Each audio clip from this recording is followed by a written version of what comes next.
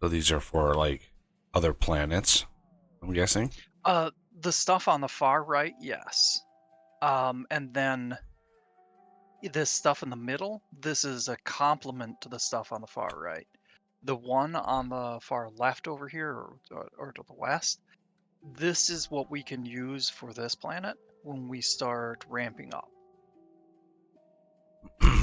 So this pattern can be copy and pasted southward and, of course, west. And the inputs will probably come from a different direction So also. the are the outputs of the 8 on the outside gonna go left, Pretty up, much and just a, down, like left, up, and then down the middle. I'm talking about like these ones down here. yep. The ones down there, Like you oh, you have yep, you here. have belts feeding them, but no belts outputting from them. Yeah, because that's the last thing we were working on, and it's an unfinished product. Oh, okay, There. unfinished. So when you say ramping up, one of the things I noticed, right, when I had one of these core drills down, it Yeah. was at like 21 per second. But then I placed another one down and it would drop to like 15 per second. Yep. Yeah. How, like, is there a floor to that number? Does it drop until it hits like 10 and then it stops, or is there? No, it's I don't know, what's that curve called? Did we ever figure that out?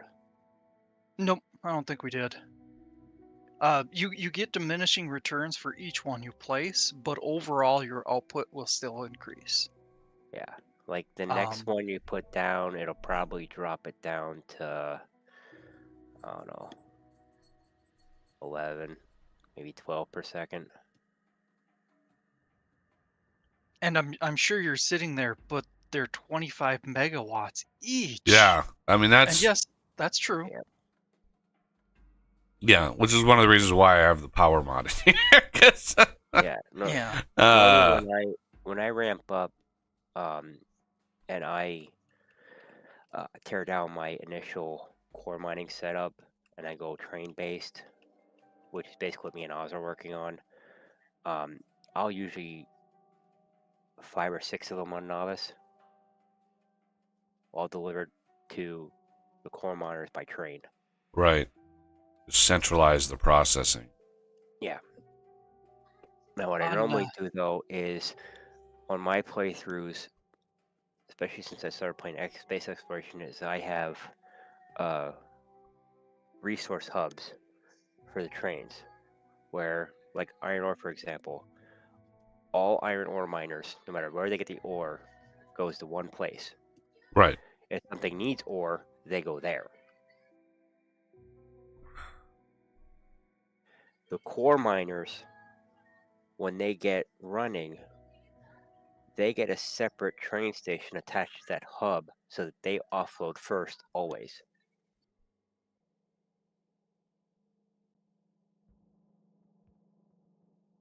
You follow?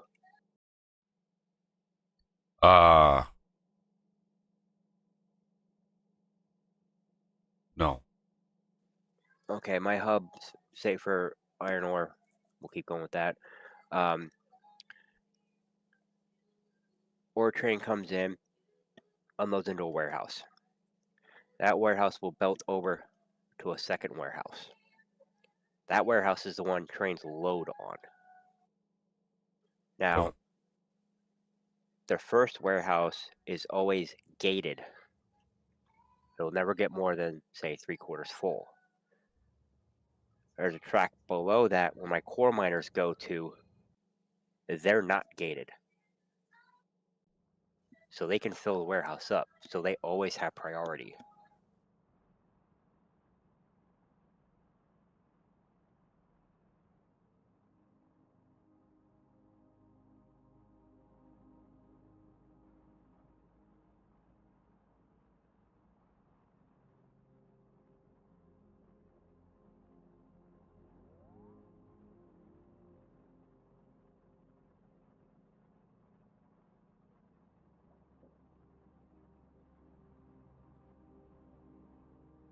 Okay, so I did some research yesterday. Uh, Um, no, like literally, I did research. So we are ready to work towards production science packs. I did a whole lot of the intermediate researches: thermodynamics, biochemical, vulcanite processing, pyroflux smelting, like all of these intermediate researches to get to production science. And we are not making any progress. Why is that? Are we out of? no, I was working up there and Oz distracted me. See how it is. Yeah, I'm a bastard.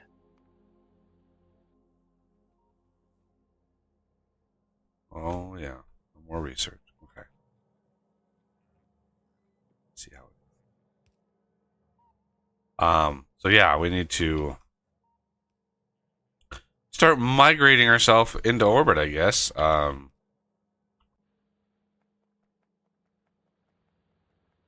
Like all of the science packs that we, or all the science that we have down here. I mean, I could.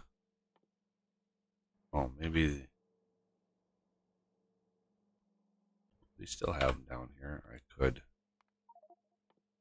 knock out a few of these super cheap ones.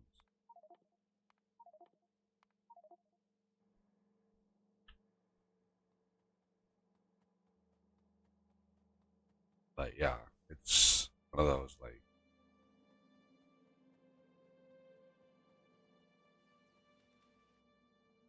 if we stop infinitely launching rockets, we have. Excellent. Somebody did gate that answer. Good job. Yep. But yeah, I think I did that the first day. I'd like to get to production science. That way we can even out all of our stuff. Get the blue mini loaders unlocked, and get. Well, we still need. Yeah, we still need one more science pack on top of that. We need utility science for the nuclear bots. Yeah, the But it'll unlock. Also, we need the next stack inserter we need, so that we can build the space mini loaders.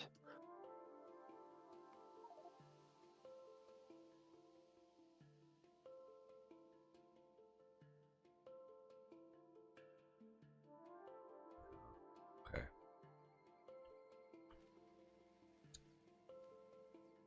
So yeah, I'm assuming that most of the ingredients that we have in the main base, including the science packs, are going to need to be launched with some jiggery pokery major smart like circuit stuff. I think the last time we played, we had a huge bank of rockets, and we had a very select few not ingredients, cargoes for each rocket. And so, memory serves, when one of those cargoes would deplete enough, it would launch the rocket. But we had to be careful because launching the rocket also delivered other goods that we may not be using, and those might fill up the thing. So that's why I usually just go for simplicity's sake and just do one rocket per resource, with the exception of the items for the mall.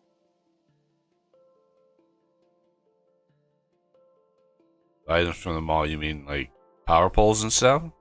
Like power poles, because the belt doesn't work up there. There's no point in pushing that up there. Yeah, the power poles, laser turrets, gun turrets, the basic tanks we need up there, the basic pumps we need up there,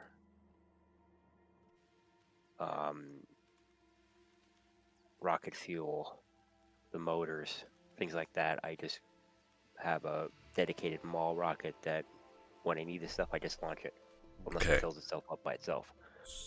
So, do we have the cargo rocket silos automated, as well as the capsules.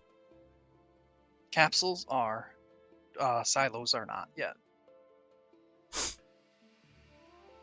Okay, that should be, because I'd like to start redesigning like the science area that I have, all the all the labs that we have down here. These poor labs. They've been working hard. Amazingly, there's even orange in there. I'm seeing orange, so that's crazy. I'm gonna have to redesign this to actually launch science packs into space. So we need the AAI signals receiver and sender automated. I'm assuming most of the crafting things, plasma generators and all the things, those have to be made in space. So I'm not going to worry about those.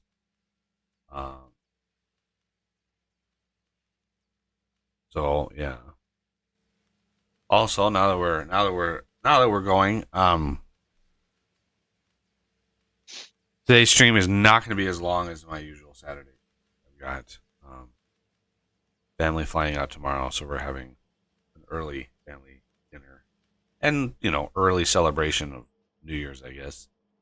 But we will be streaming tomorrow night, so I don't know who's going to be around. If you are chilling at home and don't want to go out and just kind of want to relax, then come on by and just chill with us on New Year's Eve, because I got nothing else going.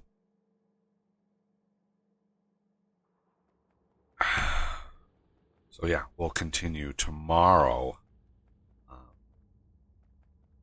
And I don't know how long we'll go tomorrow until people start falling asleep at the keyboard, I guess. That sounds fun. But So when we start, right.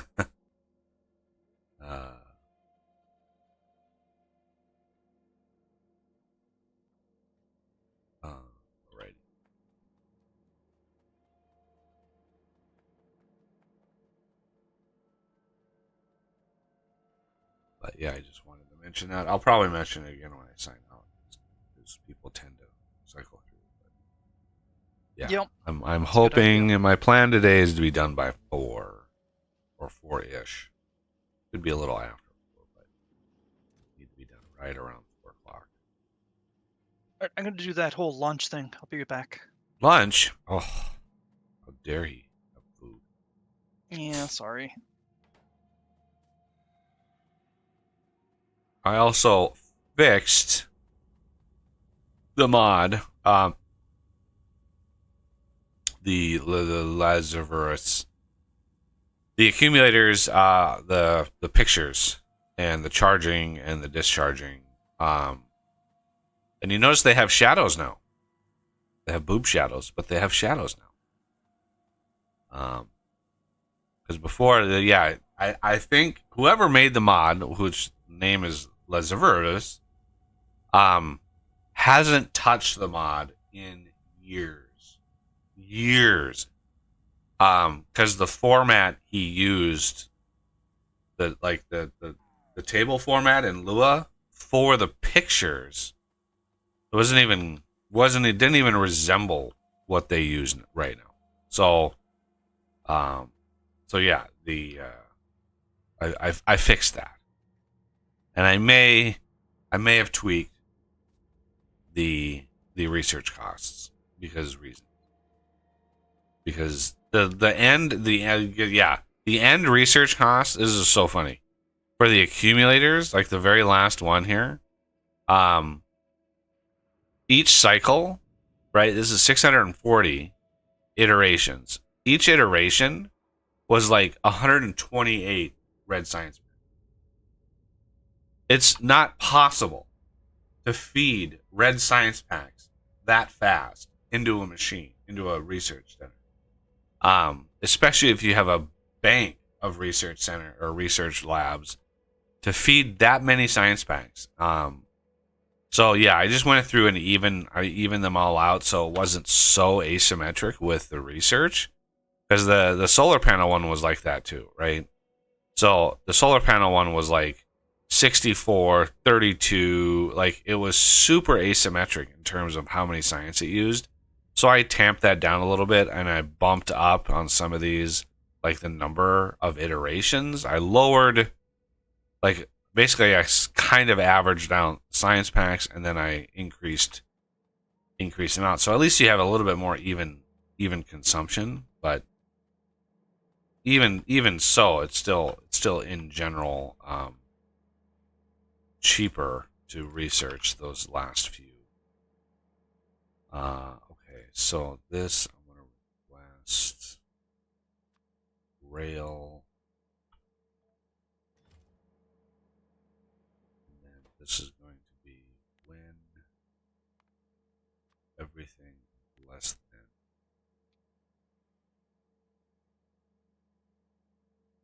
600. We have enough rail in there. We're not eating. We should. All right. Looks like somebody got train gubbin started. I was tired of handcrafting it all. Yeah, yeah, I'm sure.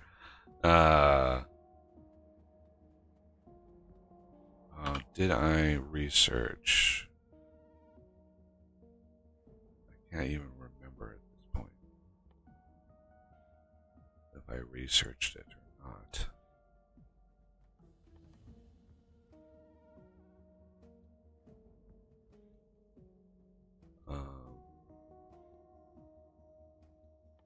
Yeah, because the production science will unlock the Omega drill, which I'm assuming is going to be glorious in its awesomeness. Yeah, there's one thing that needs to be made before that process can start. I need the rough data storage. The what? Over here.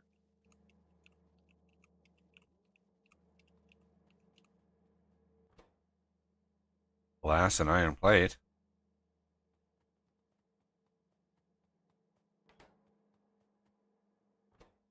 Don't we need like hundreds and hundreds of these things? Add 1 or 2 zeros to that. Because everything in space exploration are basically data cards. Yep. So blank data cards is like the base of everything. So how do these rough data storage, as far as like the data cards go, is that the base of all data cards? Yep. Okay. So that is at least something we can make down here. And then those got to be sent to orbit where they're polished. All right. So we have polished data storage. So polished uses cosmic water. I use the other one. Chemical gel. Yeah. Isn't that more for later, though? It can be, yeah. I use it mainly because the first one with the cosmic water, you have 3 outputs, and one of them is contaminated cosmic water, which you need another machine to turn it back into cosmic water. Whereas the chem gel, you just get the polished substrate back, and it uses the same amount of water. It just costs a little petroleum to make the chemical gel.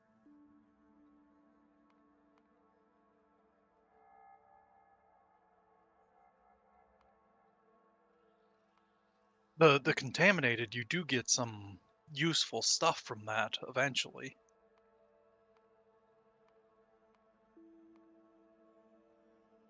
Yeah, I remember these setups too. It was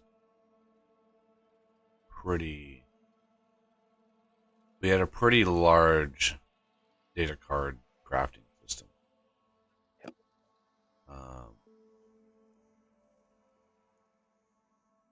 Also, you have a comment in chat. Ooh. And hey, how's it going to you? Stone Gaming. A little tired today. My back is killing me. I must have slept wrong again last night. It's just like, oh man, that's why I started early, because I was in so much pain laying in bed. I don't know what the heck was going on. Wednesday and Thursday nights, I slept really well and my back didn't hurt. And then last night, I don't know what was going on. I can't seem to find a good like middle ground. Yeah. But yeah, other than dreading what's coming in 2024. I mean, I'm hoping that we can make it. I'm hoping that this time next year we can all sit back and I can do a stream and we can all laugh and be like, ha ha ha ha. You imagine like just and chatting about like how crazy things got, how we all survived and how everything is good. I can only hope that is the case. Yeah. Odds are not looking good for that scenario.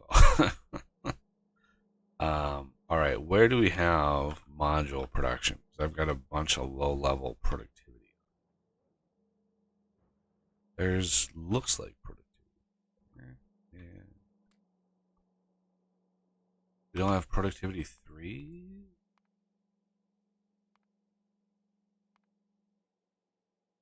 Require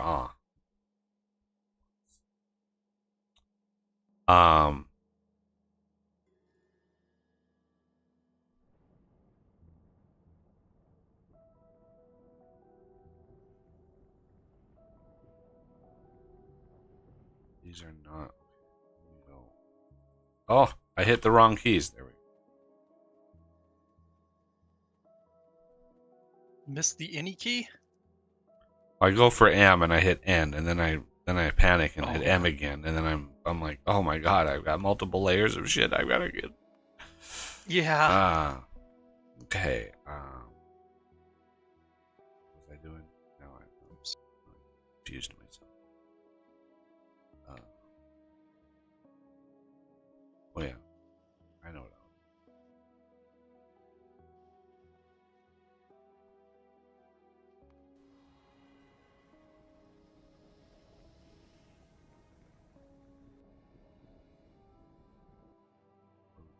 Oh. So yeah, and so how are you doing, Mr. Stone Gaming? Do you have any New Year's resolutions?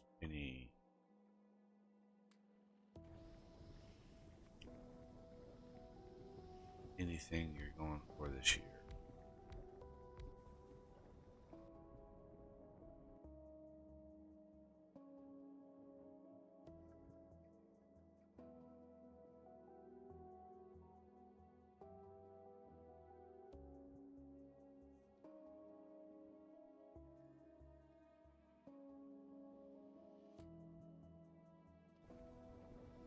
And does Oz or Renegade have any New Year's resolutions? Any? No, not really on my end. I don't know, kind of. But nothing real specific. Not dying would probably be one of those. Or I mean, not dying painfully? I mean, that's always a good goal. Not dying is usually. Balls, we got 100,235. I think it's 238. 235 is the good stuff. I transpose those in my head all the time. 235. Yeah, me too. Yeah, I don't feel that. I think everyone does it. Because the bigger number's better, right? Yeah, that's how that works.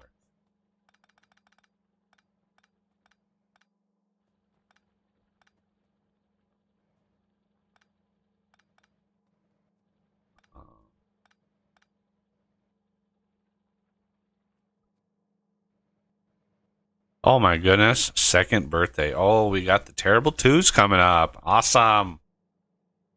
Get used to the question, why? Why? Oh, Really. I mean, it's constant. I remember when my little brother was that age. It was just like, you as a parent, as a new parent, I don't know if this is your first or second or 25th kid. Like, you go into it, your first kid turns 2, and you're like, I'm not going to be like my parent. I'm never going to say because I said so, or something like that, right? yeah. And suddenly the kid turns 2, and it's like, dear God, like, it's so funny because it's like, shut up. Even the most rational, sane people start losing their minds when the kid turns 2. It's so funny, and it's so aptly named, the Terrible Twos. Like, it's great. And then, right around, if memory serves, right around 4 or 5, sometimes 6. That's when the kids start learning about lying, and they start learning about, like, they're having their own secrets. So it's just adorable because they're not good. They would not make good poker players. They have tells, in other words. Oh yeah. It's hilarious. It's so funny. Yeah. Puppy's bugging me. I gotta let her out. But anyway, yeah, just hilariously fun. The joy of parenting.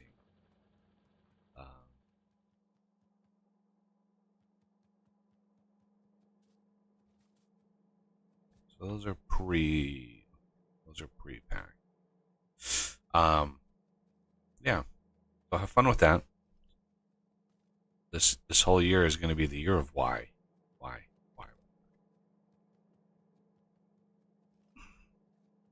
And if you're unlucky, next year will be 2.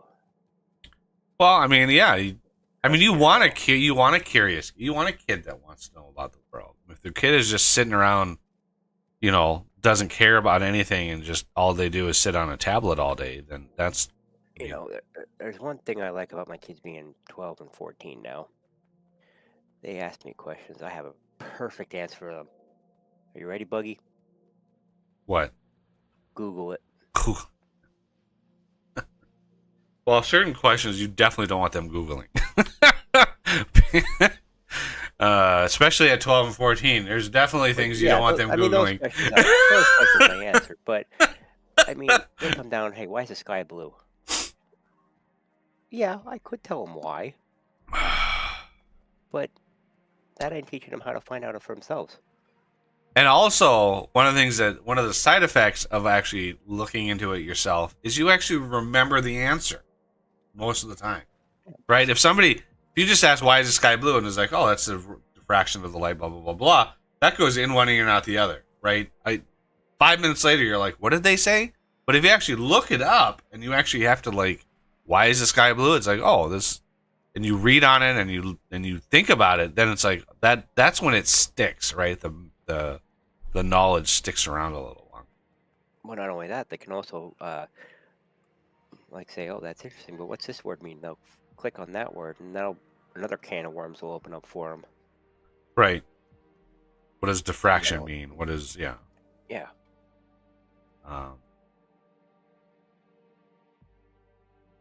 Where was...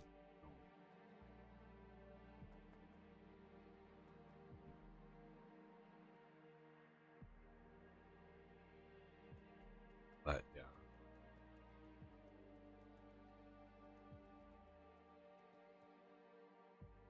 Okay.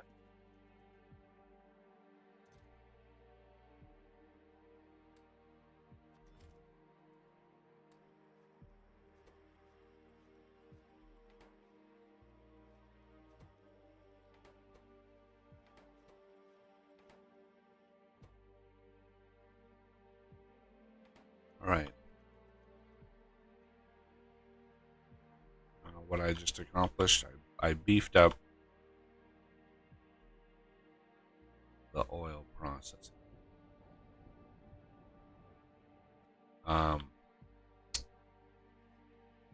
So how are we doing on automating all the things?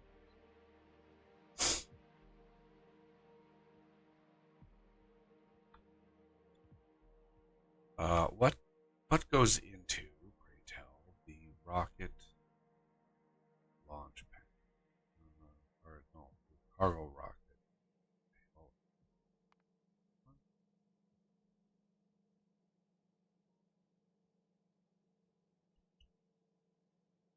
too many icons. Okay, rocket silo. Yeah. Oh, that is. Ooh. It's not horribly complex, but yeah, the amount that goes into them is 1,000 insane. concrete, 1,000 steel, 10 radars. Damn. Yeah. Yeah, we're not gonna want to. We're not gonna want a whole chest of those sitting around. That's for sure. Can you imagine putting one of those into a recycling facility? Those are gonna be like, "What are you? What are you doing?" Space casual refurbishment. What? Delivery Refurbishment. cannon. Delivery contain resources via delivery. So delivery cannon. We probably won't need the delivery cannon. Not yet.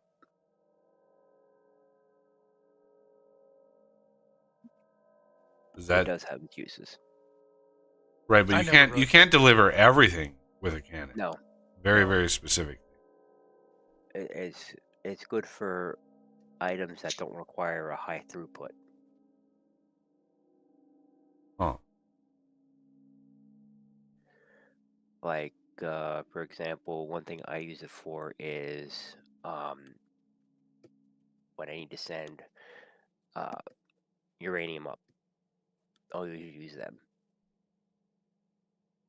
But is it only for raw materials, or is it can you package anything up and send it? Not anything.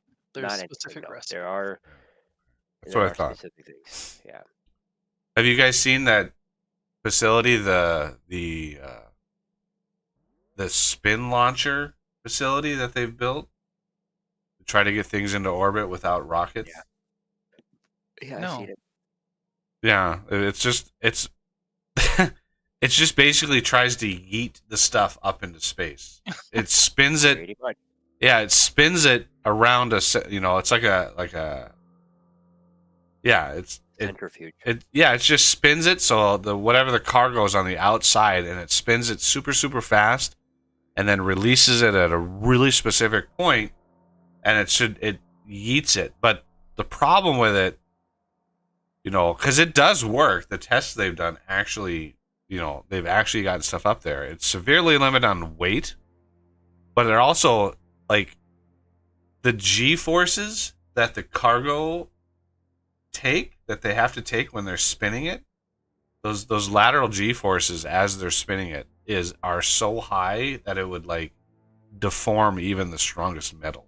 So there's stuff hits G forces when you go up in the rocket, but we're talking like maybe 6 Gs, right? The stuff on the end of that yeeting spindle, I mean, we're talking hundreds of Gs of force. Like it's there's no comparison between the two.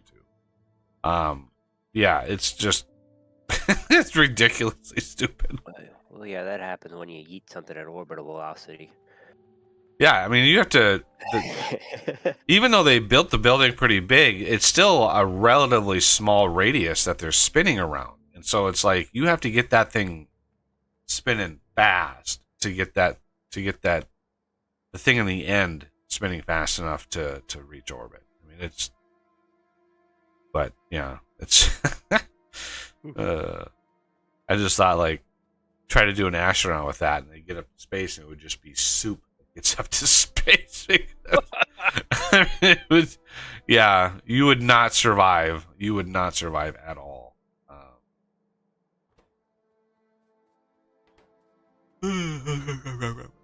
But yeah, payload delivery is probably one of the more important things, especially as we get more and more up there.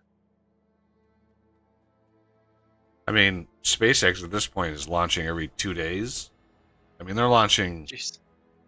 so much stuff up into orbit compared to even 5 years ago. I mean, there is no comparison to how much stuff they're sending up. I mean, it's become so standard now that it doesn't even make the news. SpaceX is launching stuff, and they're landing their launchers. They just had a booster fail to land, and it was the booster that has the most launches on it. So it didn't fail to land. It landed fine. Well, something happened to it because the rough seas. Oh, the seas did it. Yeah, because that booster had the one leg failed and it tipped over. That was like the 15th time they've used that booster. Which no, that was number 18, I think. Which was it's funny because they reused it so many times. And the funniest thing is when he started SpaceX with that mission of reusing boosters, he had people at NASA tell him that's not possible. Yeah. So this booster had been used so many times, and yeah, it was like their reigning champion, and now that everybody was really heartbroken when it died because they're like, oh man. And then they get the press when they launched their second launch of Starship when that blew up. All the press could say was like, ooh, another one blew up, blah blah blah blah blah. Nobody actually said, well, this is what they expected to happen. Yeah. And the thing they were actually testing was successful.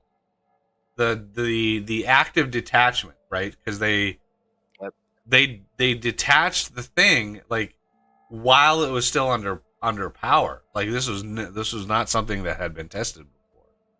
And like it was super successful, and all the media could say was like, "Oh, it failed again." Blah blah. And like, it's astounding when you're actually looking for it, like how biased the media is against Elon. It's amusing. It's depressing, but it's amusing because they just can't say anything nice about the guy, even though he's the only one really like fighting against climate change. Like he's the only one like innovating, building.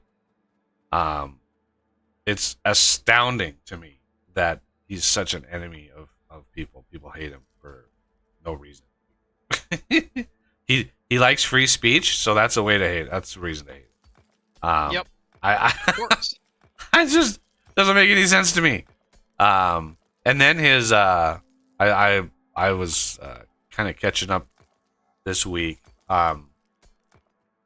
The Tesla robot Optimus that they've got, he released a new video a while ago about the last year of development. Somebody made a video comparing the initial over a year ago, like last December or November, they unveiled Optimus, their work in progress. Like this new project at Tesla was this robot, and then just a few weeks ago, they released like, here's version 2, like here's an iterated version, and it's a year of iteration, and this bot blows every other bot project in the world out of the water. Not just because that they built it with all like internal components of Tesla, like they machined everything. They didn't have to outsource any part. But the brain of this thing is unlike anything else in the world because they're using the Tesla AI system to train this bot, because the thing about the Tesla bot is it's not programmed to do any tasks, right? They didn't specifically program it to know how to walk. It learned how to walk. It didn't program to do a task. You teach it to do a task, right? As if you're like training an employee. You teach it to do a task, and it learns how to do the task. And it just gets better and better and better at it as it goes. That is wholly unlike every other robot project in the world. Every other project is basically like if you look at like Boston Dynamics, right? All of that stuff is pre-programmed. The bot isn't really thinking. It's just executing the program. Um, and there are people that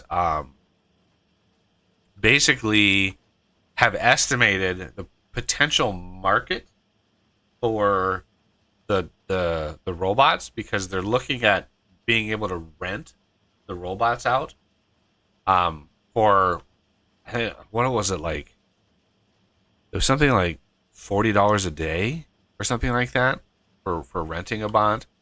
Oh wow. And so they estimated the market for that, even including companies that want to buy them outright. But I'm assuming that when they first come to market, they're not going to be available to outright purchase because of insurance and liability and the fact they're still developing them. But they estimated that the worldwide market for those could be approximately 100 million bots. So bots doing, bots sorting the mail. You want to talk about robots taking over jobs? Like, this is what we're talking about. And 100 million bots, and they do all the figuring, and they do the market, like stock market multiplier, which is, it's a standard thing. Most companies get like a 30x multiplier to the value of whatever their bottom line is. And they're saying that if in the next year or two, which is what they expect these bots to be able to come to market, it would add 17 trillion to the market cap of Tesla. It would be worth more to Tesla than the car. But yeah, you see these videos of these bots, and you're just blown away, because it's like, holy crap! The latest video shows the bot picking up eggs out of a carton. It picks up the egg and it transfers the egg to its other hand, and then it puts the egg down in like a thing that like cooks them, and it's just like it's able to handle like really delicate things. And they didn't teach it specifically not to break the eggs. It's just figured it out on us. It's crazy. So I'm looking forward to addressing our robot overlords event, because it's amazing. We laugh, but we also cry. I was talking to my brother about this, who's he's working on his investment strategies. We were talking about the Tesla robot. I said, well, the success of the Tesla robot really would come down to whether or not you can have sex with it. Of course. Because, that is going to... yeah. It is interesting how many things in history, if you look back, where, the PC origin of something is completely different than the actual origin of it because its first use was sex. So they had to exclude that from the history books. Right. Well, almost universally, when a new media comes around, the first industry to embrace it is the sex industry. I mean, look at VCRs, right? Yeah. One of the I've seen lots of retrospectives on the success of VCR over Betamax, and there are a lot of debates. Of course, there's a lot of like people thinking different things, but one of the industries to adopt VCRs really early was the prawn industry, right? So you have this industry suddenly producing all this content, let's call it content, for VCRs that did not exist for Betamax, and in part because of the length of the tape that you could get. But the fascinating thing is, if you look at pretty much any media, right, pictures, when photographs were first invented, you don't see a lot of them, but there was a lot of illicit content with the first photograph photography.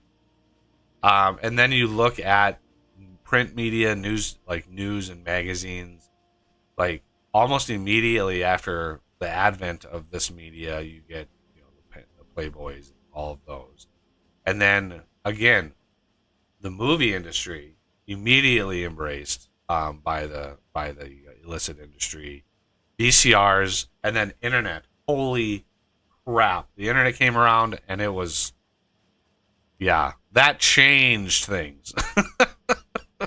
The internet was a game changer of that industry, and it still is. But when it comes to like hardware, that's a lot more difficult of a question. You get. I'm not even aware of all of the weird corners of the internet you can go to find those things. But Sure, you're not. I'm not. I've never looked into it. Like, I've never been like, ooh, I want to look into whatever this is. And it's like, I know it's out there because I've seen the rare video from like Japan, and they have this weird VR thing and this this hardware. It was the funniest the funniest video ever. This guy wearing the VR headset, and he had a piece of hardware on his waist, and it was hilariously like, who would have built that? But look at the movie if you wanna look at humanity and what it would do in the terms of like robots and artificial stuff. Look at the movie AI. It was originally a Stanley Kubrick movie, but he passed in the middle of production, and so Steven Spielberg took it over. But he produced it in terms of like he wanted to be as close to Stanley Kubrick's vision as possible, so he didn't put a lot of Spielbergisms in it. But even like, so the main character is played by Haley Joel Osment, and he befriends this robot, this like this gigolo robot. Like he's a male robot for the purpose of that, and the Haley Joel Osment he's a robot in the game, or in the movie, and there's a line of dialogue in that movie that I don't think I've ever seen anybody ever mention, but they get all captured by this anti-robotic fanatic crazy people, and so they're sitting in the cage, and they basically like tie these robots up and destroy them as sport, right? Very, very anti-robot. And there's a line of dialogue in that movie, and if you watch the movie, you'll catch the line after I point it out. But there's this little girl that walks up to the cage that has all these robots in it, and she sees Haley Joel Osment in the cage, and her dad is standing next to her, and her line of dialogue is that a boy toy? And that's the line of dialogue, right? That's it's there, and it's gone. And there's this little line, and it's like, yeah, this, when it comes to like this industry, sky's the limit, right? But yeah, to me, it's amusing that it's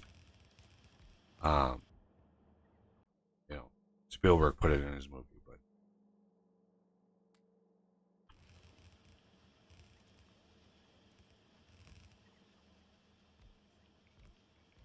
with the current left going on right now, it wouldn't surprise me if they did stuff like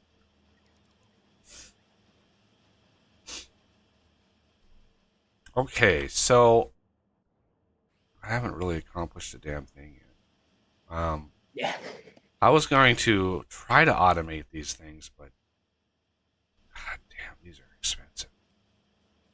The cargo silos? Yeah. I'll work on that one in a sec here. I mean, they only stack to one, so. Well, I know, but man, do they consume a lot of stuff. 1,000 steel a piece? I mean, all the rest, big electric motors, that's a little harsh, but 200 processing units. Well, I mean, the 10 radars, that's a rough one. 10 radars, Jesus. That's going to be a random smattering. I might do it where I have the current radar production. Yeah, it would be kind of hard to... Well, I guess you could possibly squeak out the radars out of this. I was thinking on the other side of that little mini bus. So you have...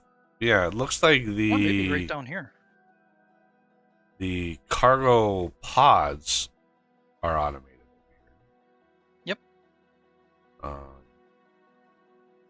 And I think using logistics is the best way to go for those long term. yeah, delivery, yeah. I really want to get to bots. Nuclear bots. What would Culverex enrichment? Where is that? That is also gated behind production science. Holy balls, 1,500 production. I'm hoping to get to production science today, but I doubt we're going to be able to do that. Well, Maybe. We'll see. Oh, we can probably start it. Sure. You might want to look at the recipe for it, though. I mean, yeah, it's painful. It's icky. Uses One like specific thing in it, actually.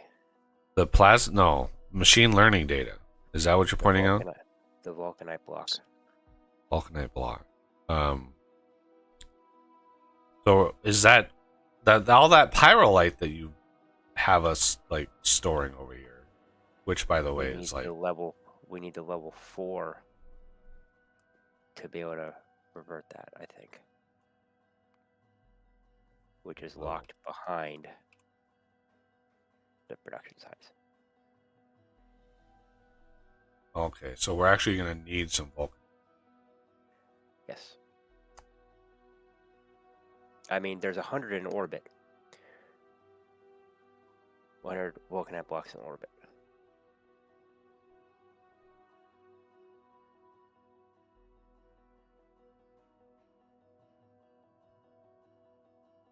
Set that up just yet. Derpy derp.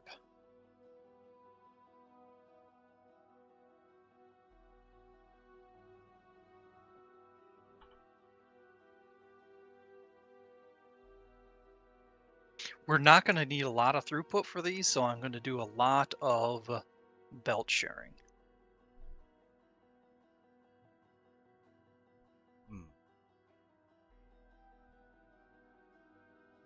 Any tips on how to plan the placement of your factory? What else? That's a tough one. What do you want? Oh, I was just saying that's a tough one to his comment. You were going to ask me a question. I just said I'm going to do a lot of belt sharing, and I asked you made a noise, and I thought you were disagreeing, but you were probably reading. Tips on how to place. Well, it depends on how familiar you are with the recipes of the game. The first time you play any mod, or even if it's vanilla, if it's the first time you play, you're gonna find places to be more efficient, right? You're inevitably, if you're playing it for the first time, there's gonna be places that you're like, oh, I could have made this better. I could have made this better. You know, which is why the game is so good, because then you can just restart and all of those lessons you can integrate into the next time you play, and so on and so on. In general, I would, even if it's your first time, in general, I would say give yourself plenty of room, right? Between one production type to the next, right? So anytime you're producing something new, give yourself some room, right? Give yourself plenty of room. There's no reason to be so to be so space efficient in the game. You can always build more and have more space. Outside of that, I mean, yeah, could be. My advice: find your own play style. Do a run through, and probably do it on peaceful mode or no biters, and kind of find your way of building. Yeah, I mean, if you love factory games and that's why you play, you know, just like my entire channel is finding your own fun, which is what modding does. So anything in this game can be modded and changed. Anything. So if something bothers you or if something is too tedious, whatever, there's probably a mod for that. I mean, there are thousands of mods for this game. From anything from making it extremely, extremely difficult to much, much easier. Right? So everything in between is covered.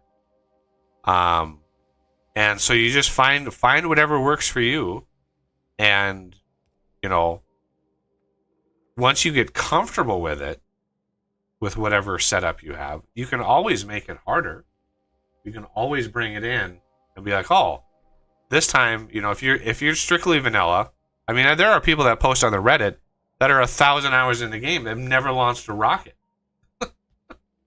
And it's like, okay, well, I mean, if that's what that's what you're going for, then great. But once you find your own little niche, once you find your own fun, the sky's the limit in this game. Like, you can do anything you want. It's an incredibly flexible game. It is. So yeah, give yourself plenty of space. Don't feel rushed. If you're learning a game, if you're learning a specific set of mods, you can easily turn biters off. You can turn pollution off. You can make it easier on yourself so you don't get frustrated. I had a friend who was incredibly smart, very, very bright. I mean, literally taught himself calculus. And he hated doing oil in this game. I had him try the game. He played it. And and this is vanilla. This was years ago, but it was vanilla. He would hit blue science and have to set up oil, and he would just get super frustrated. And I'm like, dude, how are you frustrated? Like this, you should be loving this right now. You know, how do you teach yourself calculus and not like not thoroughly love the game? But anyway, it's one of those things. So yeah, take it slow, take it one piece at a time. If you really, if you get stuck on something, you can always pop into a stream and ask somebody. If you need tips, hints on this, this or that build, but don't jump into a mod right away. Right, we're doing space exploration, and it adds almost twice as much content to the end game as the base game had total. I would say it's even more than twice. I would say it's 3 or 4 times. So definitely get comfortable with the game before you dive into it. Get used to how modding works. And what's available. If you're going for more of the same, then go Bob's Mod. Bob's Mods is a great introduction to modding, right? It's a great hey, I want to get started on modding, but I don't want to get too overwhelmed. Bob's Mods is good because you can pick and choose, and I would stay away from his electronics mod personally. I mean, I have my personal preferences. Bob's mods, except his electronics, because his electronics is just insane.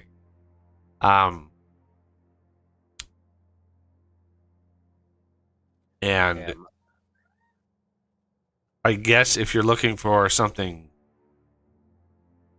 in the same difficulty level but just different, then Industrial Revolution. That phenomenal mod, phenomenal. We've streamed it a couple times. The dev on that has done just an amazing job on that mod.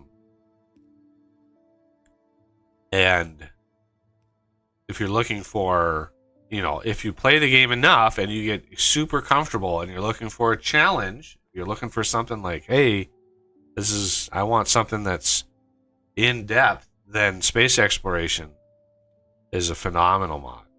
It is. My tweaks mod is there for you to use. That makes things easier in certain aspects. Renegade updated it, but in general, it is easier on the player than regular vanilla Space Exploration. and if you want even slightly more challenge, add Factorio 2 to the mix. Yeah, and then you could supplement it with Factorio 2. Certainly. I mean, as far as base building goes, my advice would be, don't worry about efficiency. Don't worry about how it looks. Make it work. Right. The other two come later. Yeah. Once you know how to do it, you can make it efficient. Once you can make it efficient, you can make it look good.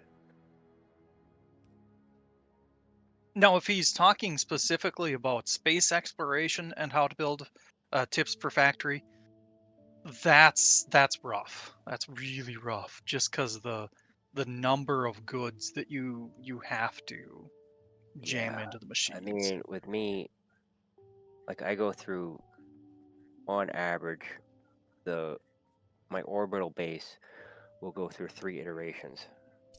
And when I mean iteration, I mean I tear the whole thing down and restart. Yeah. Once I get certain unlocks unlocked.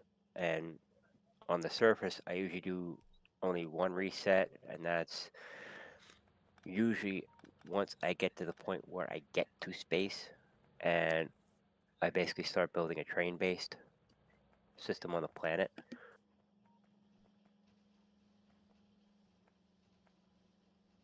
Because doing it that way, it's a lot easier to make larger setups.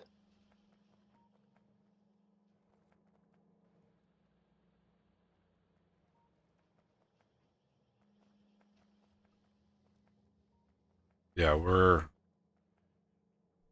I mean, if this was our base in vanilla, we'd be damn near done. We have a rocket. We've launched many rockets. And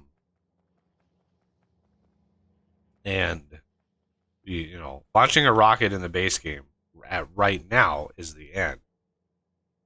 The expansion coming out next year is going to extend that, and they've been putting out Friday Facts for the last few months regarding that. But space exploration, you start launching the rockets earlier, and it's basically the start of the launching of the rockets. So we are at this point in the game, at this base size, we are end game for vanilla.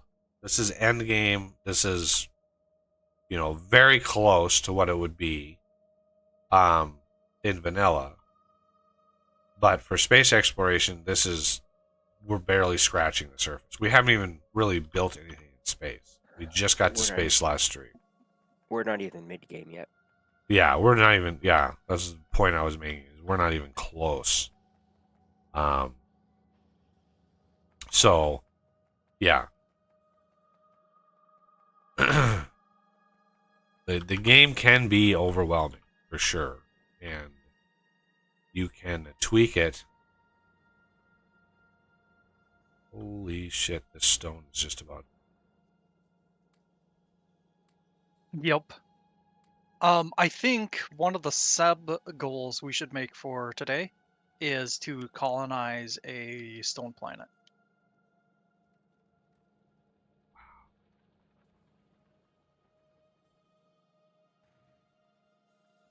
Yeah, or at least start one. if you see these biters roam around, these are friends. These are little pet biters.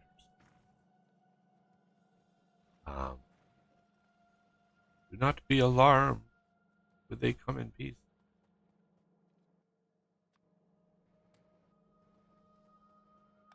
Wow. Yeah, we won't do a lot of stone. Yup. Yeah, I'm glad. When I generated the world that I wasn't shy on stone. Yeah.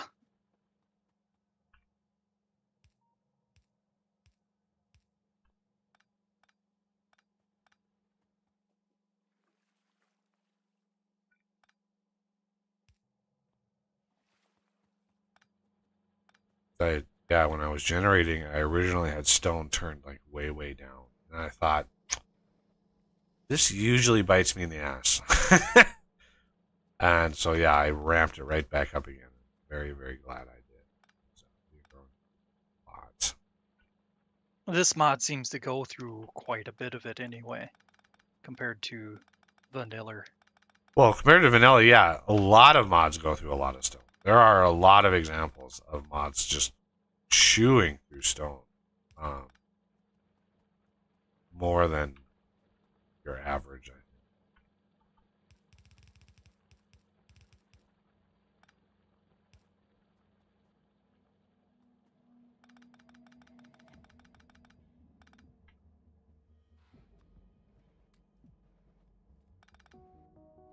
There we go. Clean that up a little bit. This is Okay, I almost have this all automated Be right back. already.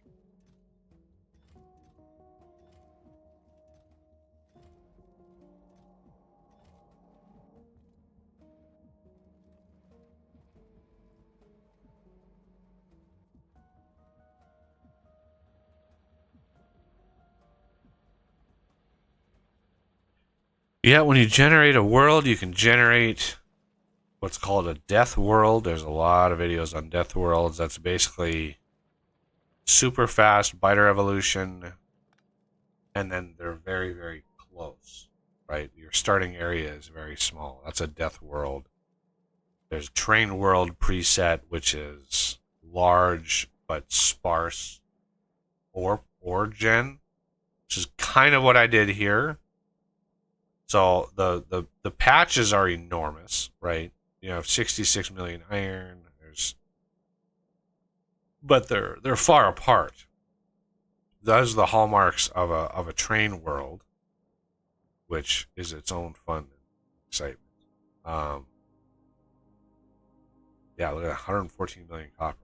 But the stone, we are just not there. It's kind of sad.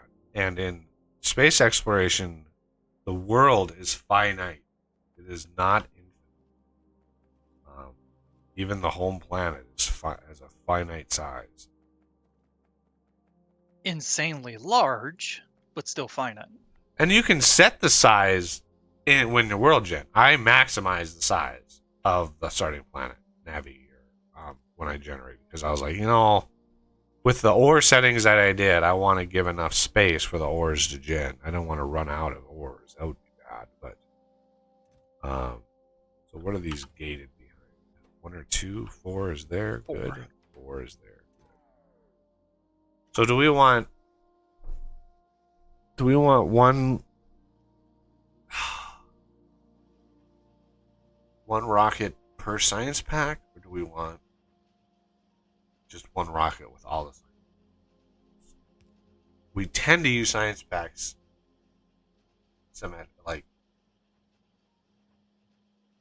there's very few researchers that just use like red and green anymore. Like we're kind of beyond that. Well, a little bit. I'm refined. I would say a rocket per. That way we can, if we so deem, create remote outposts making them and then launching them from That's true. from there. From the outpost. Yeah. All right.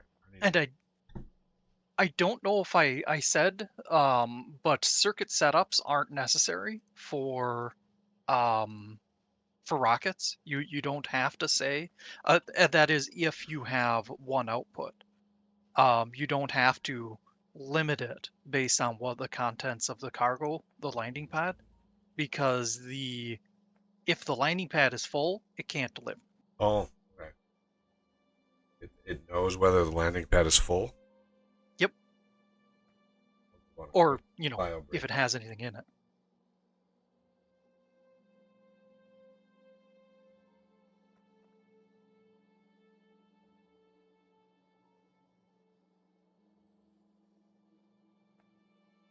Also, one thing to note here, I was looking in my world. I was going to create a mall blueprint, but I never got to that point.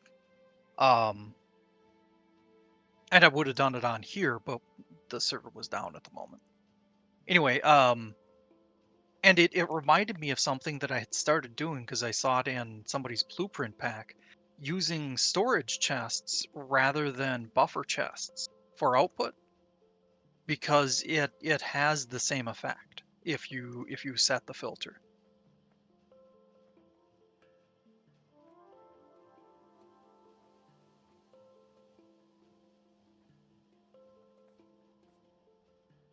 And the reason I mention that is giving you the opportunity to say no, badass, bad.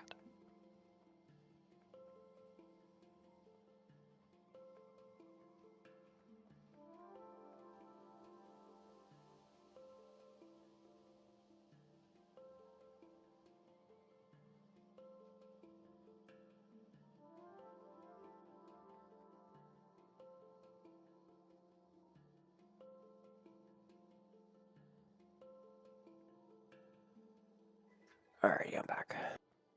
Welcome back.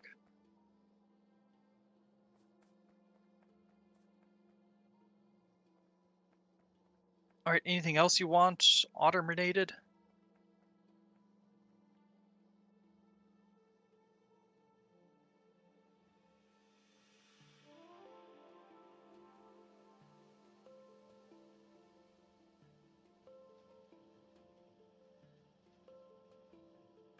Oh, did he go on break? I don't know, did he? I guess so. Maybe I caught it and I just kind of blipped it from my memory. That happens now and then. Because the stream says he's on break.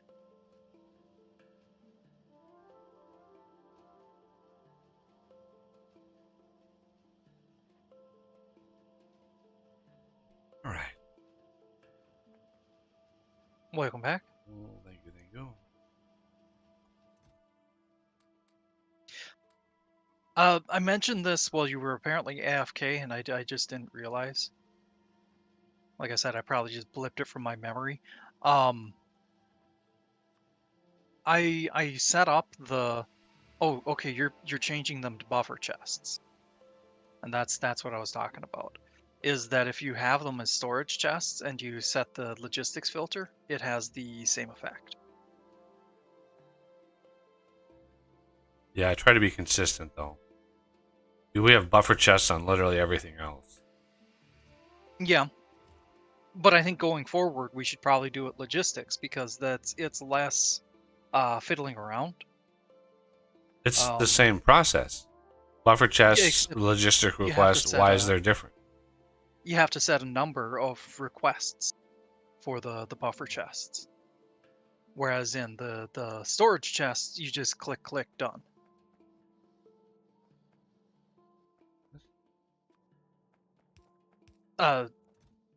Yeah, so for the storage chest, if you have a cargo, you can just grab the cargo, set the filter. For the buffer chest, you have to go in there. You have to click it, select the cargo, then set a number. I just drag the. Yeah, I mean, it's Yeah, but it's you 2 still extra have to do clicks. number. Yeah, but that's 2 extra clicks. And what happens if you forget to set the filter, like you did up here? Well, what happens if you first get to set the filter in the other one? I guess that's a little less severe, but yeah, I that's why I broached it. Is I I don't see a significant enough difference between the two to warrant like completely overhauling the way that we've been doing it for literally 2 years. So I understand the reasoning behind it, but I just don't know. I don't know. but We've been that's why I doing it one broached way for like 2 years now, and it's like that's just I've been I've trained my brain to do it that way. Oh my god, this is going to be a crazy amount. Oh, these things are not small, but I want to try to pop out as much of this low-level research as I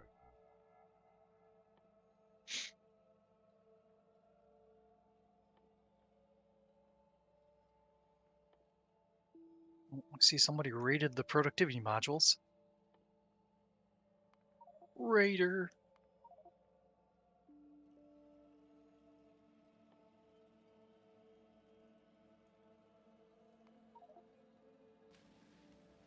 just trying to take out as much of that low-level research before we go into space. Yeah, So if you get it out of the wanted way. to use the same set of mods that we have, there should be in the description of the stream a link to this map, the save game that I made, which is blank. There's nothing built on it. But you can use that. You put that zip in your saves folder in Factorio. It's like app data roaming Factorio saves. You put the zip in there, load up the game. It should show it. You can click on it and then sync mods. And the sync mods button will go out and grab all of the mods that map needs, and then be able to load the map. That'll give you an idea of the maps that we have. And why did somebody cut off small engines? Was there a reason? Oh, small engines are cut off. Yeah, there's a belt that was taken out here. I mean, it could be Not an a innocuous reason. Okay, back up. 2 meteors destroyed. Yay. I see we have massive meteor defenses up now. Glorious. Yep.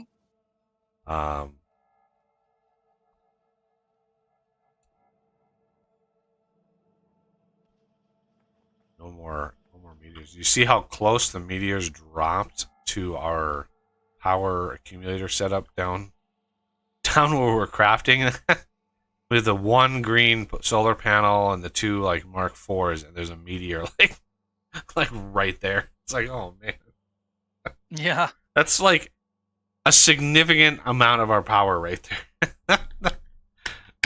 Not that it would have been easy or hard to replace, but it was just like, I mean, I know that algorithm is supposed to be random, but it doesn't really feel like it's random. Well, it's partially based off of what you have explored on the planet. So if we were to expose the entire surface of Novice, very rarely will we even Right, notice. there's a lot more options for him to fall Yeah. in that case. What was I doing? I was making some oven. I'm gonna.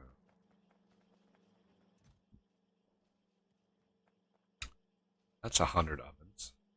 Why is this set to 100? Should be.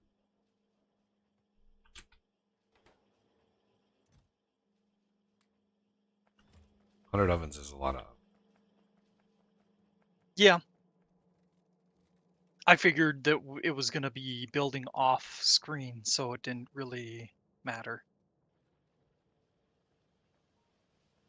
Once we get the later ones, we could jump that down to 10 on the lower level ones. But also doesn't matter, I suppose. Yeah, not too much.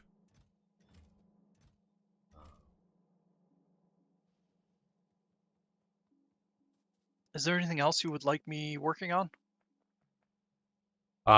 Yes. Could you go to our recycling area and the plates, glass? Empty it all out? Well, could you set it to like the plates go to a compressor and then loop it into the bus just so it's like because all of those materials back up when we start dumping a lot of the stuff we don't need, like a lot of belt undergrounds, especially the mini loaders when that time comes to change those up. But I want to switch. I had planned to move the iron, copper, and coal to the other side of the recycling center at some point. Should I continue with that, or are you of the opinion that it's good where it is? What do you mean the other side? So right now they come north, then west, then north, then west again.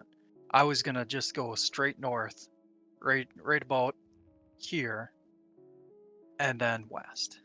Well, you're not gonna have very much space to empty out those chests. You'd have to. Well, we can move the recycling center over a little bit. I mean, I don't have any bots yet. I'm holding off on using any bots, even on my person. So anytime you say, "Oh, we can just move this," I mean, to me that's like 45 minutes of work. Yeah. So I resist that as much as possible until I start getting bots that I can, mass deconstruct and do all of that, because it's like, oh, that's so painful. So for me, not moving belts, 20 squares, I don't know what the difference is between the two. Right? In my opinion, that's a lot of moving of stuff for literally no reason. There's no benefit to it, unless you're planning to use that space for something. Well, like it would if you space on that side, which would be handy. Right, but what could go in that spot that we need? Circuits. More green circuit production. Because I doubt that's going to. If you want to do it, you can go. Just by all means. Okay. Right. This. Of course.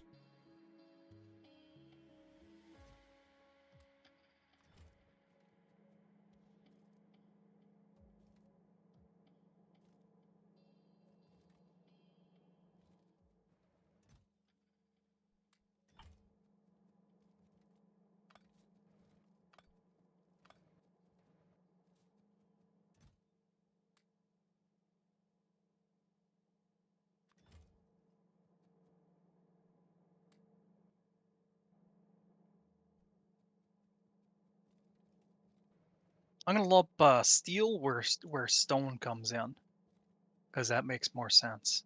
Steel and stone going together.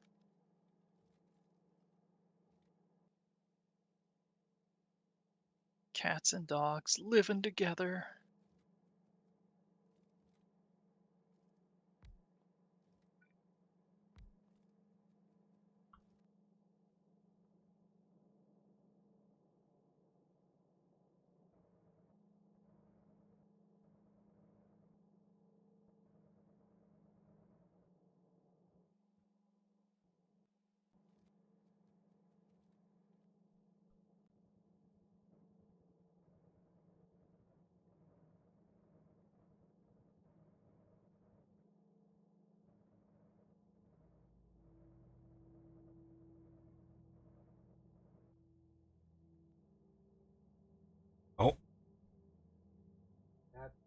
He is.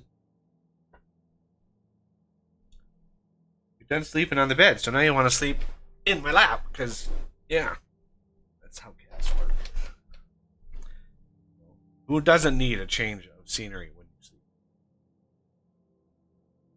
That's fair. Stop looking at the cord.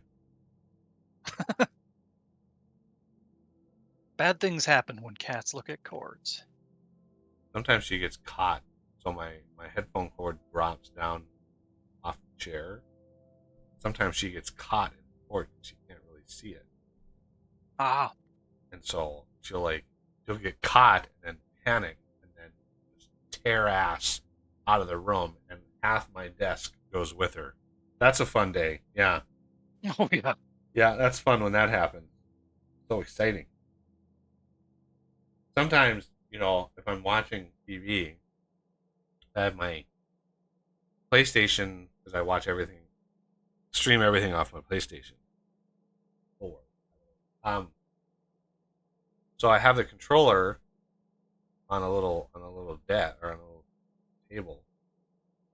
Well, it has to be plugged in at all times. The batteries in those PlayStation controllers are the most horrible I've ever seen. I mean, they are so bad.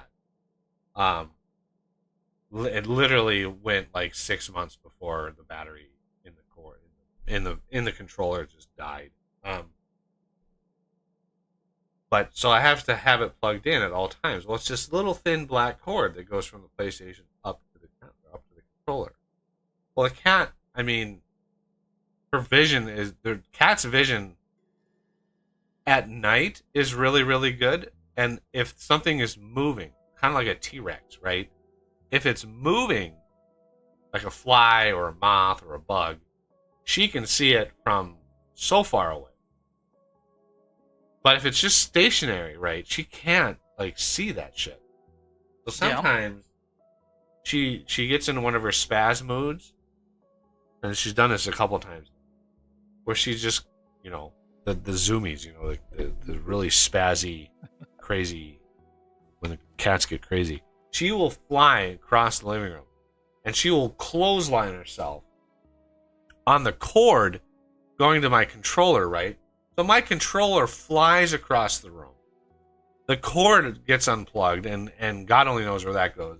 But she just she thinks the apartment attacked her, right? So she gets into this super defensive, how dare you sort of mentality. I just look at her like, hey, it wasn't me, I didn't touch you.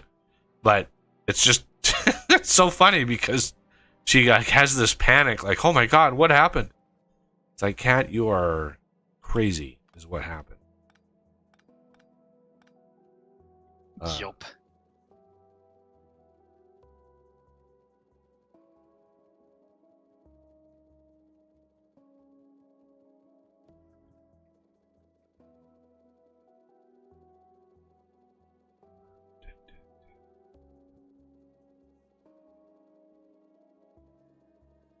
Oh, it would help to actually disconnect the copper source of this guy while trying to hoover up all the coal off of this. And I didn't even unhook this the delivery of fresh. Oh shit. Oh damn. Honestly, I would keep those with the steel furnaces. You're probably already dedicated. Yeah, to doing I it, accidentally did it. I accidentally did it. Oh, I see. I'm trying to clean it up, but when it's a pile of stacked coal, it's hard to pick up because it's actually several thousand coal sitting. I thought you were planning on redoing the setup so it's ovens instead. Well, the iron, yeah, that's exactly what I'm doing. Yeah, and that's what I was saying. I wouldn't bother yet because I mean we have so much iron ore and coal that we don't really need to. Well, I need something to do, and y'all are in charge of the space shit, so.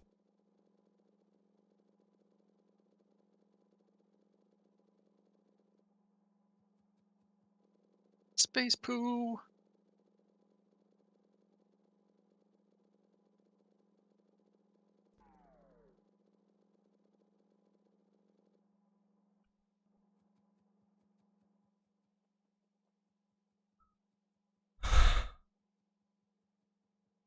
It doesn't mean I don't want to be involved in all the space stuff, but I definitely don't want to be the one to plan all the shit.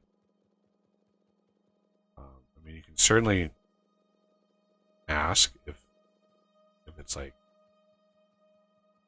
good, but as far as like designs, because I haven't, you know, obviously I haven't played this mod set in a very, very long time. So when it comes to like, oh, what would be good for this and what would be good for that, like I have no idea. Like I just no idea.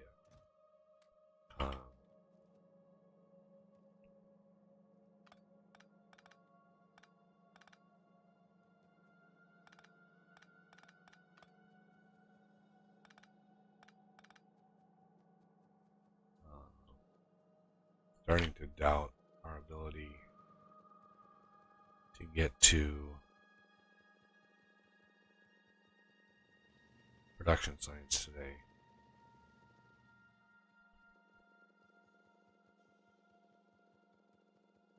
Oh, God, so certain. Oh, all right.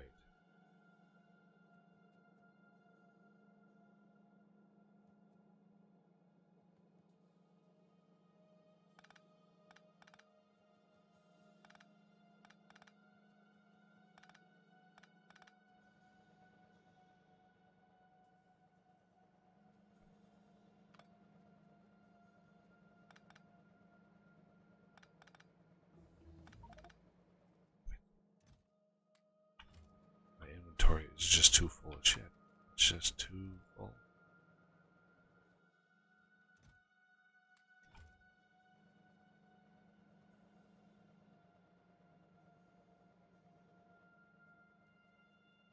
Inventory full of poo. That sounds like a death metal song or something.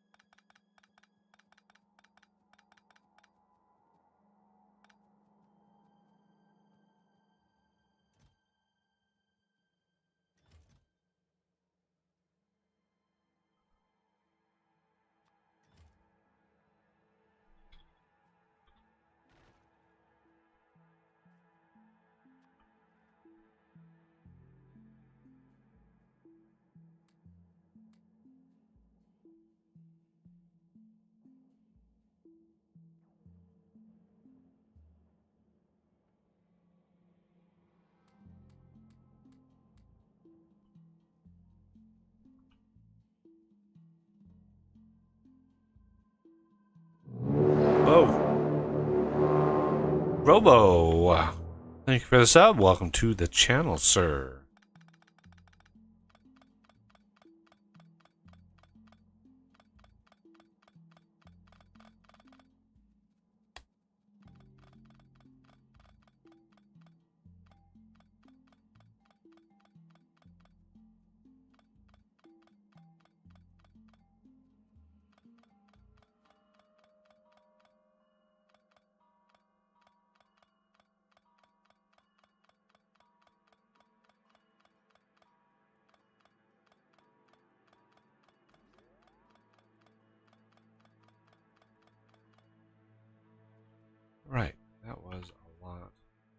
was several stacks of coal just sitting in all those smelters.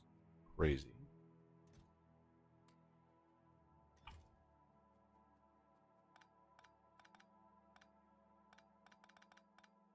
Yup.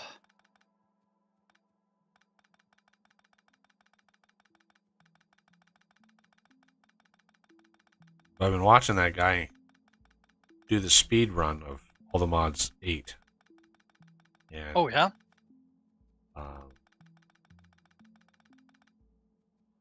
I was like, wow, he's very efficient. This is not his first attempt at it, but I was like, oh man, you have to be so familiar with all these mods. Well, it turns out he's the guy who develops the quests for the mod. So, yeah. So the quest book, when you open the quest book and all the, so he's the guy that does all that. So he knows the mods really, really well, and he knows all the prerequisites and all of that because he's the one that actually makes the quest book for it. But, you know, jumping into all those mods, and oh man, it's crazy. Yeah, that's even if he's the one who worked on it, that's still a monumental task.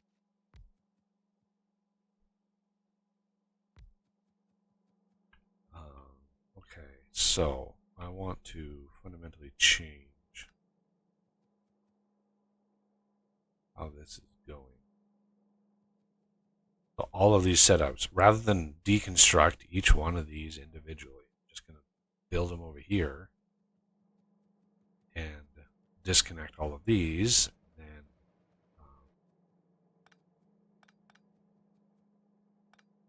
we can deconstruct these when we have more bots, because I am not going to be deconstructing all of this by hand. Not going to happen.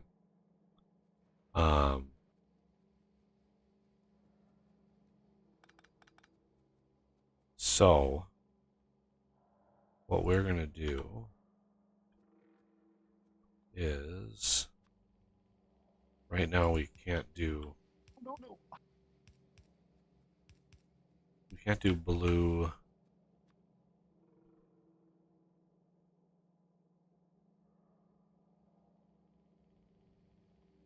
Yeah.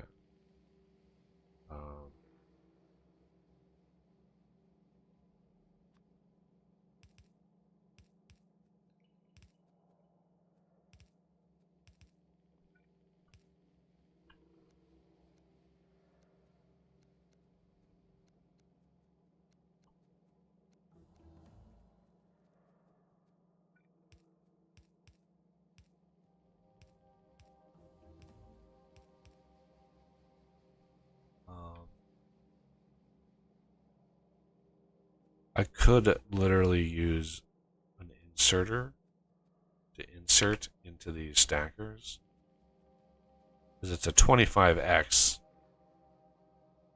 impression. I mean, I can try to see if that works.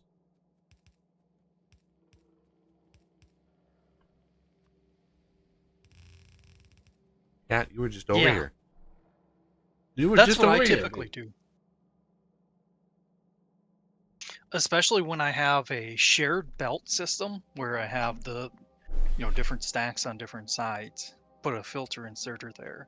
Works very effectively. If I do remote malls, is it okay if I do that? Have shared belt stack or What? belts with stacks of shared goods. So steel and bricks, for example. Steel on one side, brick on the other. Of stacked items? Yep, on remote planets. Remote. Malls. That's probably Okay. because I didn't think you'd object, but those are like isolated individual bills that we're not relying on for everything. yeah. And the plan is to have it kind of custom and contour. So you just copy paste stuff.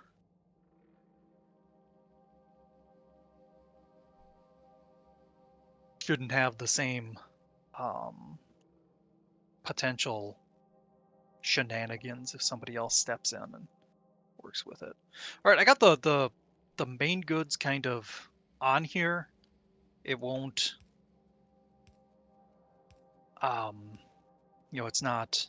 it's not plumbed into the system yet, but I don't know. I don't think that's gonna matter just yet. I figured, especially since we have limited time today, my time is probably better spent completing another thingamajig. Oh, But I'll do that off screen. how did I let research labs get Uh-oh. all the things research? I'll try to let you know if it fails again.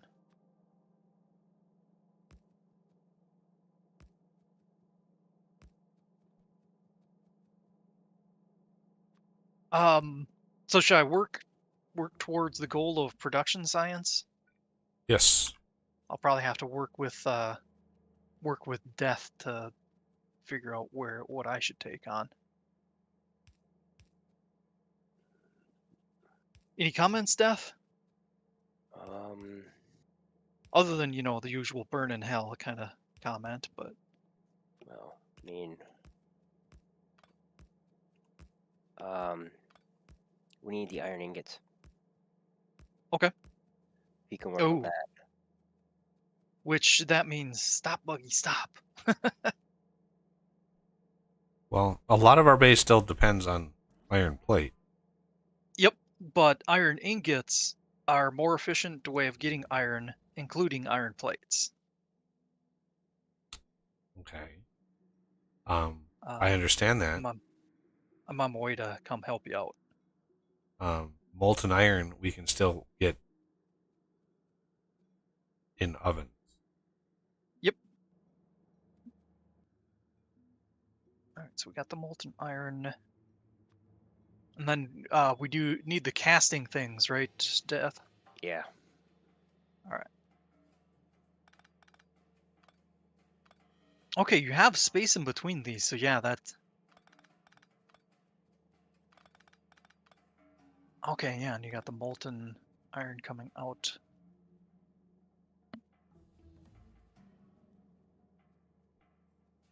Okay, I'll set up a automated system for the casters.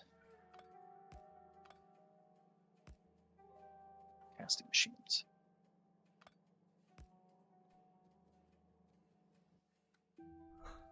Since it uses a lot of the goods that I already have on the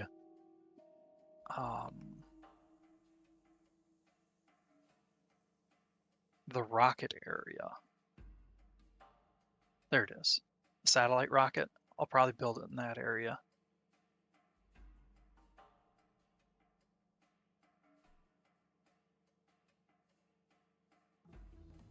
So this is going to be a tremendous amount of iron ore. Yep.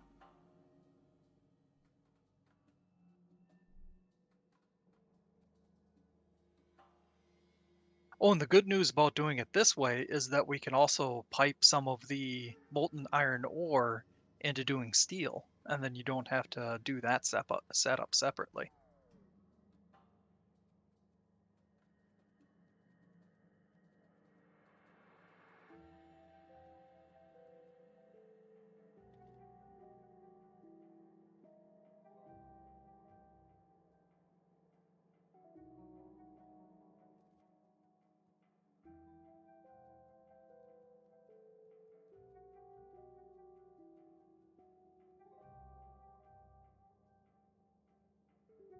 I love the nav map, but one thing that's annoying is that if you want to remotely set the recipe of something, you hit N, you go into the machine, set it, and then you hit N again, and it pops you back into normal space, into your character. It'd be nice if there was a way to shift to, your view, but retain the map position.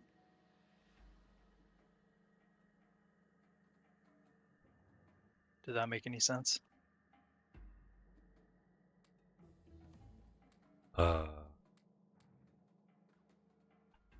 I was concentrating on other things. Yeah. Let's see.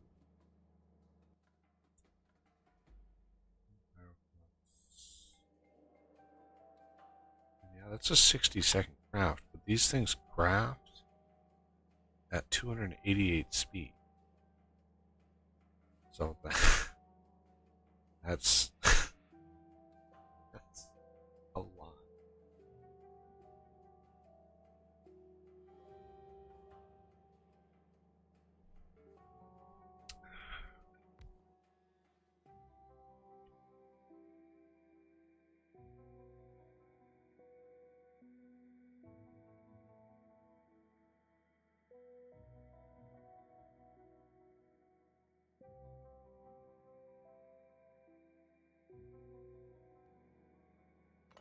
Probably have throughput issues with the pipes. Well, that's what I want to test. Fair enough.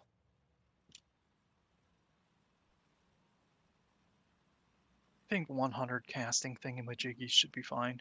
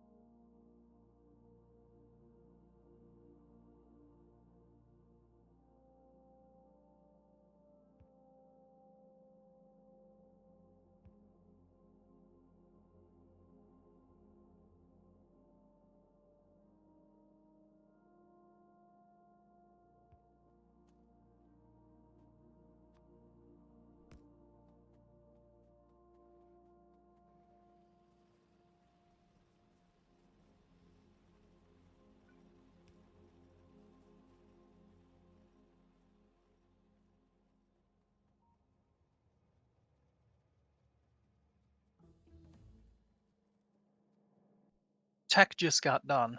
If I were to, may recommend long inserters too.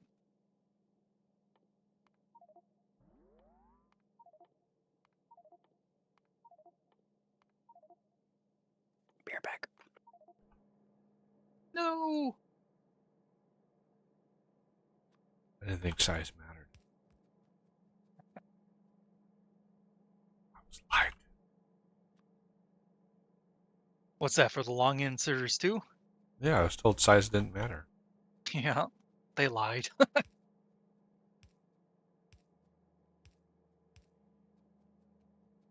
Oh, one thing we could do for this that would really help for the molten iron, throughput that is, input straight into um, tanks.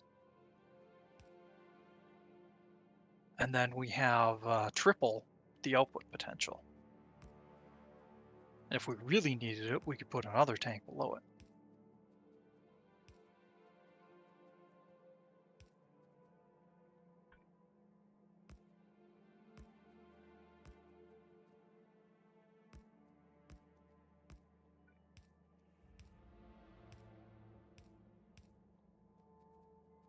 Well, Pyro there's flux. two potential.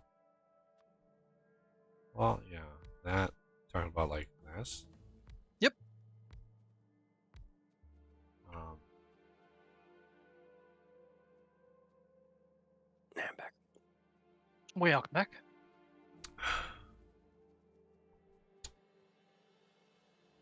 Might not even be necessary. I don't know.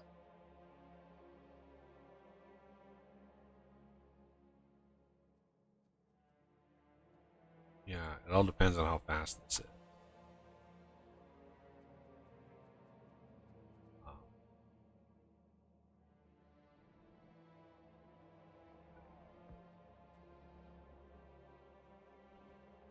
so the casting thing.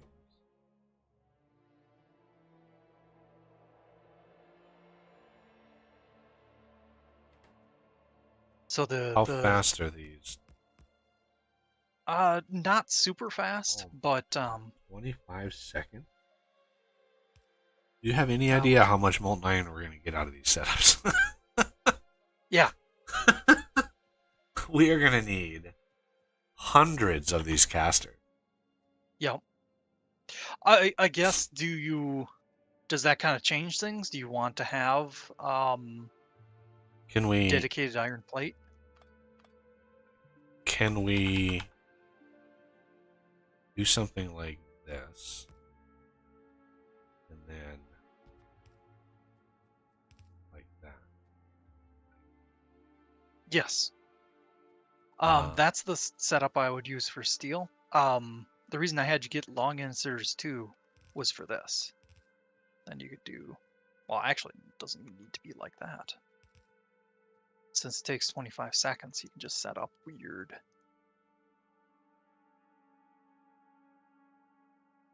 Something like this.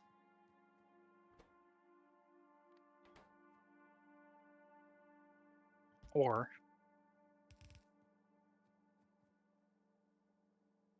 um, why are you going horizontal with it though? We have vertical. oh, that's just so that you can get more, yeah, better, more efficient use of space. Uh, Space isn't my concern. Okay. um, so what I'm thinking is, if you can push the molten iron through, right? If you can push it through each of these machines, then you can have one on that side. Well, yeah, and Thinking then one on this side.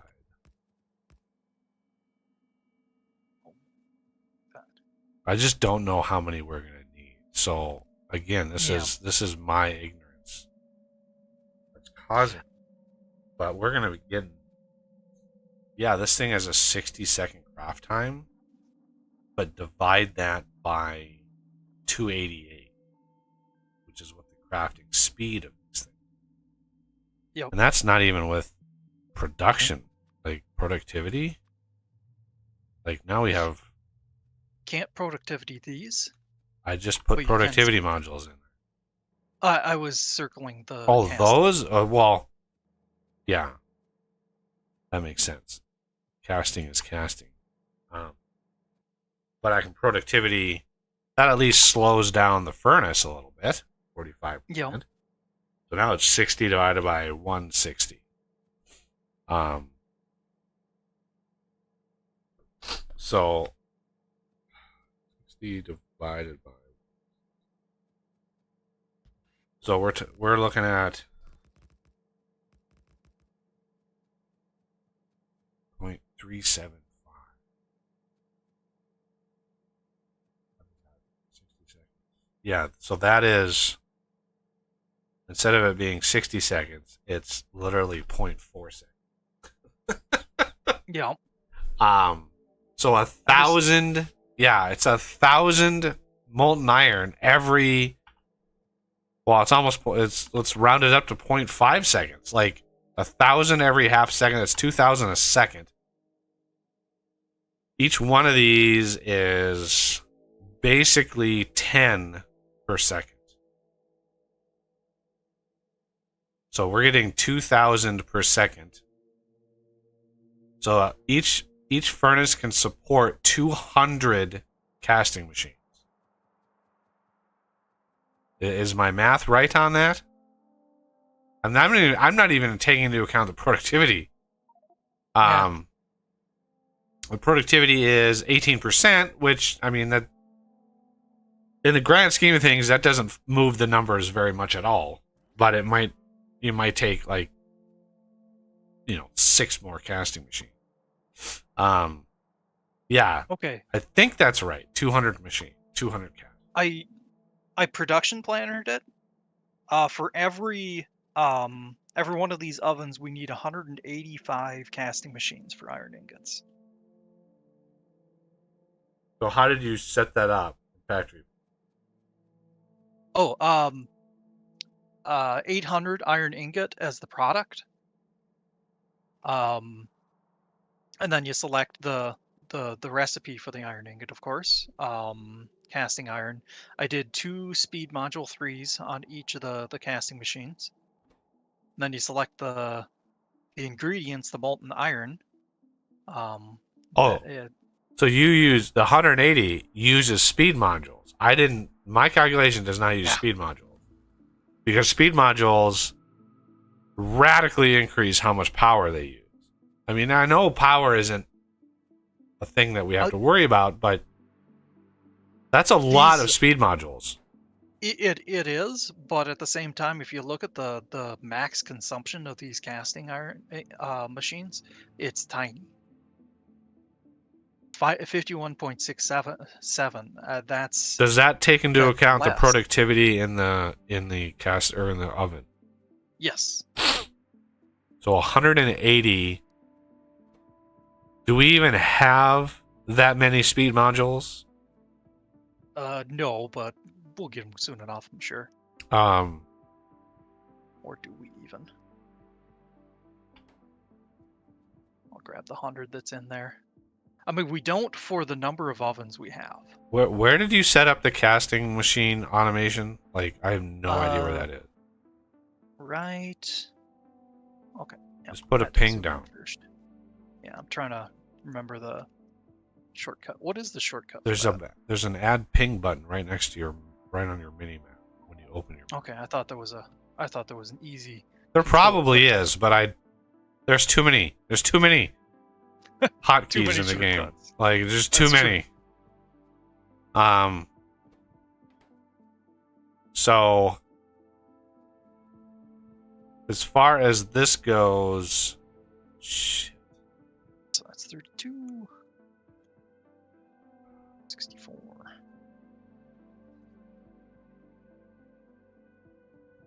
How many is that? That was let's see, 64. That's 96 right there. So halfway done. That's Jesus. I don't think the pipes are going to be able to. The throughput of that is kind of insane. Yeah.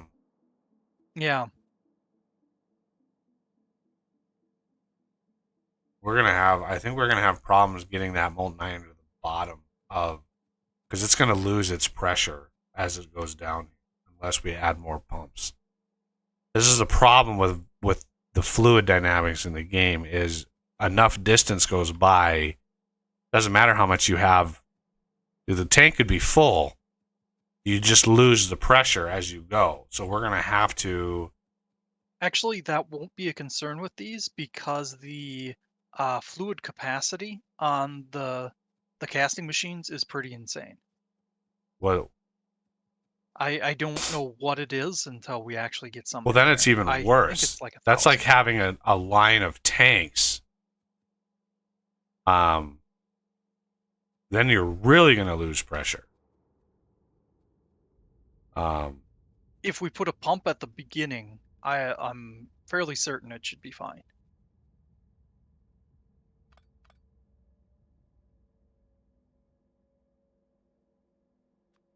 This is why we have the upgraded pumps here.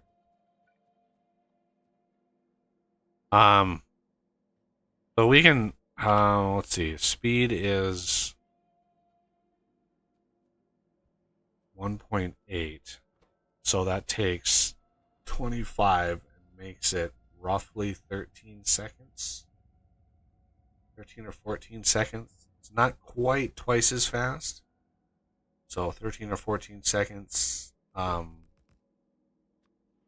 If we go like this. I think for now we should maybe just tackle one column and then add more as needed. Wait, how did you get this thing to stretch all the way back to the other one? Oh, yep. That was the other orientation. Yeah. Yes, sir. Now I know. Okay, so we do that.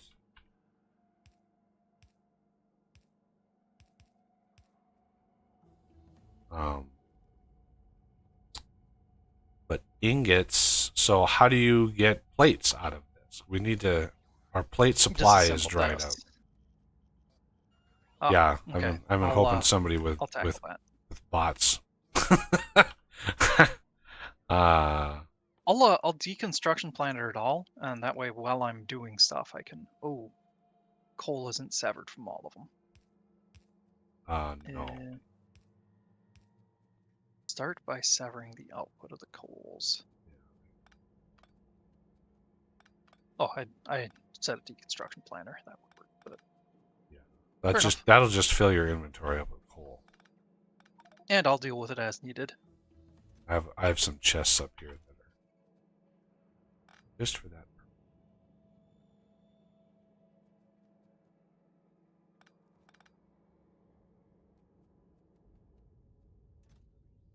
Temporary. Fortunately, we have the upgraded assembling machines. That will make this better. Oh, actually, we won't even need that many.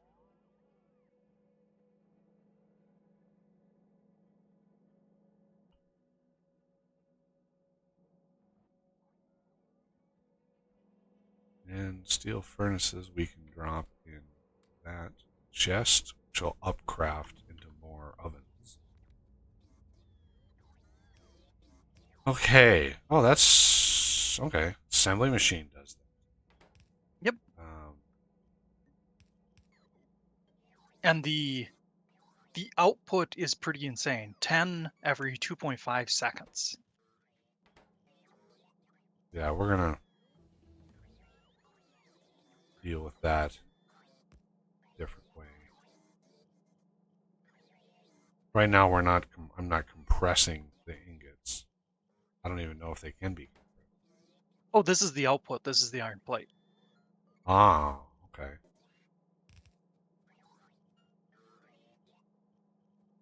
Yeah. Just prototyping it? Is that what you're doing? Yeah, just prototype. So, this... God, I knew I shouldn't have run the pyro yet. I knew. I was sitting here going, I shouldn't run this stuff yet, but I'm an idiot. Don't follow my own rules. Literally, the dude just asked, like, what tips do you have? I'm like, oh, give yourself lots of space. Because this is too compressed. I built this thinking. With them this close together, there's just no way.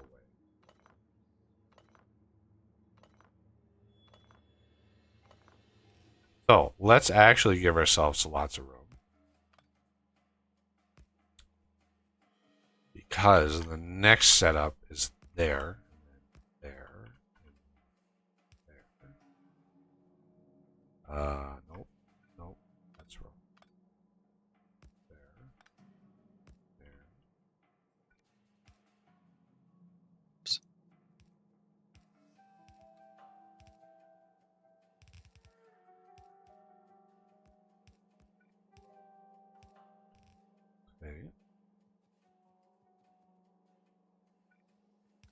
Does this seem like a good layout?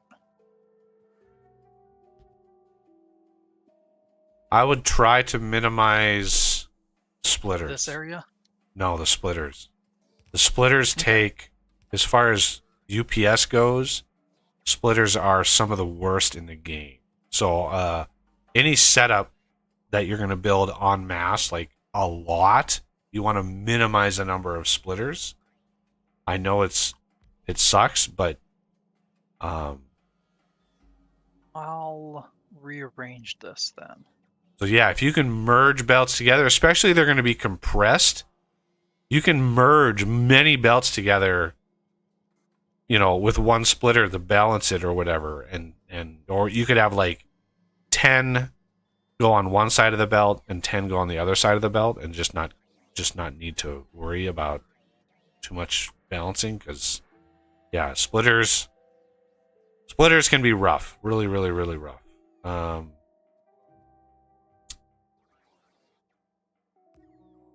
So yeah, I think what we're gonna want to do, I think we're gonna have a major problem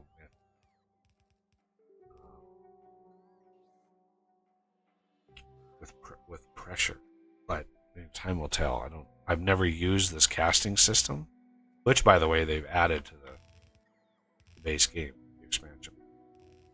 Yeah.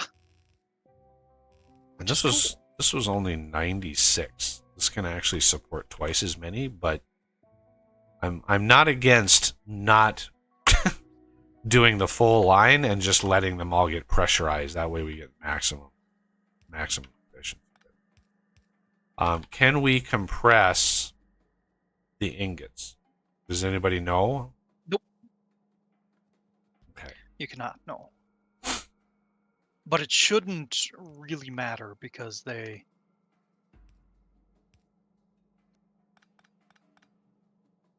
have words, apparently. Words and things, yeah. Uh-huh. It's helpful. Too bad that's not my specialty.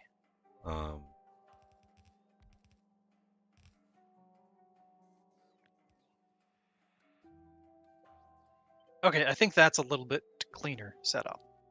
And then I'll do a mirror on the other side.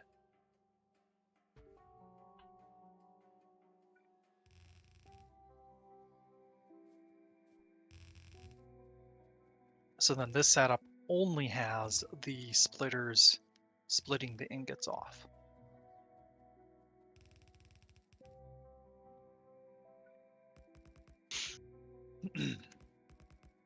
Unload my coal. So one thing we can do, if the pressure doesn't get, oh shit, knew I was gonna do it. No, damn it.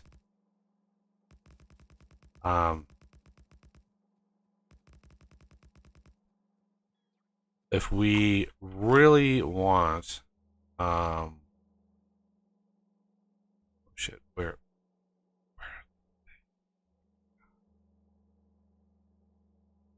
shit, lost them.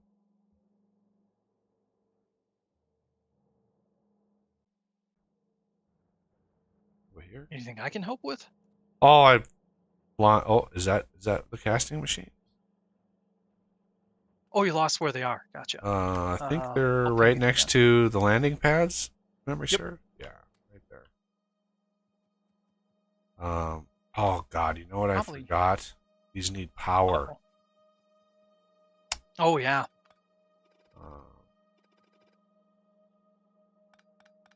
I'm gonna up the casting machine limit to 200.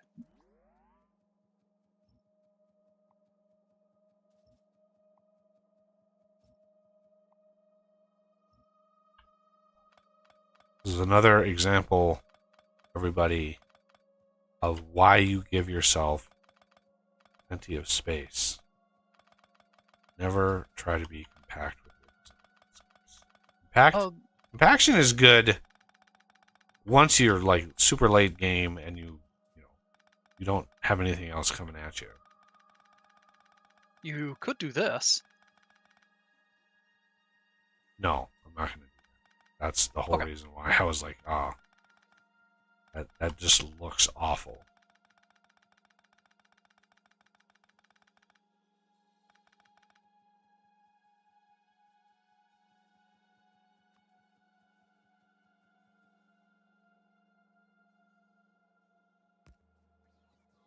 Out of power. I gotta give my bots some time here. There we go. Oh shoot! It doesn't reach the other side of the thing. Maybe there's a side on the other room. Wow, side on the other room, room on the other side. I'm gonna have you with your lovely bots, whenever they get charged, actually do the inserters. All right. Because, yeah, that's the most annoying part of this. So I want to copy the whole shebang and paste it. Yeah, most of it is easy to place, the casting machines and the other stuff, but yeah, when you get to the inserted part, it's like, oh really? I don't wanna. Oh, shit.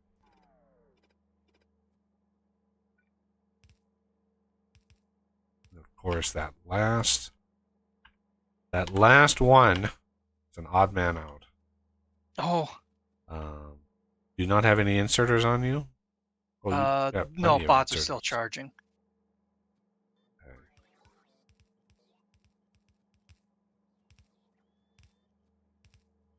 If I pick them up as they come back to me, that'll help extend the lifespan I have of them. Yeah.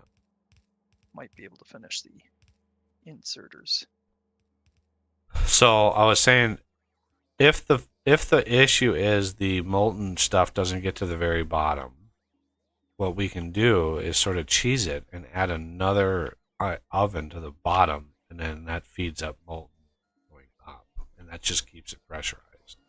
So my Yeah. number one concern isn't that we could support more casting machine. My concern is the pressure isn't going to get down. Even with all the pumps and stuff, it's still. I don't know what the internal capacity of each casting machine is, and that, that is a big question mark at the moment. Yeah. So this one we could do this with, because there's nothing that it interferes with. So that is a nice compact amount of power. So now I can copy basically this section here.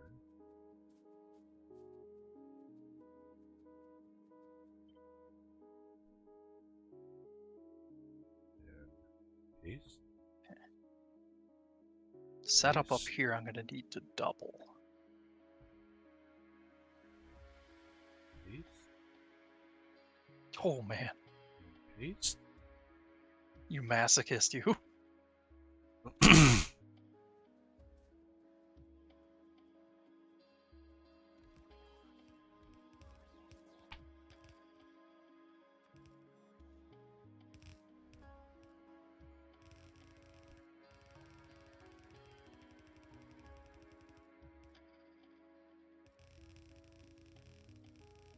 Belts are easy to place since it keeps the line, which is such a good quality of life feature.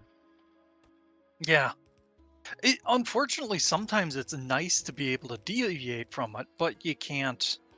You don't get the best of both worlds, unfortunately. Well, you can hit R and rotate.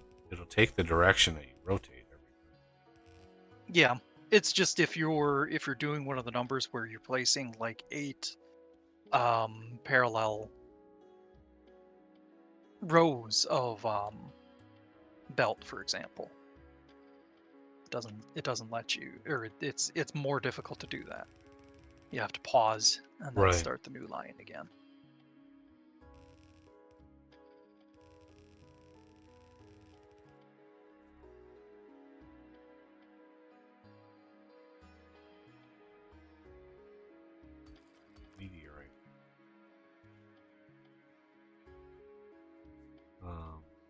Oh yeah, yep. All right. The meteorites I've been pretty much just leaving, figuring that we'll um once we get bot network set up, we'll take care of it then.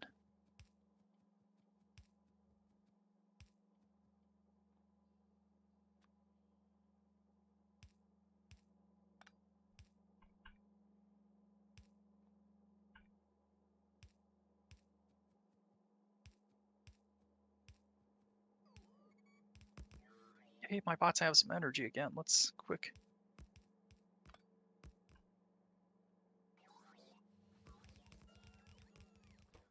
get some stuff put out.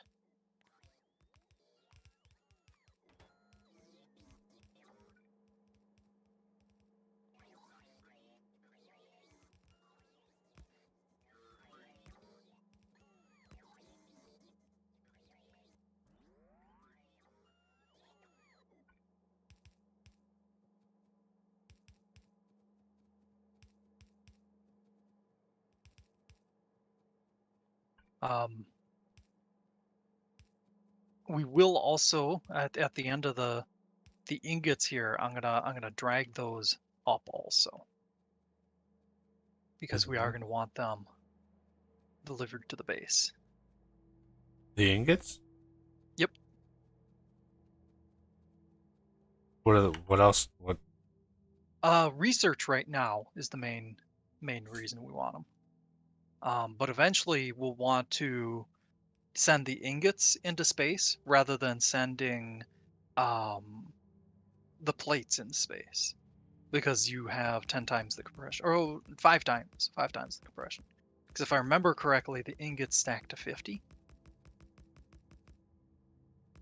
but I also could be wrong on I think you're right on that. that. Okay. You said the ingots don't stack. Um, the Oh, the stack you're size. Stack, yeah, the yes. stacker. Thank you.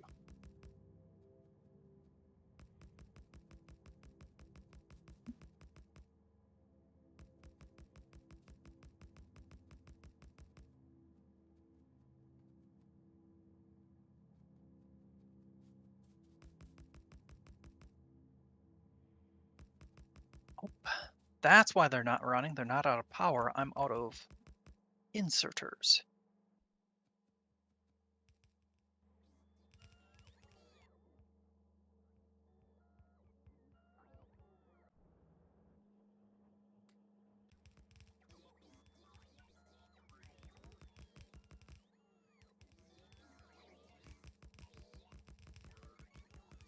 I'm grabbing more of the speed modules as they come out because they're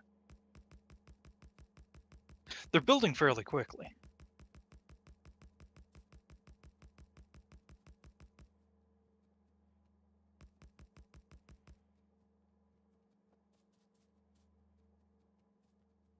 Of course, we do need an ungodly number of them over here.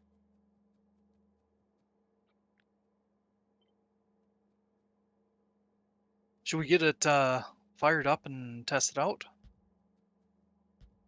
Just test like this first one here. Oh yeah, just a second. Paste. Certainly.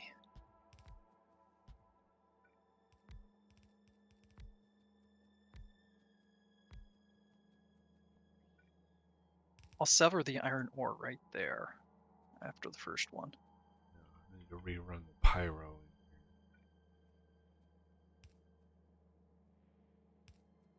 My spacing. Ah. You could probably get away with doing a setup like this, undergrounding, right next to them. Because it only needs 10 per craft.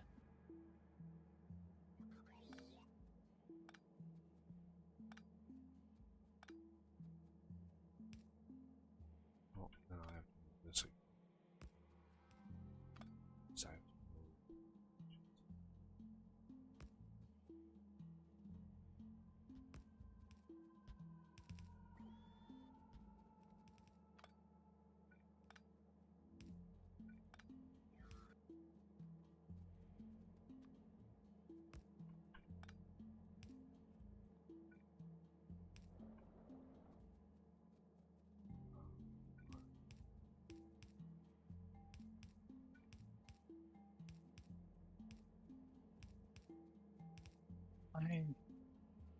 Okay, I'm out of those things. That's why I'm not helping you with that.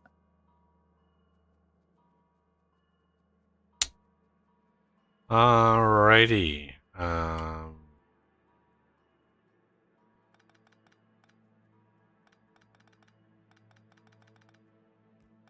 don't confuse myself. Okay.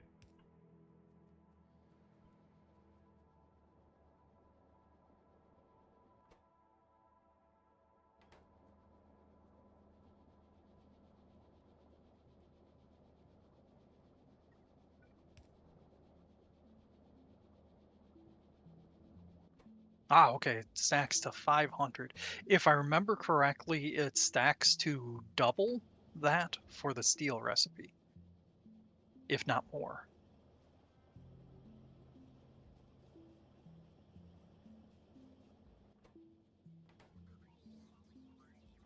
So the tank is about full.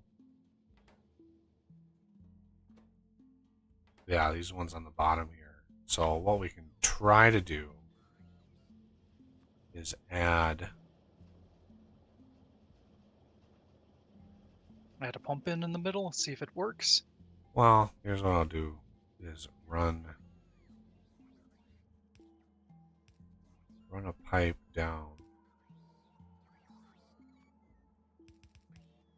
that.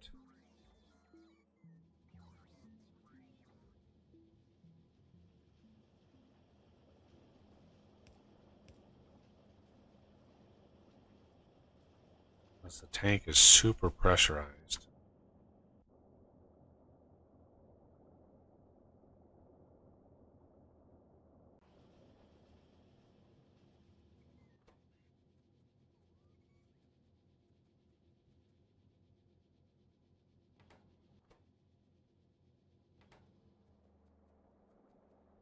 Yeah, now they're getting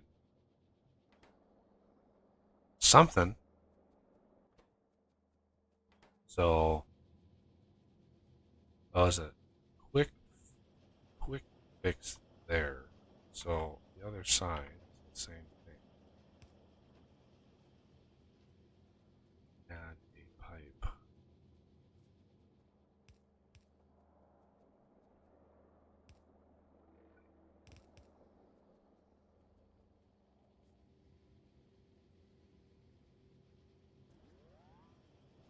Side. Pump.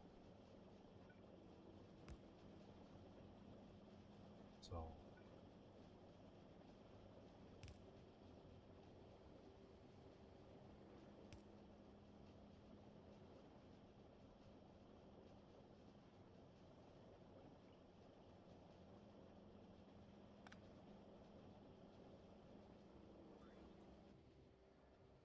Doing on the plate so they backing up nicely. We're not too deprived of them. Way up there anyway.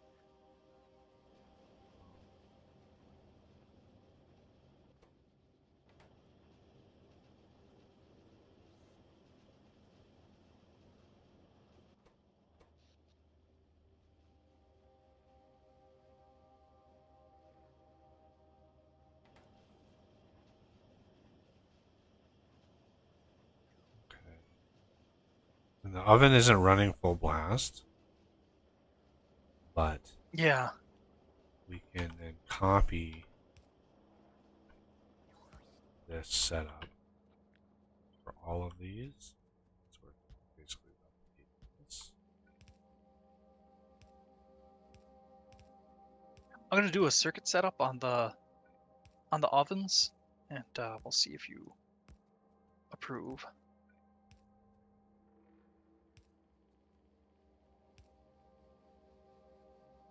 I love the thought of super hot molten iron flowing through plastic pipes. Yeah. I was thinking of that yesterday too. Just an idea popped into my head. I'm like, oh, here, let's get molten iron and jam it into this plastic pipe.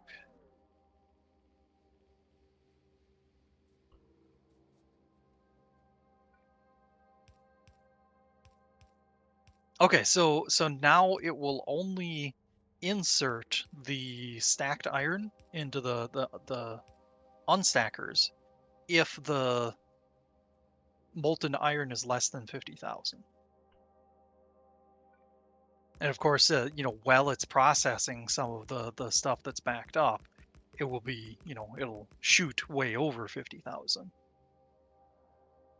But Yeah, that we way have to it'll be kind of, careful with that because the less pressure that tank has, there's one line, that line going off to the left and down does not use a pump.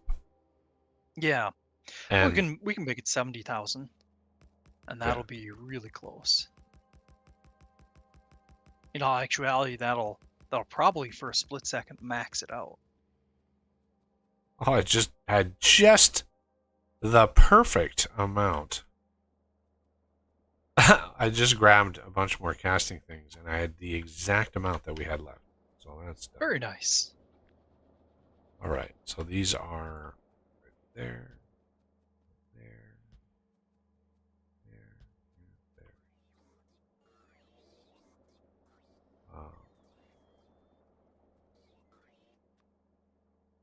I'll get my bots on the task once they. Yeah, there we go. They were distracted with other things. All right. Even though these don't have speed modules, we can at least start the process. Even though we're Yeah. actually full. Backed up on ingots now. Oh, actually, that's because I don't have the stackers.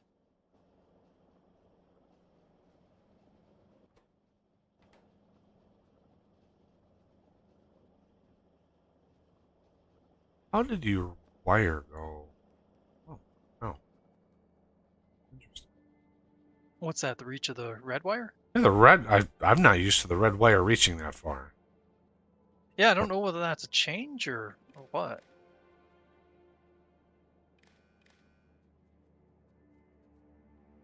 What are we talking about? Over here, I've got a red wire extending from the tank all the way up to the inserters up here, and I don't have to use a pole in between. And Buggy accused me of witchcraft. Oh, I believe that.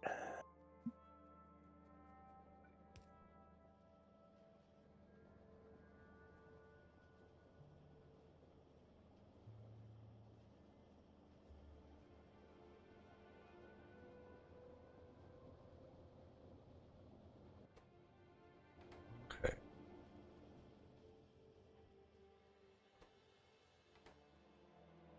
So it begins.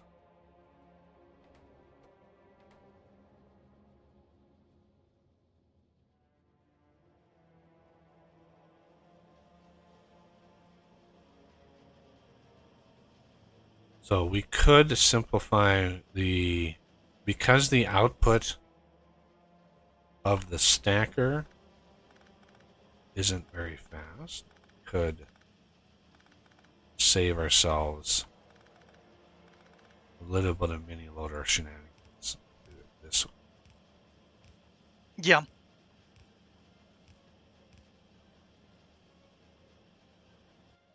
I was wondering if I should do it that way, but I figured I'll let Buggy. I'm sure the mini loaders have their own, personal cost of UPS because of the way they're Yep. simulated. The way the mini loader mod works, if anybody doesn't know who's out there watching, versus the actual loaders the game has. The reason why the mini loader mod works with like trains is the mod actually simulates 6 different inserters inside the mini loader. So think of them as invisible inserters with very specific pickup and drop off location. And that's how the mini loader mod works. Is it doesn't actually use any of the loader code.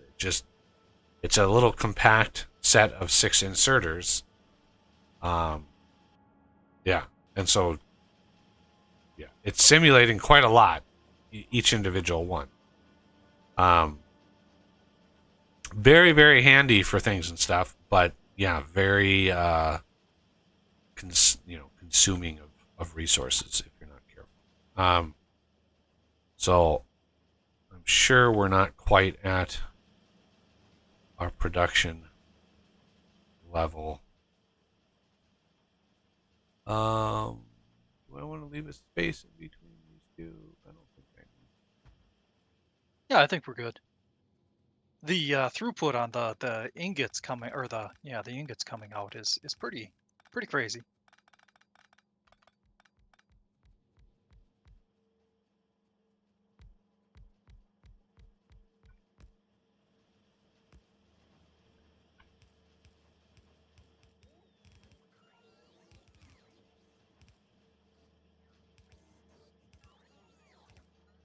And this might even be one of the situations where we're better off putting like a stack inserter in between rather than use the mini loader shenanigans.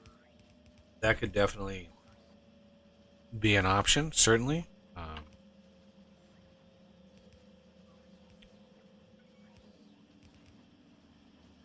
Oh shoot, yeah, that's right. I'll see if I can prepare some more mini loaders. Because I just grabbed the last of them there. I'm hoping Renegade has made some progress towards production science of the whole. Well, you gotta research it first. Well, there's a lot of other shit that you had to automate before we could even get to that point. So, I mean, I still gonna have to go get bulk, but other than that, I'm pretty much set up here. Universe. Let's look at orbit. Look and see what he's done up here. Ooh. I mean, it's only a temp setup, really, but it'll get us the research we need. It'll get it done.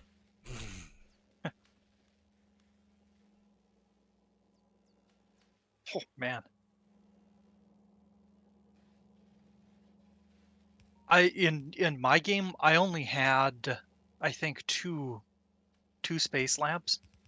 Whew, must have taken you like years to research it. I went out and I'm surprised we didn't see any. There's planets that have things on them and you get well, I don't want to give you spoilers. Oh, they're And you things. Get a level 9 module. Ooh. It's kind of random It's random on which one you get, but yeah. level 9. But yeah, occasionally you'll find those on some of the planets. That's the, on Wednesday. Every time you found a new planet, I checked to see if there was one of those symbols. You'll see something special under the flags, but as of yet we haven't seen one, and I don't know why. Because I usually got one by the first planet, in Navis.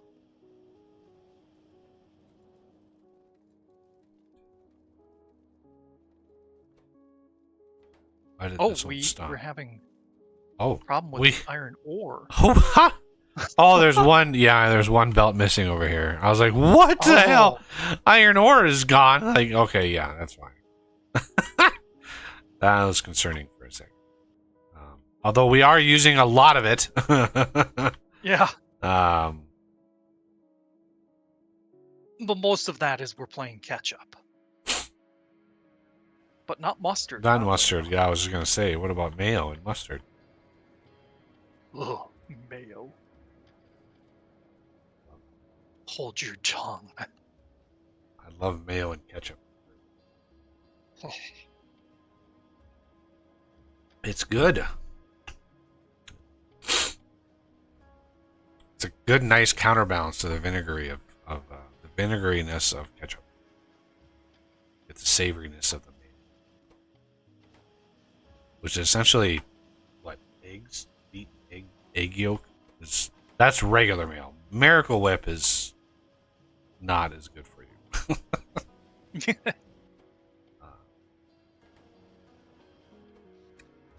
Speaking of, this is probably going to be a little weird, but I was watching I saw a commercial, and the start of the commercial says, doctors say that people don't get enough fruit and vegetables in their diet. And then it says, drink this fruit juice stuff because it has vitamins and minerals. But if you notice the way they said it, they didn't say, as a result, you should drink this. It's not saying it's going to help you with it, because there's more that you get from fruits and vegetables than um just vitamins and minerals.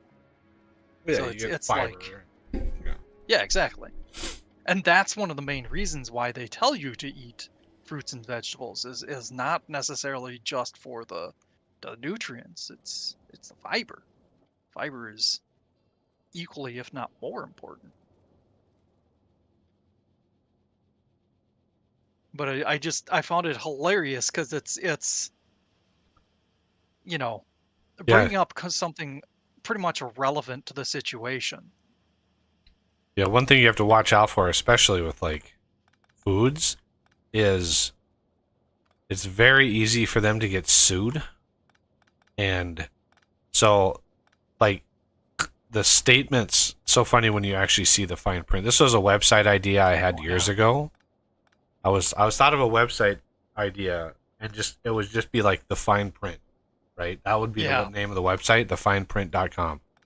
And just on the website, all you do is you search for products, and you come up with products, and you print in very readable text what the fine print says. Because, and you could do this for commercials, packaged products, anything. But anytime you have like food and stuff that claims, hey, buy this because it helps with immune system, there's always fine print that says, statements not statements not tested by the FDA, right? It's just like, oh, like this. It's just the same as like the snake oil, right? The snake oil salesman is like, this morphine cocaine concoction, is good for the cough. Like old cough syrup. I remember somebody posted on Twitter a really old picture of cough suppressant, cocaine, morphine, THC, and like 2 other things in there. And I'm like, that would not just suppress a cough, that would suppress like your will to live. Like you would just be like, well, I'm not coughing anymore. At the very least, I'm just laying in a vegetative state. or at the very least, you wouldn't care about the coughing. Yeah, I mean, the original, somebody found a picture of the original like 1890s bottle of Coca-Cola, and it was like contains 5% cocaine. I was like, yeah, it's the good stuff. I think I had mentioned this one before, but audience might not have heard it. One that really bothered me. There's Cheese Its, and then there's something called Cheese Nips. I don't know if you're familiar. Yeah. And Cheese Its says, 100% cheese, as one of the ingredients. That's like their advertising. Cheese Nips say 100% cheese taste. Yeah, guys, I love that fine print, man. That's why I thought of that website. It is so blatant, the manipulation of of people, because it's like, when you look at like fruit roll-ups or something, it's like fruit, and it's like flavored, there's a little tiny bit flavored, and it's like, yeah, it's because it's not actual like fruit, it's just flavored that way. And then the greatest one was I found a product. I forget what it was. It was a pretty famous one, like Fruit by the Foot or something, and it said made with real fruit, right? Made with real fruit. So I was just curious, and so I picked it up, and I can't remember the exact product, but I picked it up and looked at it, and it was like less than 5%. Oh, Made yeah. with less than 5% fruit, but whatever whatever level the FDA requires, it hit it, and they were able to actually claim made with real fruit. It's hilarious. So yeah, the manipulation is kind of hysterical. Well, steel's back up and running at least, but we can convert that over. I need to drop. I've got so many steel furnaces. Let's go drop these off over where we are making. You found it. Good, good. And then the yellow inserters, those can be put in a chest near green signs. Oh, there's 685. We're not going to be making yellow inserters for a while. Yeah. So the steel, we can Do something similar. do something similar with one of these designs. I don't know about the speed, but let's just kind of put it over here somewhere. There. No, let's not put it exactly there. Let's put it down.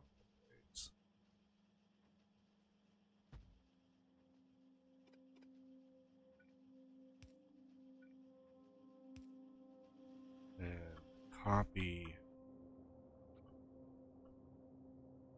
this setup. Actually, no, because you use the molten. Yeah, you still need the casting machines.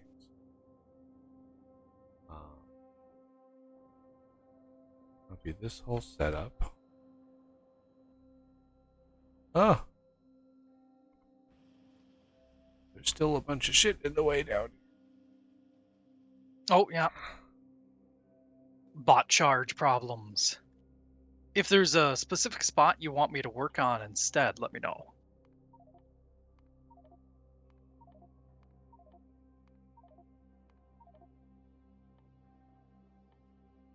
Ah, damn it.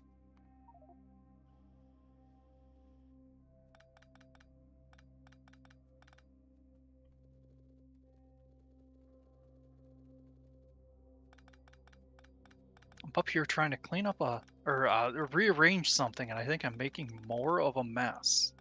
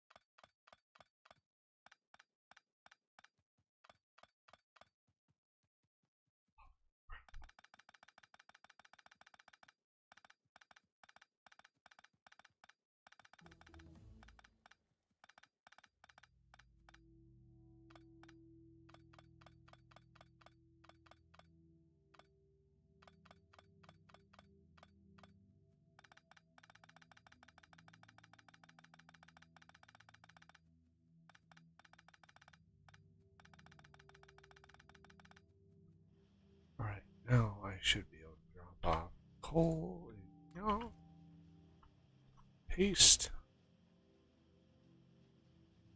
Hello, Wayne Osborne. Hey Wayne, welcome back, sir. Alright, there we go. Do you need some clearing done down there again? Oh, we could always use the rest of this cleared out.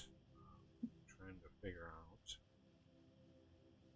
how really to do. Let me grab another set of these. I've gone through quite a few casting machines now. Yeah. But these I'm gonna have to change the recipe. So, and then we're gonna have to figure out. Oh my god.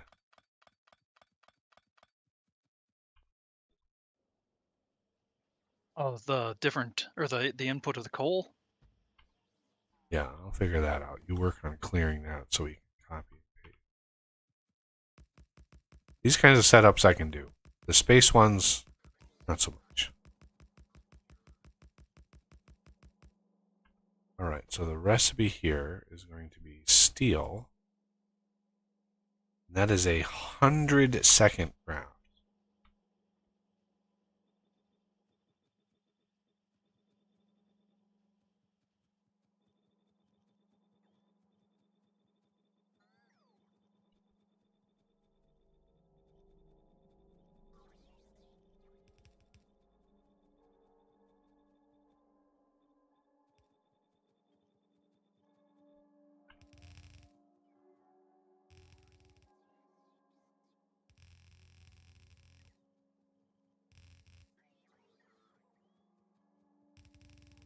I have to be sure this radar over here gets power eventually also.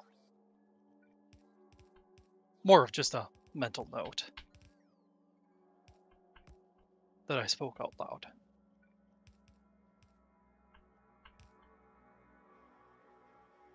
Alright, and now I'm going to move these have to be out one more.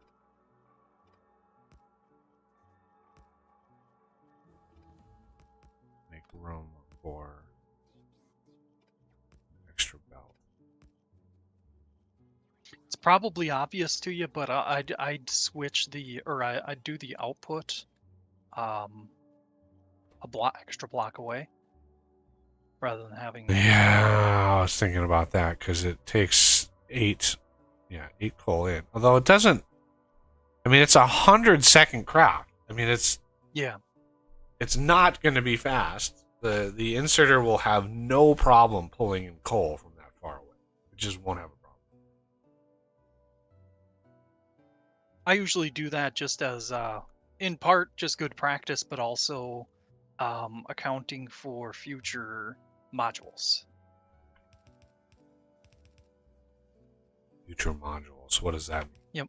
So once we have tier 4 modules, for example, speed modules, and we upgrade the things in there, that might get to the point where it changes things. Okay. That means all of these inserters have to be flipped. I can handle that if you want. We can't do that with bots. No, but you can deconstruction planner them specifically, and then Reconstruction? rearrange 'em, paste them. Yeah. Deconstruction planner, reconstruction. Alright, so let's flip this belt. Whoa, whoa, whoa, what was this? What's going on? What was that? Renegade? What'd you do? What? I didn't do anything. We had a massive hitch. That there. was a huge lag spike.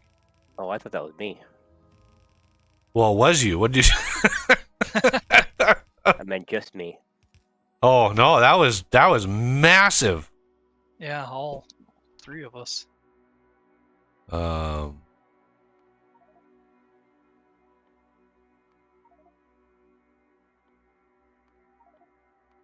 Discharge. I cannot believe they still have the goddamn discharge defense in here.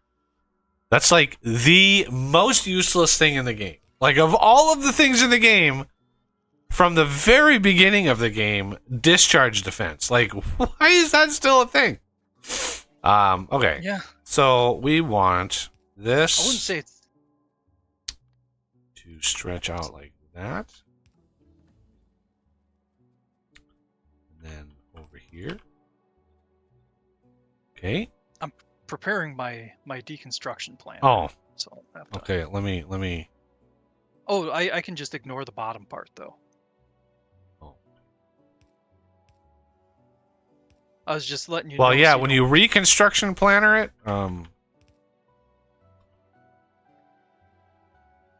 the bottom 4. So this bottom block here, Alrighty. you can copy this. Let me just double check that output, out. Yes. So That's good. you can paste that all the way up. I don't know about you guys, but I usually take and copy paste it 3 extra times. That way I have 4 times the amount to work with. If I'm doing a really big paste, then I grab even more. I think the way you had it set up, I probably could have odd number. I probably could have just dragged it and it would have worked. I put these too far. There we go. Oh, that was just because there was an odd number. So we probably don't need those. So now we have to figure out. Somebody needs to take the extra fluid out here, and go down with it, and we can use a pump to really ensure the flow.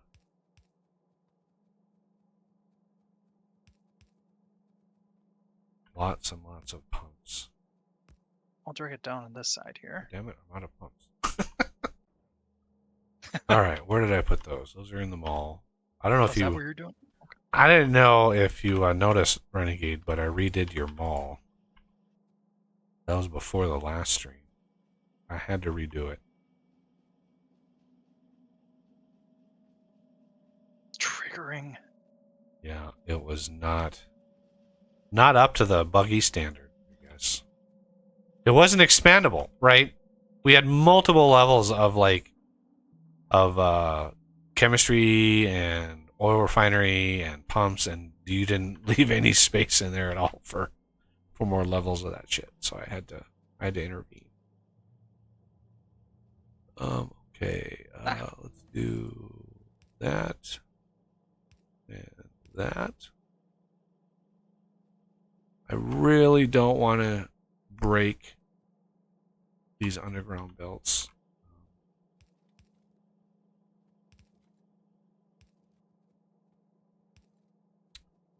Okay. And we can just copy the iron ingot setup.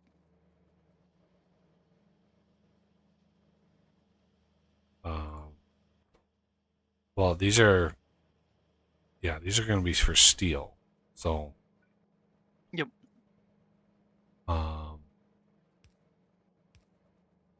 Bring these up.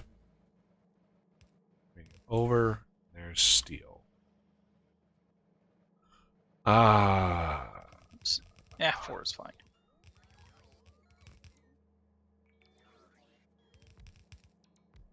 Good thing to start with. Yep. And these are steel plate. Yep.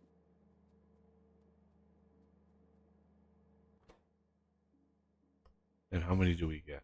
10 for one. That's not bad. Uses twice as much molten. That shouldn't be a problem. We can produce a metric ton of molten iron with just what we have. So good times. Let's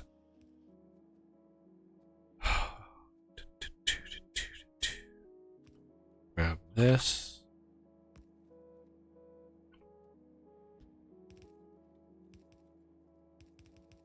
Right now, I just have a single chest for the ingots, and the same for the iron ones over here. Pyro. Let's do. Did I line that up? Holy shit! I lined it up.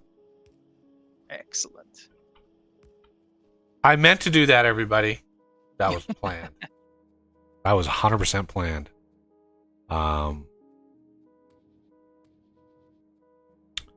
right. I suppose we And could hook it up. move this setup over the steel processing. We could move this over a little so that we have room for a second oven. Do you think Yeah, that's if you, necessary? I think it is. I mean, Okay. you guys placed it down. I thought you were prototyping it. But yeah, we're gonna definitely want room for a lot of steel. I'm guessing their steel is going to be used in quite large amounts. So I'd say it's gonna be probably a while. 3. Probably you leave room for 3. So in the end, we might want to. Yeah, we want to limit the steel here.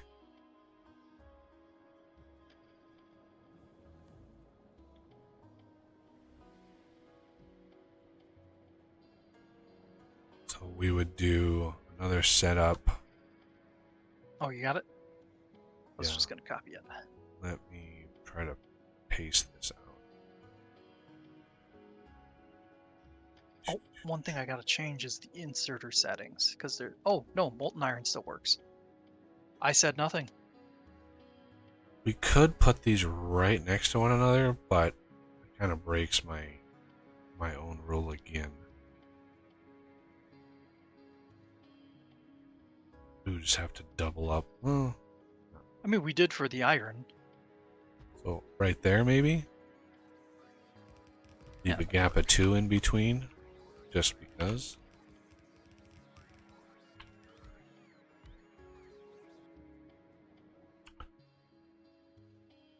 And I've got a bunch of casting machines if you guys want to get to that. Pasting. And I'll work on this setup up here. And ingots. Still have that copy paste in my queue, so I'm gonna place that down.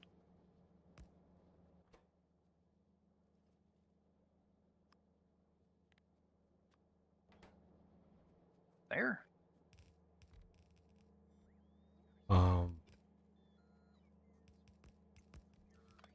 Hey, can you move that radar? Oh, sure.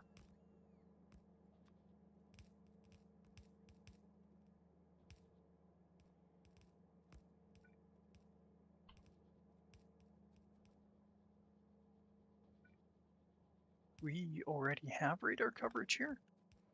I think it says we do.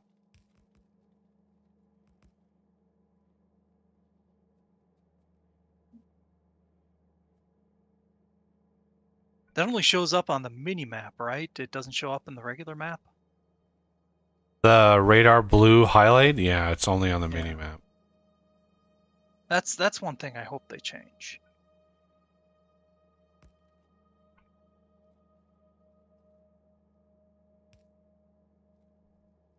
I think we already have radar coverage here, so I'm just going to plop it right at the top here, just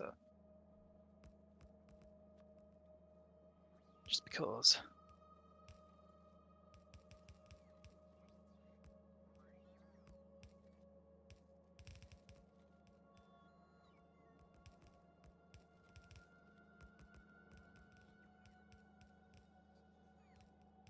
My poor bots. Oh, did I say that Wayne said early New Year? Oh, yes, Wayne. Happy early New Year to you too, sir. Be sure to stick around tomorrow, or show up tomorrow. We're actually having a New Year's stream then, right? Yeah, we're gonna do a late New Year stream. Just because I have no life and nobody I know either has. So it works out well. Yeah. Death is the lifiest one of us all, I think. Yeah. Other than like Vejas, but he hasn't been showing up as much. That's because he has a That's life. life thing. Yeah. He hasn't been showing up a lot because he has a life. Or at least, a newborn. Well, she's not a newborn anymore. I mean, she's... Oh boy, what? Wonder what she's getting to. She's, yeah, I think approaching, it's at least a year now. I think it was last spring. I think? God, it could be 2 years by now. Like, time has just, like, disappeared for me. So. All right. We have ourselves some... Let's see. Let's try to get rid of all the other gubbins that I may have here. Are we good to go? Oh, we got lots of inserters ready to go. Do I have any insert? Oh, I only have 15 inserters. That's not enough to move the needle. Although we're not making mini loaders anymore. Yep. A whole underground thing. I got 50. Who wants 50? I'll give him Dallas. Yay. I'm special. I'm hoping to get to blue mini loaders here soon. I think we're darn near to the point where we could, other than manual input, get it done. Get her done. Yeah.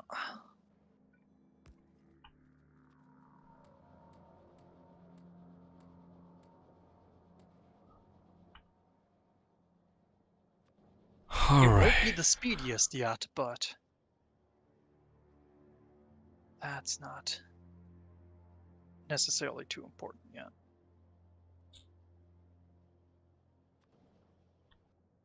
Got a ton of small poles. So glad you can upcraft those now. Yeah. All right. Steel, as slow as it is, God, it's such a slow craft. 100 seconds. Yeah. That's a It's minute. bad. A minute and 40 seconds. That's crazy. But the craft time on the plate, 10 every 5 seconds. So the ratio here, if we ignore crafting speed,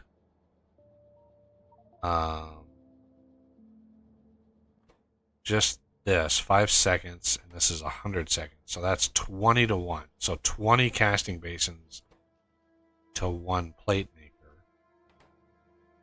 But these are crafting speed of 1, and these are crafting speed of 2. So that's 40 to 1. So now we're at 40 to 1 crafting plate maker. And each one of these columns is 96. Why we didn't actually do it exactly 100, I don't. It would have made way more sense to make it an even 150 on the side. But, whatever. Yeah, we can redo it. As a first dabbling of things, I think we're doing pretty good.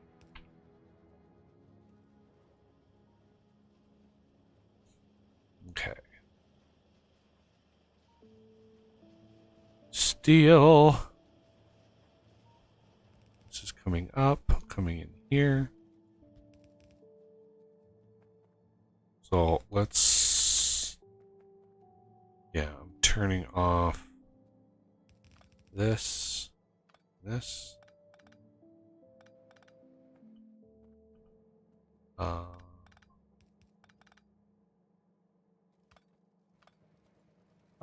No. No. Oh, sorry. No, not you. I was just... Oh, okay. The coal started flowing, and I was like, no, turn it off. Yes, the cold.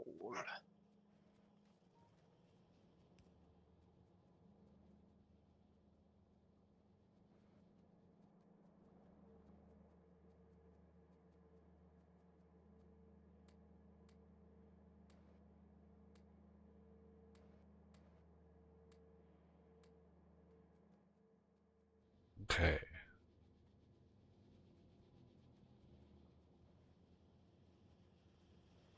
Crazy how slow. Yeah. Wow. I anticipated we'd need to pay some more of them. I just wanted to grab the first. Yeah, we want to. Yeah, let's stop.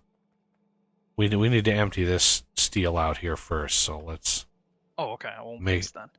Yeah, let's make sure these are drained out so we can deconstruct them. Otherwise,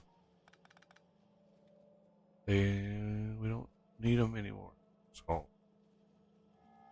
what takes a lot of steel? uh, research. Huh. Oh, is that? Yeah, I've been forgetting to remind you.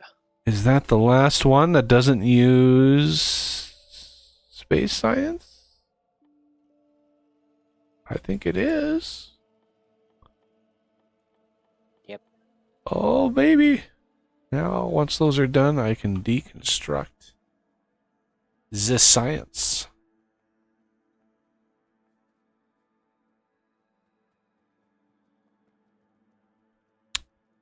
Yeah, I suppose we don't even need the ground base setup anymore. Well, we might want to leave it around for a while just in case we decide, hey, we need this mod. Let's rebuild our science. Yeah, I'm gonna leave. I mean, science. I'm not gonna deconstruct it. I'm just going to take out the labs and replace the labs with rockets, rocket silos. Yeah. Now, do we have the AAI signals? You said we don't really need those. Somebody goes up to space and set up cargo landing pad for each of the sciences. We have 1, 2, 3, 4, 5 sciences down here. You want to send that much science up? That's 500 stacks. Yeah, in the rocket. The I think sciences that's fine. the sciences you can blend together. Well, I mean, that was what I asked a while ago, and Well, the sciences themselves, they all get used at the same time. And Yes. the only exception is if you have military science. I suppose we could do a simple search network that just makes sure that there's an even number of each in there. well, But what I think the best way to do it is have chests, not chests, have something like a warehouse that you limit the amount. Well, you just dump everything you get. So okay, let me think this through. Somebody can poke holes at it later. You have a warehouse. You put all the science in the warehouse. Then you connect that to the circuit system with it broadcasting how many are in the warehouse. That gets sent down here, and as each number drops, you can enable the belt to push into the rocket silo, right? And as soon as the rocket silo is full, you launch the rocket, and which will distribute, which will send up the research in whatever ratio would give you the even amount in the warehouse. Right? Everybody follow that? Yep. So let's say you want 3,000 or 4,000 of every science in the warehouse. So you set forth, you have the warehouse, all of the science goes in. The wire connection, you want 4,000. And if it drops under 4,000, you spit a little bit out so that the total between the signal you get from space plus the amount that's in the cargo equals 4,000. And then you can just keep doing that until you need to launch, and then it launches. But if the cargo thing takes it's 500 stacks. Yeah, that's the capacity of the rocket silos. Or cargo silos. you can restrict it like any chest. Yeah. Right, but to get the most efficiency out of a rocket, you want it full when it goes up. Yes. Yep. I think to a degree the rocket fuel scales, but um, the cargo rocket sections I don't think do, or not quite the same way anyway. I think the way it works is that you get more sections back if it's not full, but it's not, like you said, it's not as efficient. Okay.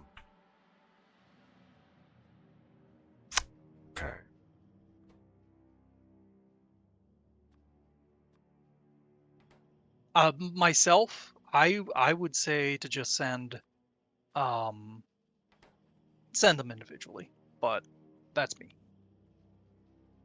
Yeah, that's going to consume a vast amount of rocket fuel, of which we don't have an infinite amount of that stuff. Right now, anyway, we're not flush. Yeah. Because it's like 80,000 rocket fuel for each launch. If I'm right. Sounds right.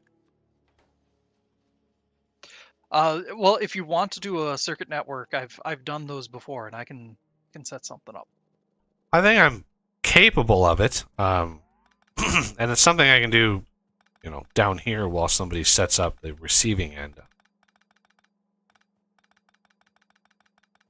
I just need the AAI signal Duvalakis. Wherever those. Yeah, where are those? I know we've got them. We just don't have them automated yet. There it is. So it's in the first tab, the logistics tab. 1, 2, 3, 4. Fifth Signal row from the bottom for the receiver. receiver, and then the transmitter is on the row above. Very end. We want to get those. Not that we need huge volumes of them, but it's kind of a. It's just nice to have them automated. Well, yeah, it's especially if just you have tedious to customers have all or, those ingredients in here. Yeah. I mean, there's definitely a big goal in the game to not pocket craft everything. It is a game about automation, after all. They've even automated many parts of the actual programming of the game. They've automated the testing modules. They've automated the compiling for all the different versions. Like, it's so funny, all the different Friday facts they talk about, like streamlining, smoothing out the everything. All right, so cargo rocket, ploppity plop it right down there, and I'm gonna want a signal receiver, some blue circuits, which is way over here. I need some of these as well. Speaking of Friday facts, did you catch the most recent one? Yeah, yesterday's. Yeah, I read it. Yeah, the guy who wrote it is the developer of Factorio. So. I did not actually know that. And he's also the developer of the Fluid Must Flow mod. So as far as modding goes, he's pretty well versed in how the modding system goes. So as far as improving it, he's definitely up there in terms of who is good at. Yeah. All right, one receiver.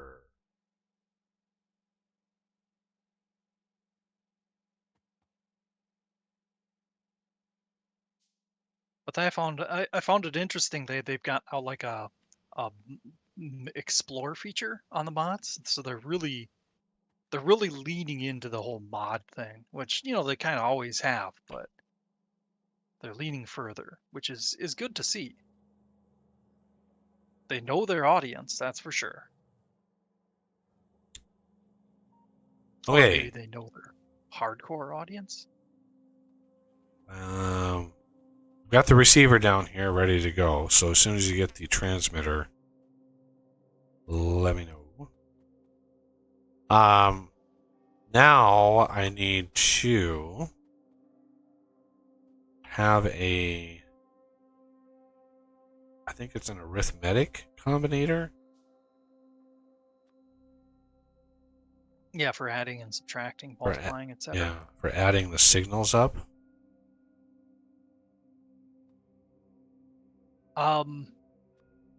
That's why I was asking how you should do, or you were planning to do it. You can do this with just a few combinators. You don't need one for every Jiggamathinky or resource.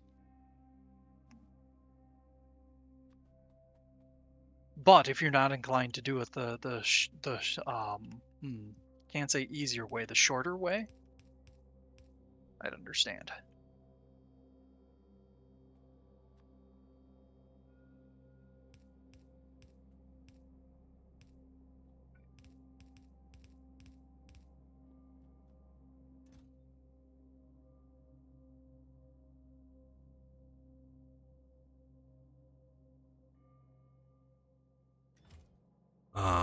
Okay.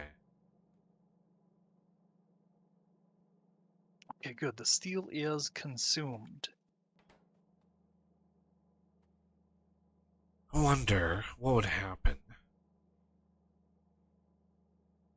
Hmm.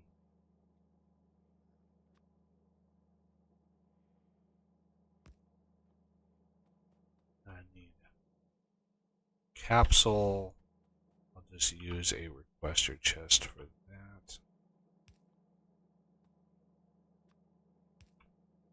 Requester.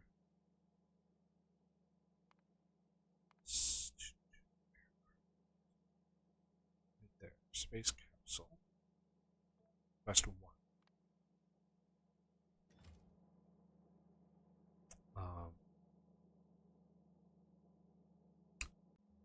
We are over.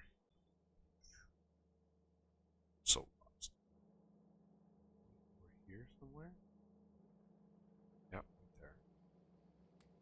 Got it.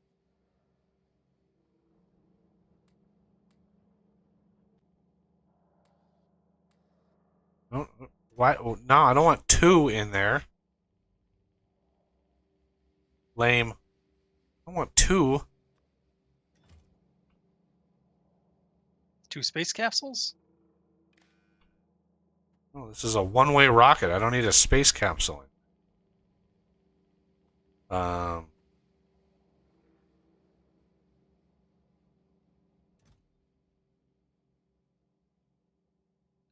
See. put 1 in and it put it in, but I don't see it. Yep. The one that actually forms the rocket is put into a special category. It's invisible in the inventory. Yeah. So it is. But it I uses the have same a signal of 1. So when Yep. space capsule equals 0, okay, then it puts it in. So now if I put this in, it should not drop it in. And then I need to set stack size to 1. Okay.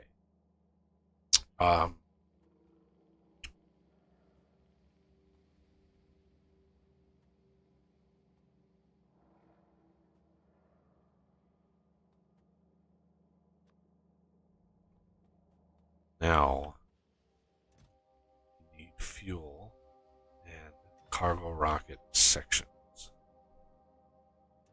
And I can't put in productivity modules.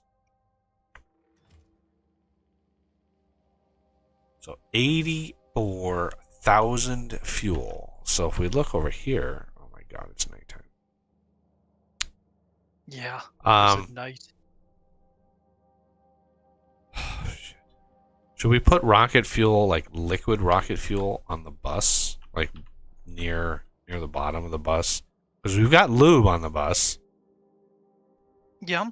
And having multiple setups for rocket fuel seems like kind of a waste to me. A bit, yeah. So yeah, that's not a bad idea.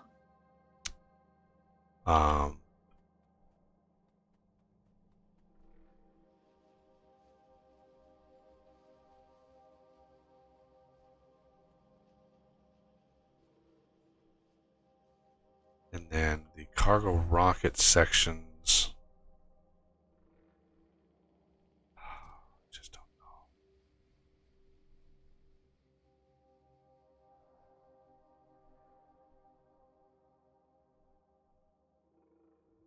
I need 100. I need 100 cargo rockets.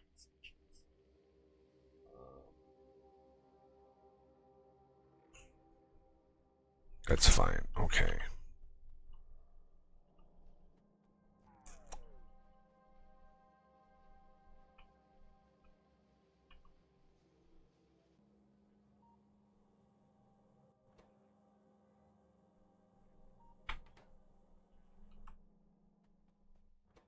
All right.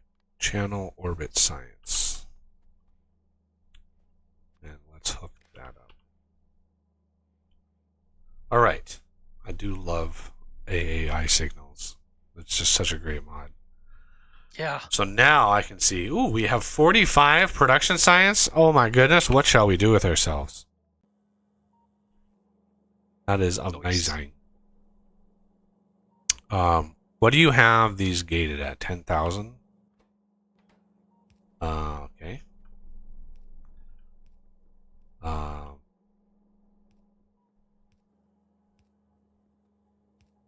Now, 10,000 seems like a lot.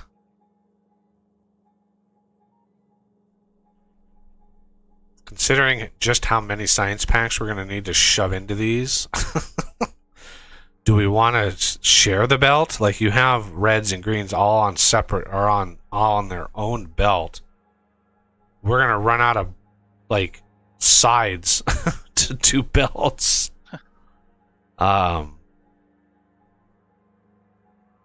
If we do it like that, because now there's only one side left to be able to run these on. Well, I mean, technically there's two sides, but yeah.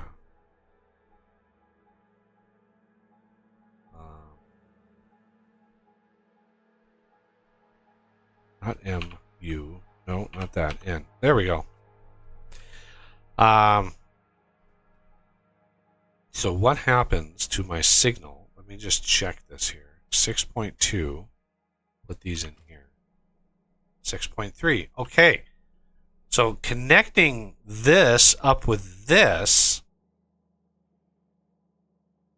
automatically combines those signals. So I don't need a combinator to actually combine the signal from orbit to the signal from rocket silo. That's kind of nice. Yep. So what I can do then is connect this over to here, and then we want to bring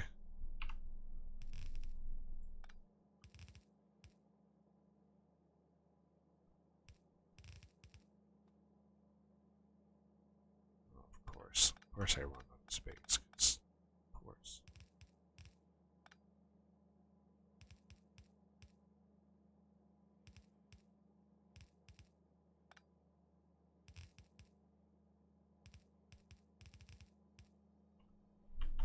Okay, now let's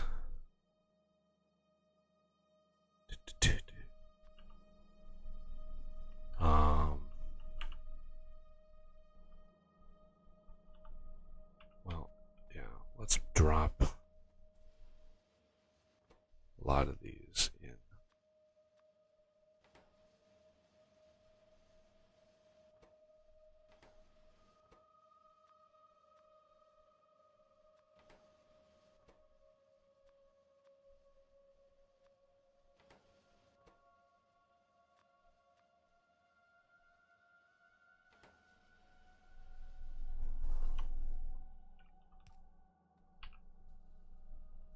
Okay. I think I want to not use loaders for this. Loaders are too fast. Yeah, harder to get the right numbers in there. Yeah, it's going to massively throw off my values. So, super inefficient using inserters with a stack size of 1, but loading them in one at a time. I mean, we're not going to be going through 10,000 a minute. So, you know, give it some time to load. Why is there a bunch of reds in there? Oh, yeah, I tested. Okay, never mind. Sorry. Okay, so those are all the things. Now, let's hook up. What you This? could do is have stack loaders that say, if less than 100,000 or something like that, then use the stack loader in addition. Yeah. So if signal military science is less than, I'm going to put it at 5,000. Okay. That's military. We copy and paste all of these. Then it's going to be green science, red science, blue science, and orange science.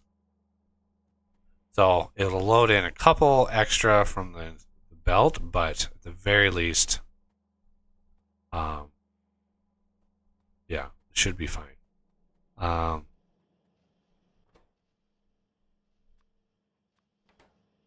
Put all the extra ones I had here away. Blue. Where are blues? Way over here. And then orange. Oh, Jesus Christ, I did not need to do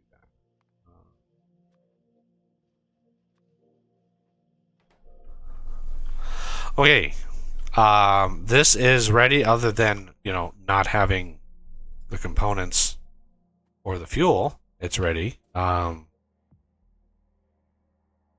gating it behind 5,000 and not 10,000 just to leave extra room in that warehouse up there. Because, 5,000 sciences. That's a lot.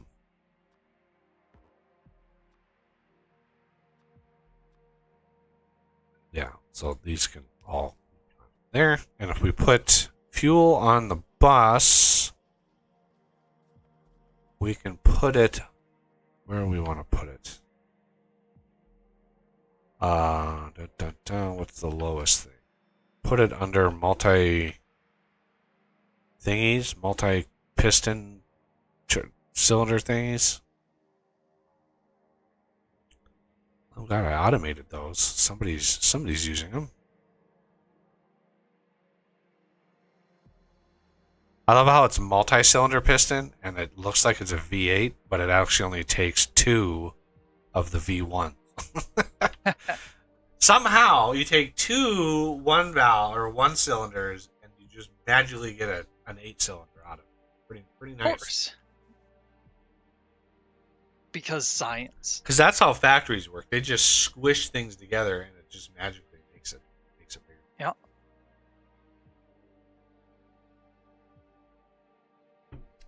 Okay. So we'll go over here. Because we're gonna have various rockets on various places, probably on the bus, close to where we're actually making stuff. We could knob it at the end. We could have just an unholy amount of rockets right at the end of the bus. But for science, at least, I want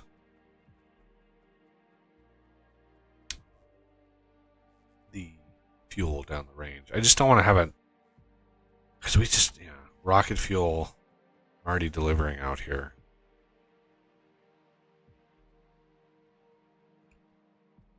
And then cargo components. Looks like we have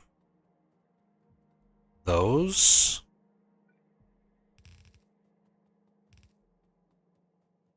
We can bring those to the science area as well.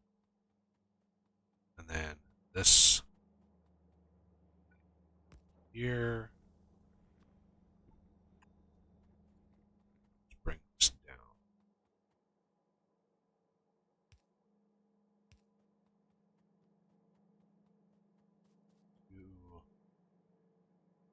Damn it. Right in line with that belt. What are the odds? Oh.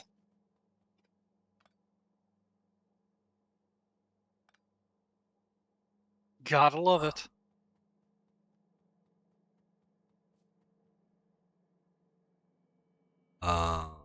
Here.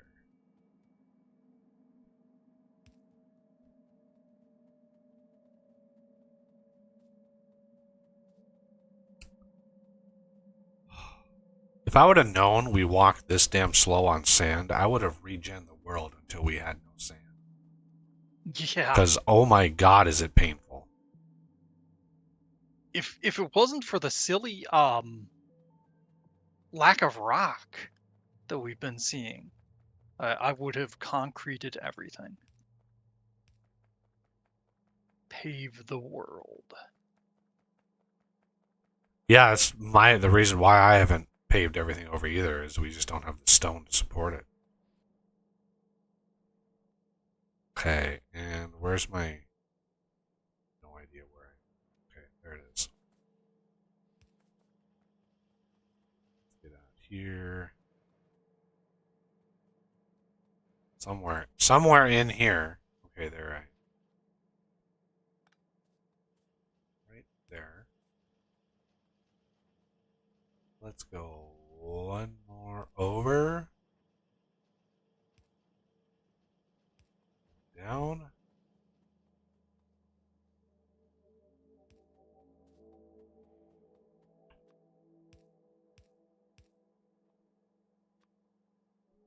Place some pumps.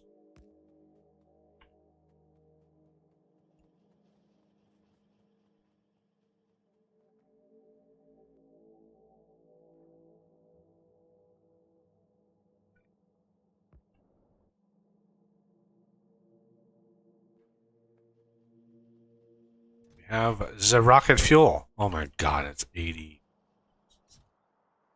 Alright, Navi orbit destination. Navi orbit, where is destination position? Science pad. Launch trigger.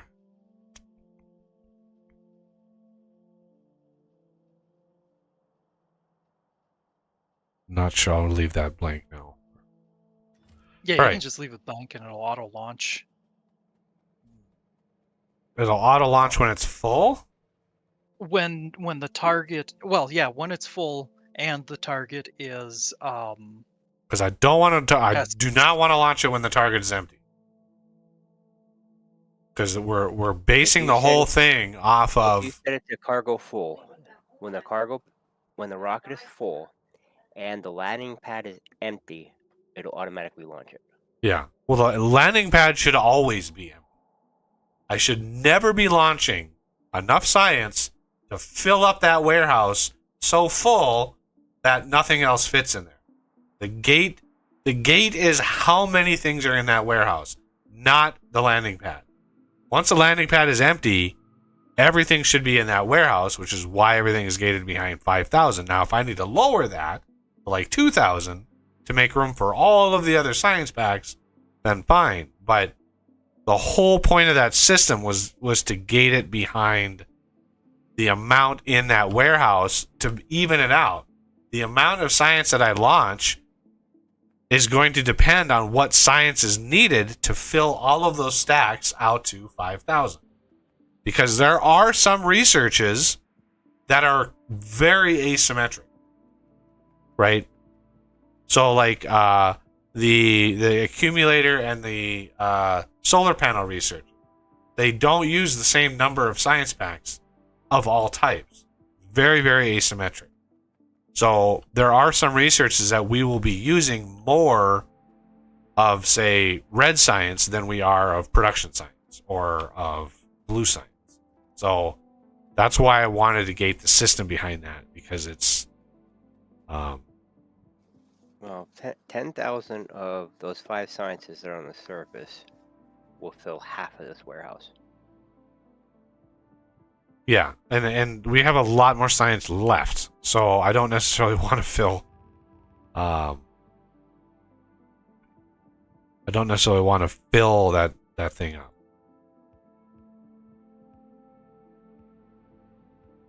Go across here, here, here.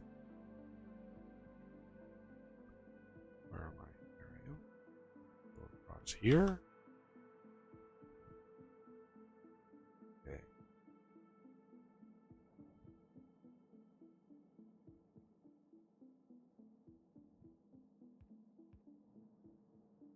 All right.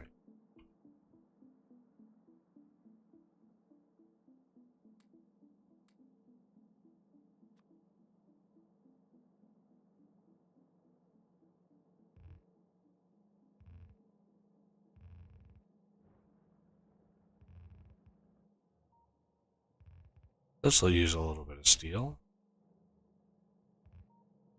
I don't even know if cargo components use steel. Yes. Mass quantities. Okay. I figured they did, but I wasn't 100% sure. Okay. Those assemblers can also be upgraded to blue as well. I can handle that. Okay, so now let's go to the end here. Oh, if you're sick of the slow desert, you could also just get a jetpack. Yeah, I know. I know there's 1,000 different things that I could do, but I'm resisting as But much as I possible.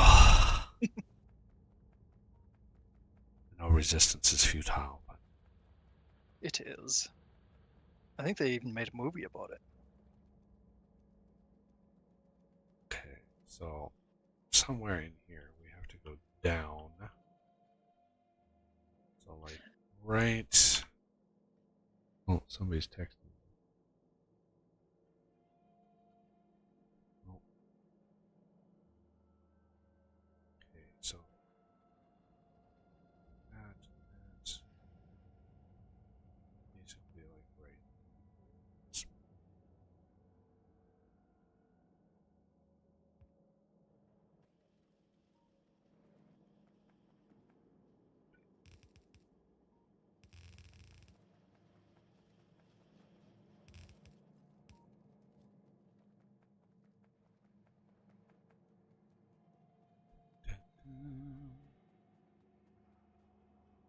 And we are going to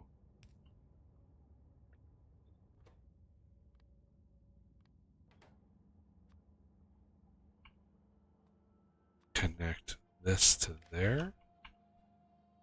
And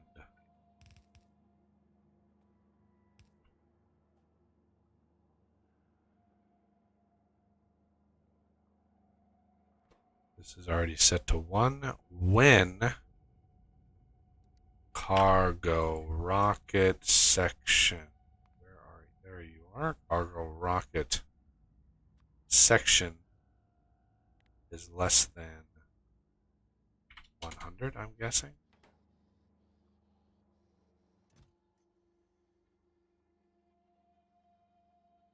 Yeah, 100.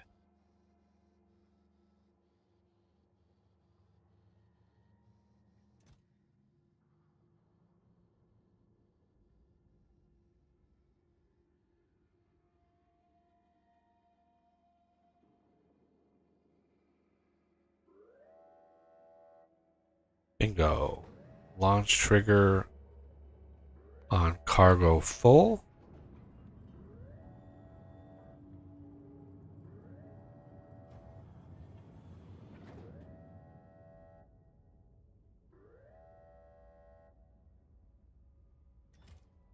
Bingo, bango. We have ourselves a rocket ready for science. So each one of these I have gated behind 5,000. So again, covering what I'm doing here.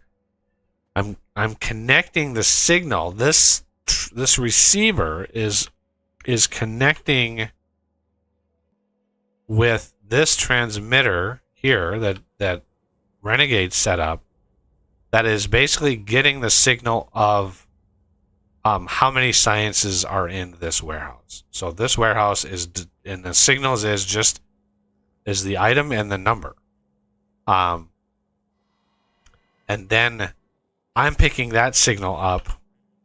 If I hit the right key, there we go. So I'm picking that signal up here, right? It's 9.4 thousand, 8.8 thousand. And then I'm taking this cargo and I'm connecting that signal up to here, which it looks like it automatically combines both of those numbers, right? So it takes both of those and it combines them together. So the test that I did, I don't really want to do it again because there's just shit in my inventory. So let's say the amount of reds up in orbit were 4,000. Then the amount in this would be 1,000 to get it up to 5,000. So this would actually show 5,000. 4,000 from this side, 1,000 from this side should add up because I did the test and it did do that. It did add up the total signal, and then I have that gated. Each one of these is gated to 5,000. So as sciences are being used up in space, because there's no more science we can do on the planet, none. As they're used up in space, as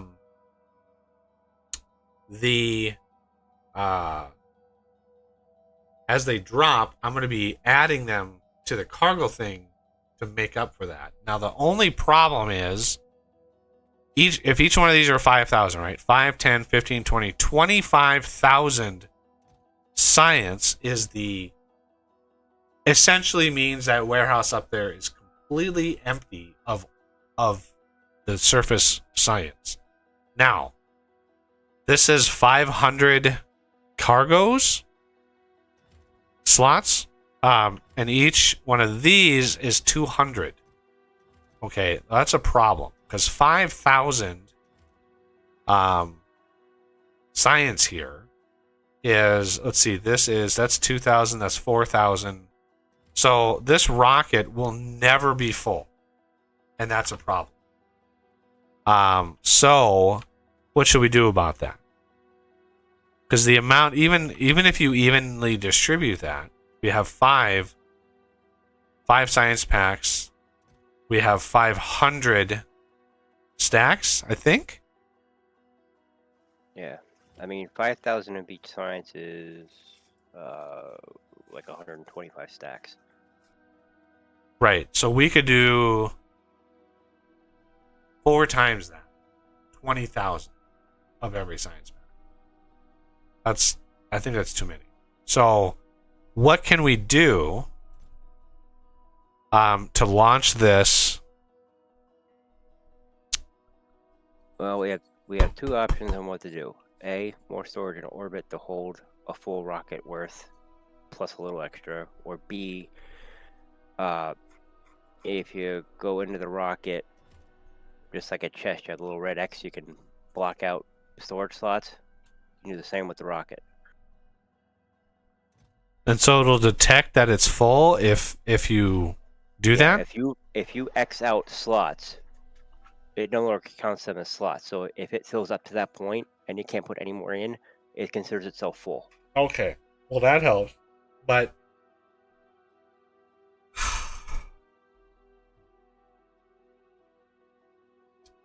I mean, do you have, I haven't checked, did you hook up the pad? Okay, you did hook up the pad. So it's not. Is the pad broadcasting its cargo as well? Yes. Okay. And the reason why that I mention that, everybody, is when this thing launches, everything is going to be in the landing pad, not in the warehouse. So the numbers in the warehouse will be tiny. If that's all you were checking, this system would start loading the car. It would start loading this thing again, and it would be a little premature because you need to delay it. So there's no way to just launch on trigger. Now, one thing I would do is I would add another condition on these inserters right here to only start loading when the rocket is built. That'll give time for the rocket to get into orbit and land on the pad so that these on the belt can actually pick up the stuff that's up there. Okay, so that means we can. Yeah, there's a brief window where it won't be in either.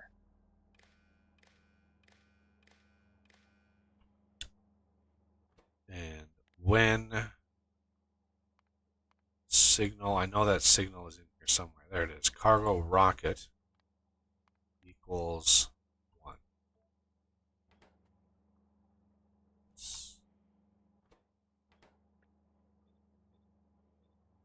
Bingo. There we go.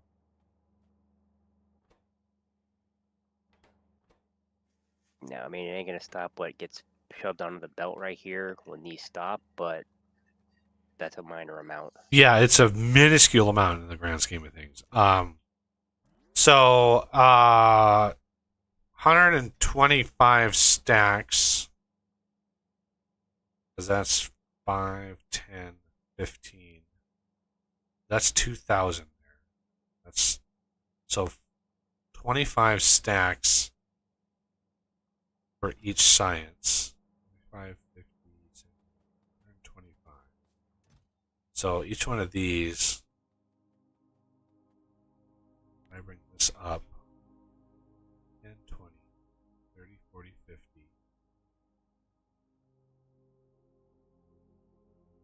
I want it's 10. How many stack? How many rows is it? 125. It's 10 rows plus 5. No. 12 rows. Yeah, 10 per row. 1, 2, 3, 4, 5, 6, 7, 8, 9, 10, 11, 12, 5. That's right there. The number?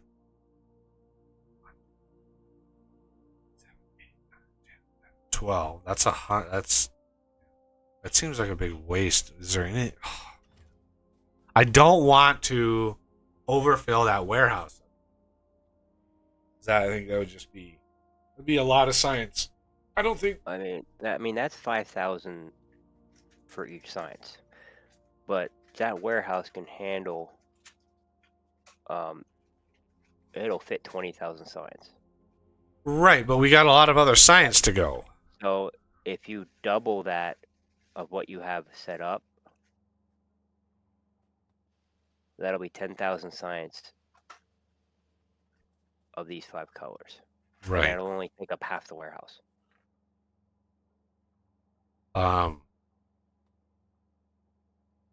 So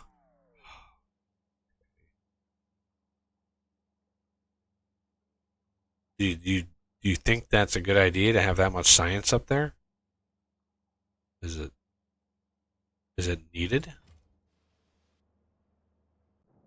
I'm just not sure. Like, Well, I mean, like Cobrex, that's 1,500 right there. I mean, having it that I'm not high, against it. I just it just sounds like a lot. Like 10,000 science. That's a lot of science just sitting up there. So I mean, it's easy enough to do. So let's increase this. Well, shit. I have to. Let me put. Can I put that in there? There we go. So 1, 2, 3, 4, 5, 6, 7, 8, 9, 10, 11, 12. Like that. So there's another 12 and a half stacks. So now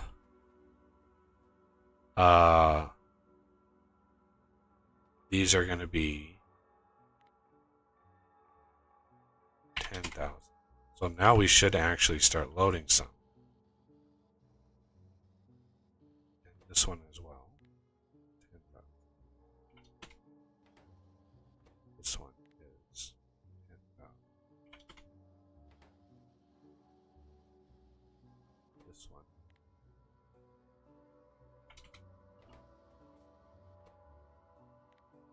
This one is 10. Well, we should be slowly. It's fine that it's slow, but it doesn't need to be fast. As we use science packs, it'll push a few in at a time. But eventually, these numbers should all hit 10,000 and stop. That's the plan. Let's actually, I don't know, just for shits and giggles, start researching some of this.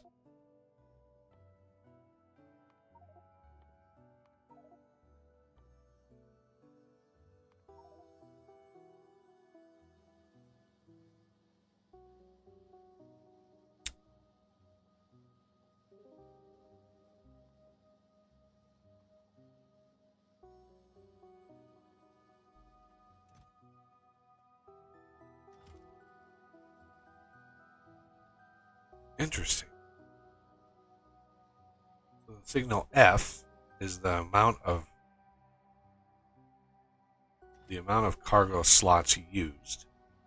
Looks like E, the ones that are empty.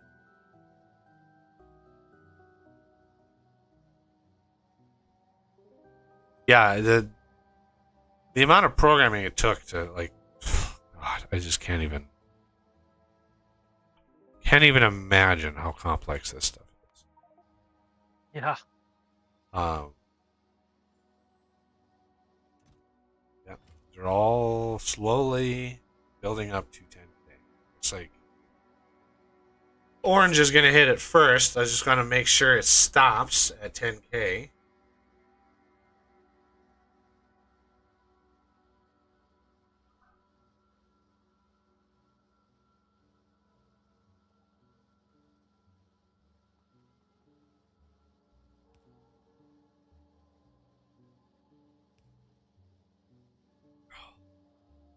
So caffeinated.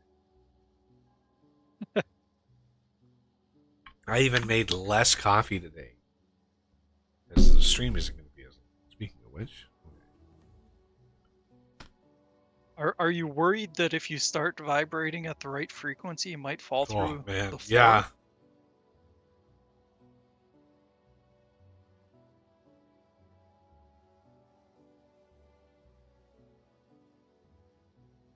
So, giving you an idea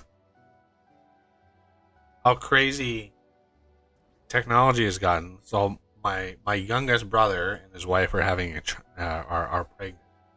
My brother isn't pregnant. His wife is. Just to clarify that in this day and age. So, to give you an idea how crazy ultrasounds have gotten, like, I don't know if you can make that out.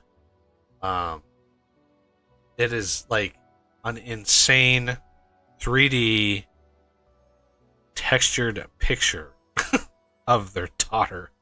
Fuck. Yeah. It's crazy. I see. Yeah, it's even colorized. Oh my god, Yeah. it's crazy.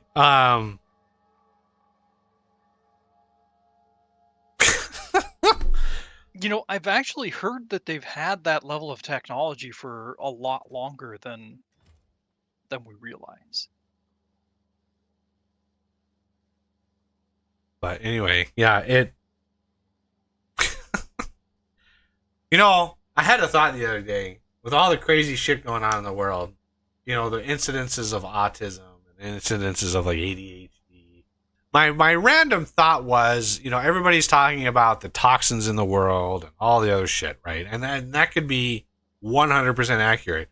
But I had a funny thought of like, what if it was ultrasounds that we're doing? Like, because I don't know of a pregnancy in the developed world that they don't use ultrasounds in, right? So it's like, Yeah. what if it was like the baby's in there and all of a sudden they're getting like blasted with the high frequency? You know, what if they're like dogs and they're super sensitive to those frequencies and it's just like we're scrambling them, you know, because we're blasting them with. But it was just a funny thought. I was just like, yeah, it's ultrasounds that are doing it. Okay, so as you can see, rocket science have stopped because we hit 10K. So all these other numbers are getting up, and we're starting to build. It's going to be asymmetric at first because I've done some massively asymmetric researches. especially the Lies of Resistance mod for power, is not friendly. So the first rocket launch, it will be very, very asymmetric, but that's fine because it is what it is. We are good to go. Okay, I might have a critical note on this. One problem is if you look at the silo, it's 644. It's not, it has a single stack that's at 44. What do you mean? In the silo here. Yeah. What about it? It'll still launch if It'll all still slots are launch? filled. It'll Okay. still launch. Yeah. I mean, we're talking a margin of error of less than 200. So Yeah. it's like I'm not too concerned with that. It'll be a greater margin of error when it hits the orbit and it has to drain out of the landing pad, like, because it'll be constructing a new rocket while it's doing that, which I got to. Oh man! Oh, bastard! Can I? I just have to. Can we research? What can we research? We don't have any production science. Can So what's ability science. we have space science. I know. Quite a lot of that. 2,700. Production science. What is our bottleneck right now in production science? What do we? I don't think we can research anything on production. We only have. Yeah, we only have like 20. No, yeah, I actually it's like. But 30 or my 40 question or was, something what is the bottleneck? How do we get more? Oh, Let's get we need more. We need vulcanite. Okay, let's go get some vulcanite. Like, I'm on board with that. Let's Pick a jump. planet. Let's jump to it. I've already looked at Turkham, so I've already uncovered some of this. We've used surface, at the very least. I've already, I think. Turkey and ham? Wait, maybe not. Like, I thought for sure I uncovered. Might be Borig you're thinking. Yeah, because that one's revealed. Yeah, Borig. That's the one. Right. Because I have. Okay, There's a giant vulcanite deposit on that map that I found. It's 5.6 million to the north. So one thing to consider is the diameter of them. I'll let Death explain. He can probably word it better. In the core miners on novice, you get like the first one you put down, you get like 21, 22 per second. Yeah. That's based on the diameter of the body you go on. Okay. So, like birding, whatever this one's called, compared to Yeah, novice. 1402. Yeah. So you're not even gonna get 6 per second on these. Well, yeah, but my player is literally looking at a vulcanite deposit that is 5.6 million. So Yeah. you can actually directly mine it on that spot. It'll last us a while. Yeah, I know it's not an infinite thing, and I just want to get it going. Ooh, there's another deposit, 6.2 million. Yeah, I'm agreeing with you. I just still want to argue though. Even when people agree with me, like, So yeah, I know I massively inflated the size of the save game by exploring some of these planets, but I uncovered some of these. We can trim them later if need be. Yeah, is that option? Yeah, it's in the Universe Explorer. It's the scissor icon, just to the left of the view surface button. Third one over. And the one next to it is completely delete surface, which I guess on the ones we don't do anything at all, that's the best thing to do. Yeah. barrel. So does vulcanite need anything special to actually mine it? Does it need like Mine it? sulfuric No. acid or anything? No. No. So And is like with vulcanite, what I normally do if there's no oil on the planet that it's on, I mine it, I crush it right away, and then I send it to novice.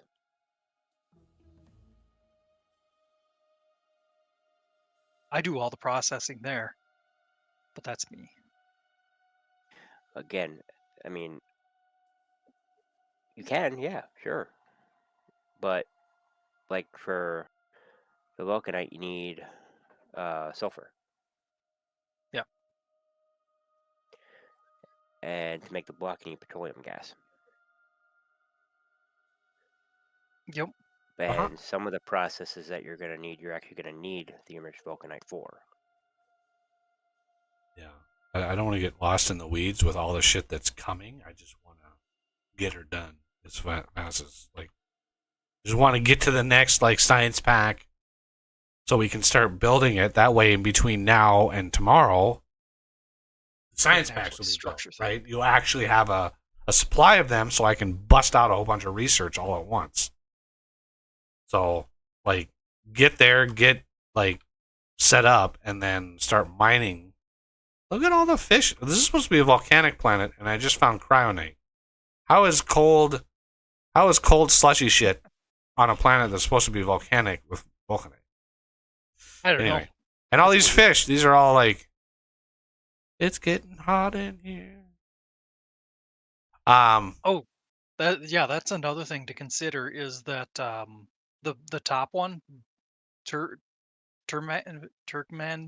whatever it is waterless, and Death found out that you can't put a water well pump on there. It doesn't. Which is well, what I'm curious on. Yes, you can't put a water well pump on there, but I also added placeable water. So can you put that on? That you probably can. It acts like landfill, so it uses the same landfill setup. It'd be interesting to see, because then you could do placeable water and then put a pump down. I maximum cheese everybody. Like I am not afraid to say that I cheese this mod set because it is brutal. Because you have to set up many bases. Many bases. Oh wow, there's a whole like snow area. Interesting. Should we prepare our rocket to visit? And if so, where? Well, let me take a. Well, I'm view service. Let me look at Turgham a little bit here. There's a vulcanite. That's 8.3 million right there. Stone. Ooh, there's some stone on here. Not a lot. Ooh, and oil. Maybe the Turkmenistan we should check out. Looks like this one. The only advantage to going to the Burdig is, while it'd be a pain to transport it, you can get both the cryo and the vulcanite the same place, which we need for the next two sciences. Yeah, I'm not thinking that far ahead. Yeah, I'm assuming we're gonna need to go to both eventually. Anyway, so, oh, there's even more mineable vulcanite there. Let's look at map. That is 5.6. That's 3.3. Yeah, there's lots of it. Ooh, there's another big deposit. 11 million. That'll last us a little while. Ooh, there's another deposit. Yeah, there's a crap ton of vulcanite on this planet. That's just directly mineable. There's a big iridite. There's an iridite. Bunch of iridite. Iridite requires sulfur to mine.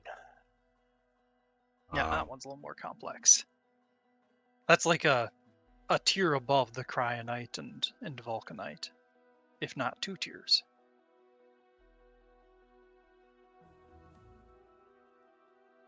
and we couldn't mine it right now anyways.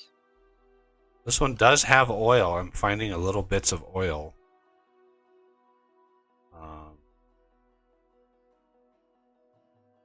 Haven't really found much iron. There's a little bit of iron, but oh my god, not much.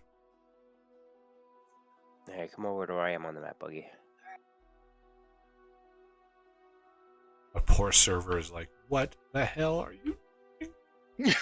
It is. Ooh. Too, yes. Ooh, alien shit. I like it. Remember what I was just telling you No, not really. about getting a single Mark 9 module that's randomized? Oh, It's Okay, you found it. I do like Now, did you it. put a flag? I'm not It seeing. didn't. No, I'm not seeing. It's inside of there. That's actually a building you walk into, Sweet. and there might be biters in there. Oh no, there is biters in there. There's always biters Okay. in them. I have yet to go in one that didn't have biters in it. Oh Oh man. well, I'm just saying. I don't know if our server settings. Yeah. I mean, last I'm I hoping checked, that. I'm hoping that. I Oh. mean, I set it to peaceful, so I don't yeah, we'll know. have to see. I don't know if that took, but yeah, there's Sin- tons of vulcanite mineable on this planet. We might want. Yeah, this is God. The amount, just the amount of stone in rocks on the surface is a pretty significant amount. Just being able to mine them all up. So yeah, I think this planet probably our choice. Let's hit the right key. No, not that one. U. No. N. Nope. Yay! I'm back to myself. I'm back.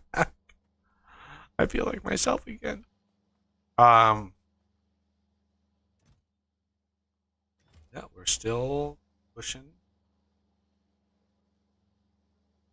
What the hell is going on with our power? Who? Ouch! How did we use 400 damn gigajoules of power? What?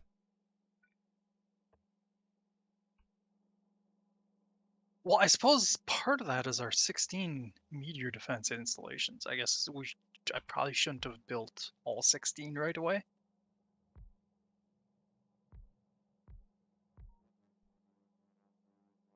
Let's place a bunch of extra of those. Crazy.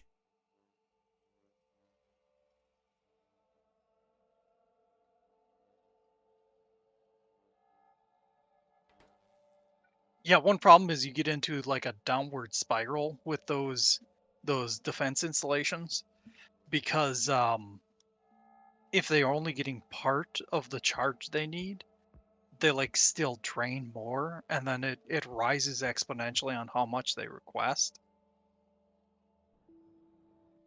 It's Yeah. annoying, actually. Okay. Looks like.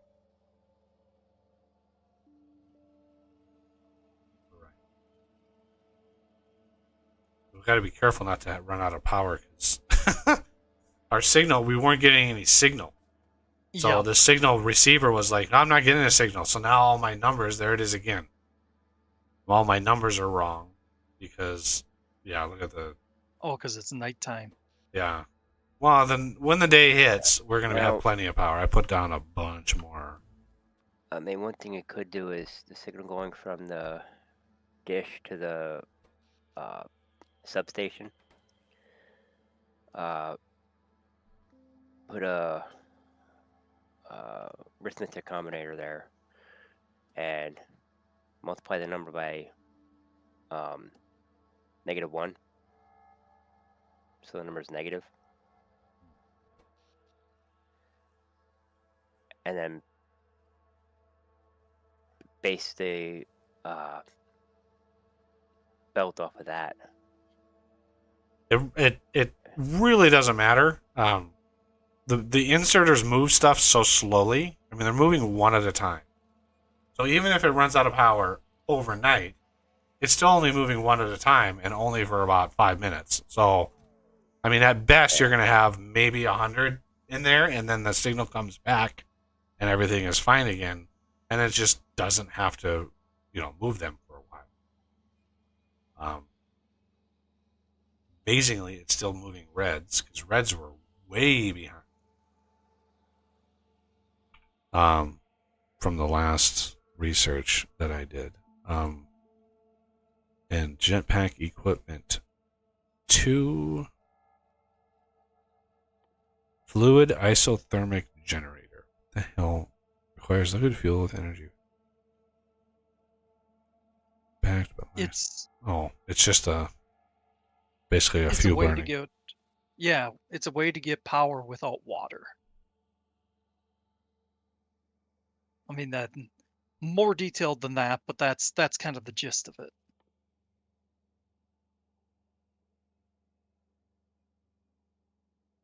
Cold lube.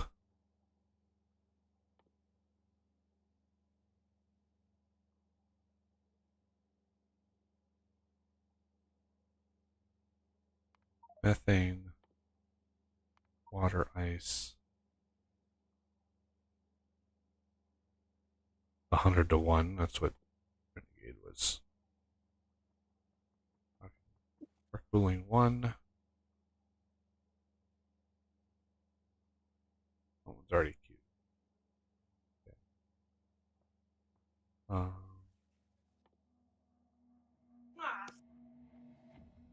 Ooh, that's a lot of science. Okay, I'm gonna hold off on.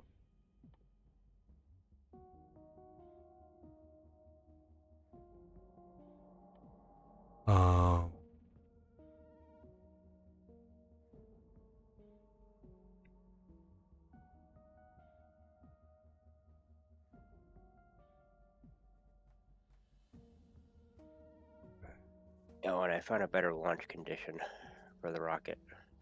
Oh yeah. Yeah. Put that there.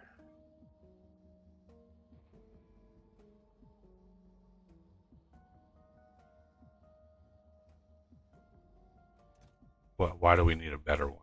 Because Well, what happens if, like, for example, if you look at, let's find an example here.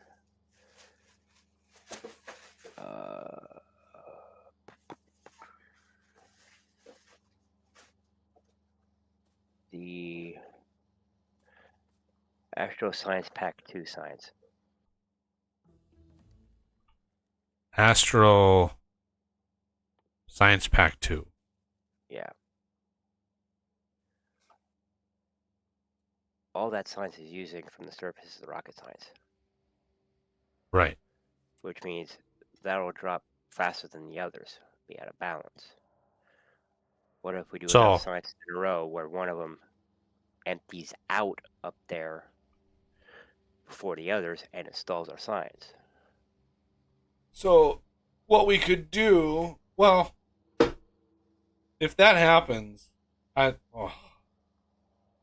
then you would need to compare each signal from each science pack, and if that signal from the rocket silo alone is 10,000 or greater than 10,000, right? Because they're not going to load any more than 10,000.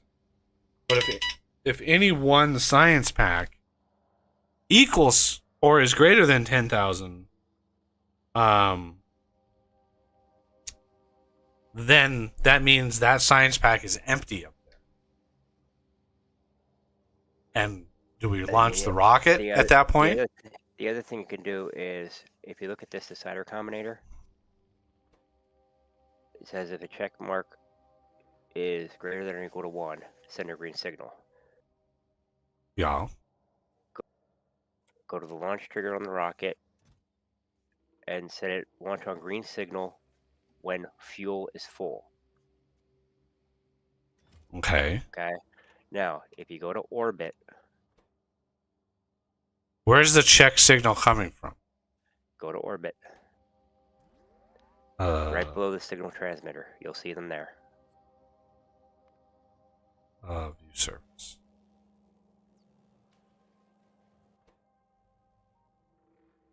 Okay. So that we would be getting the checkmark signal from orbit. Yeah. As soon as the science runs out, it'll send a check mark, which will trigger this to send the green, which will tell this to launch. Launch on green signal when fuel full. Okay.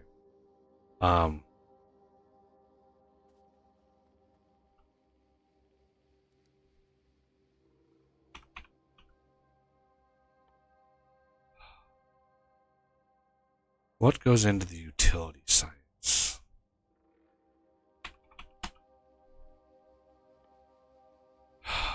Solar panel efficiency, crowdnite, machine learning data, of course. Why not?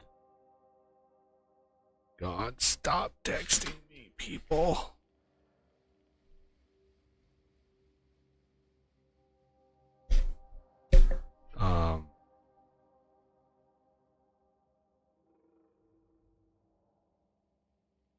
Yeah. I'm what I really, really want. What I really, really want. Sorry, I was just Spice Girls reference. Is to get the goddamn nuclear bombs. And that's going to require utility science as well. So, If we go to Beardig, we can get both those materials there. how are we doing on the? How are we doing on the other planet? Like, just because I didn't jump onto the planet doesn't mean y'all can't start terraforming and working on the planet. I've got a cargo rocket silo, but I wasn't sure if this is where we want it.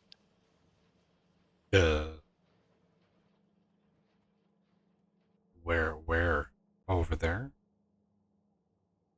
Because we want to bring some shit with us, of course. Wow, batteries. What happened to batteries? Wow.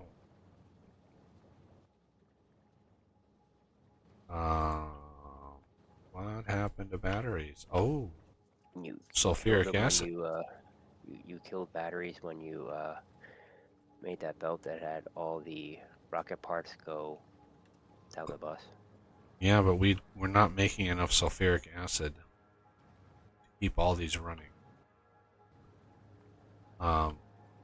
Which means we need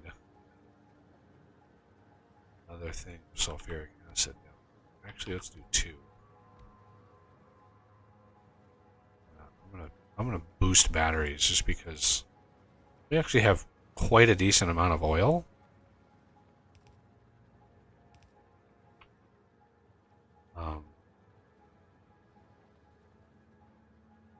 Let's go out here with this, and out here with this.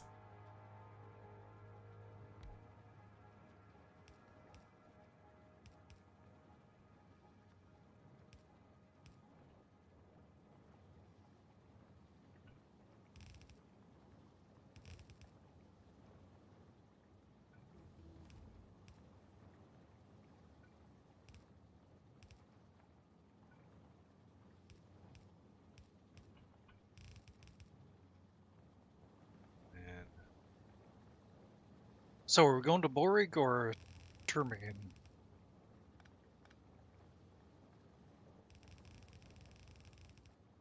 The bigger one. Termigan, I think. Yeah. Termigan, bigger.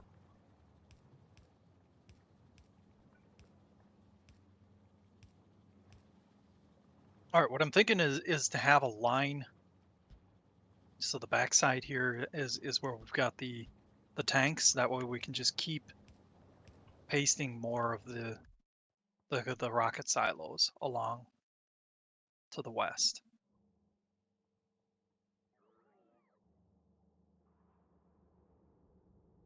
Our poor rocket. Yeah, we'll probably want to move our rocket fuel setup eventually here. I'm moving that death. That's why I took it out. I'm moving it up here. Okay, how you gonna feed this one then? Right here. No, that feeds this rocket. This feeds a science rocket. Oh, I see. Oh, that we can pull from here or something. Or, I mean, yeah, I suppose it doesn't matter if we have one there too.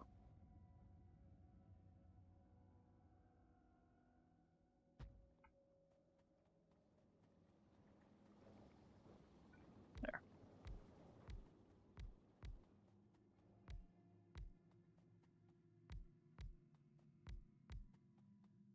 And if you ever see a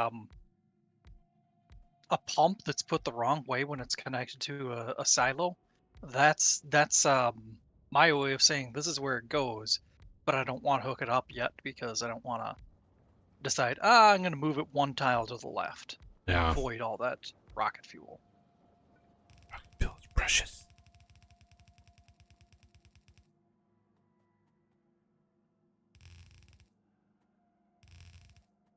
Okay, Turkman needs 119, so I think I'm going to put, unless you object, I'm going to put a second storage tank above this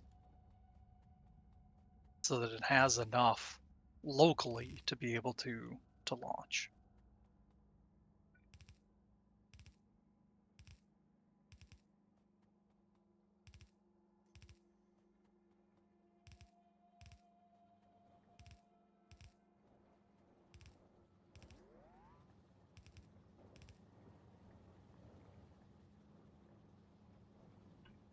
Hey, Death, your opinion.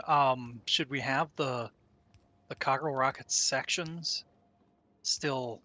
Should we branch it off from here No, I just branch it off from right or here. from right there? Okay. Yeah.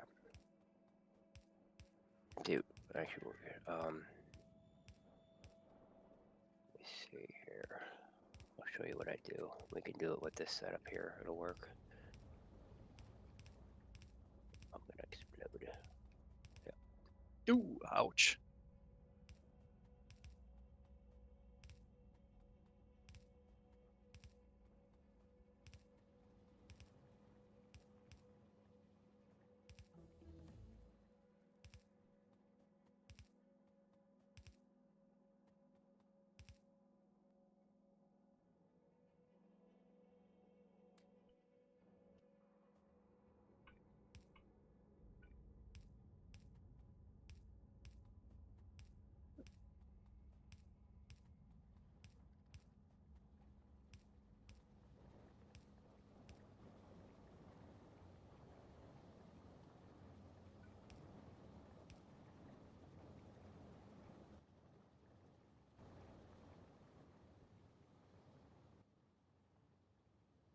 Yeah, I was thinking we'd probably do something like that.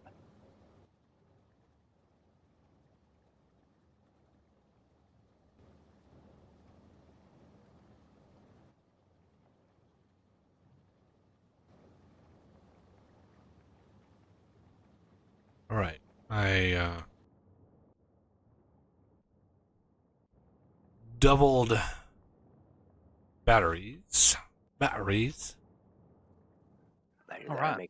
I make a single-sided loop. We said lube.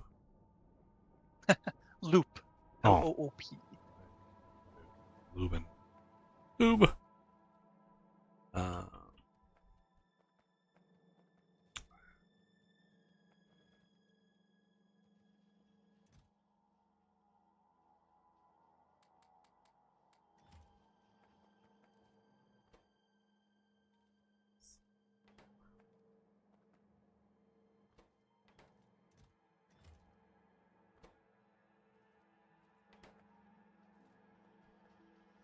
all right.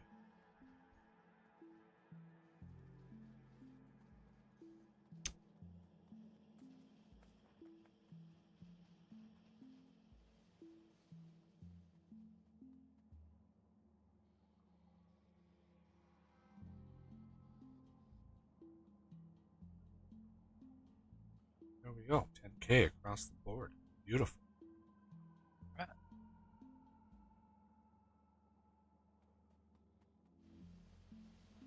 do love it when stuff.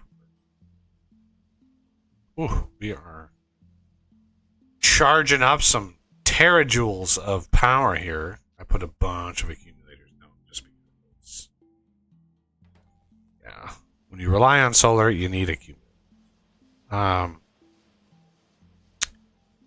And sulfur from here is not doing so hot. Why is that? This should be okay. Why is this running? Not enough light oil crackers?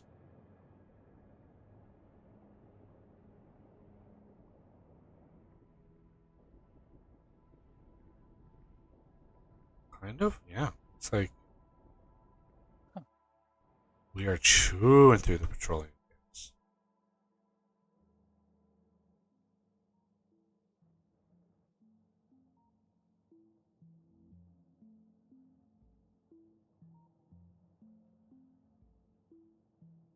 What the hell? Oh, well, no. Okay, I need to go down debug that. I effed it up somewhere, so I'm gonna go fix it.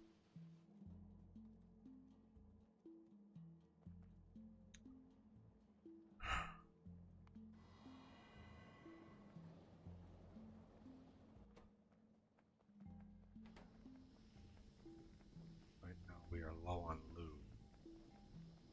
Look at the meteors now. God damn. Like the meteors seek out my vulnerable building. Okay. Yeah. So that's not true. Greater than 15,000. Why? I have this asymmetric. This should be less than 15,000.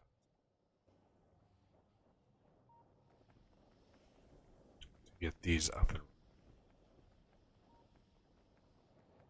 that should push a serious amount of lube in. Yes. Steadily climbing to 15k. As soon as it hits 15, it should engage all of these other ones.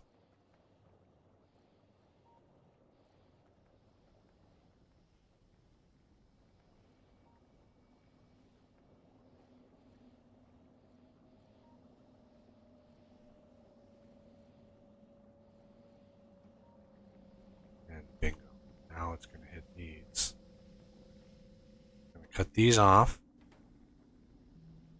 Heavy oil dries up here. Starts getting produced. More light oil starts getting produced.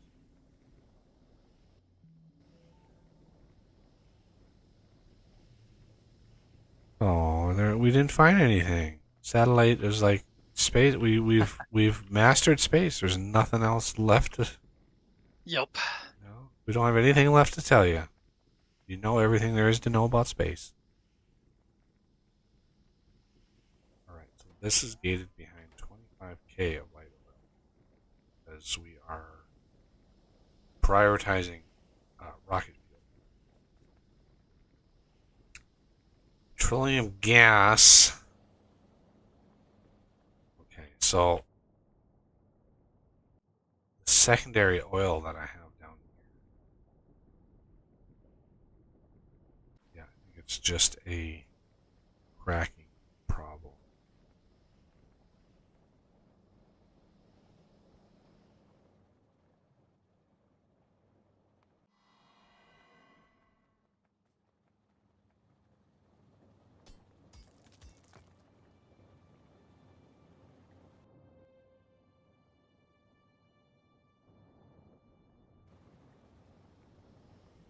Interesting.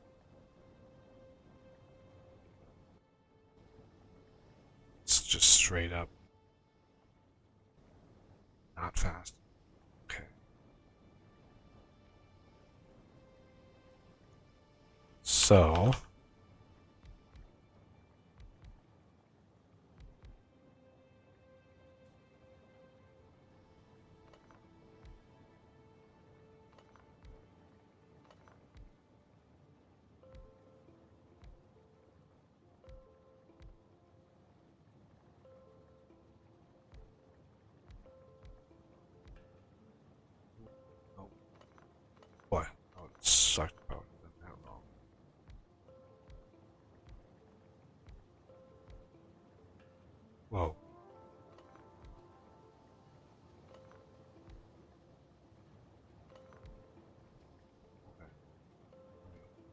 things right.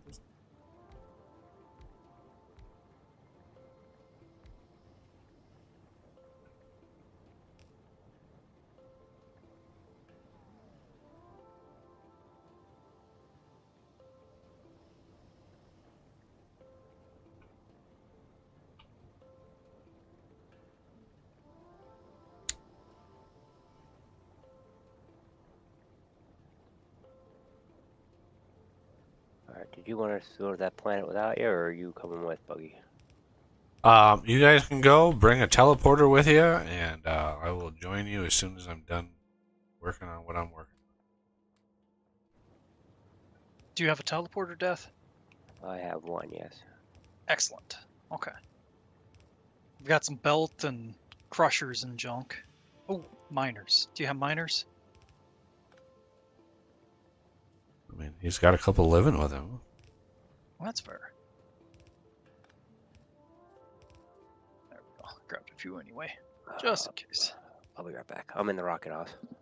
Okay. I'll launch it.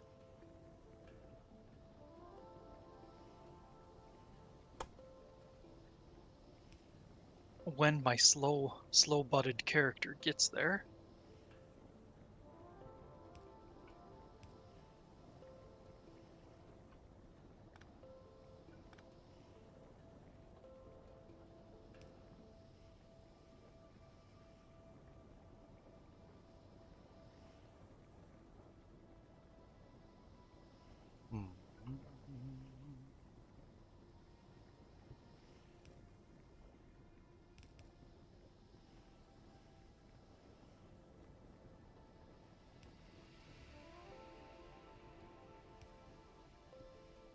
Alright, I'm back. Welcome back. Oh, rocket fuel. Yeah, rocket fuel helps us.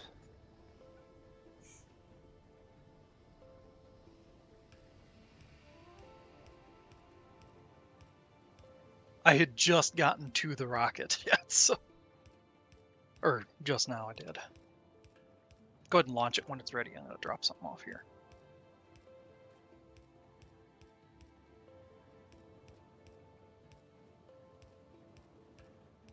You said you have core miners? Yeah, I've got... Or, no, I didn't grab core miners yet. Alright, I got I mean, them. we just deal with that later. But if you want them, sure. They are automated, so you just grab them. I got Yep. them.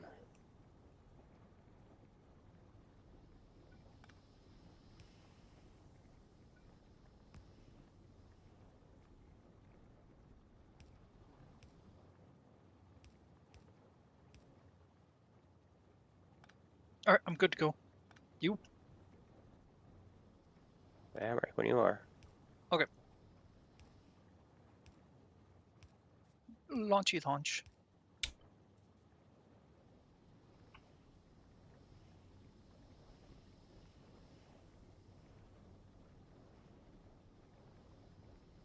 Oh, did you grab any solar panels? No, I thought you did. Nope. I have some, so. Yeah, I'm only worried about, like, the initial power. May as well just deconstruct everything here. God, how do I flip this?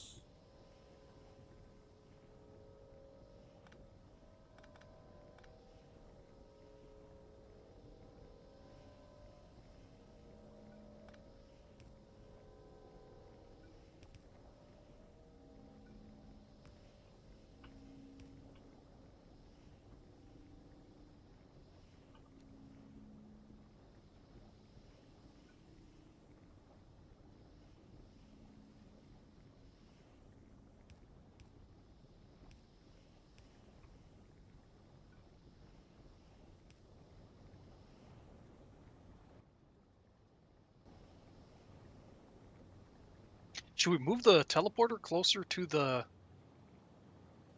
spiffy object? Or do we want to kind of void that for building area?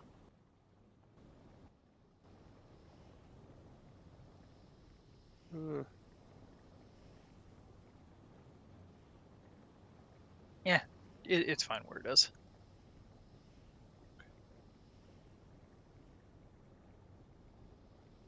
All right, this is going down. All right, let's connect this up.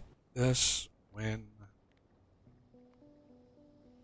light oil is greater than 5,000.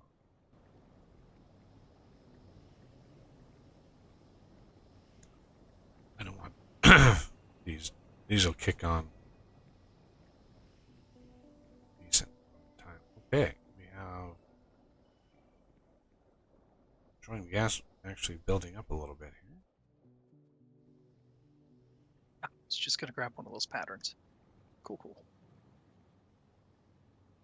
All right.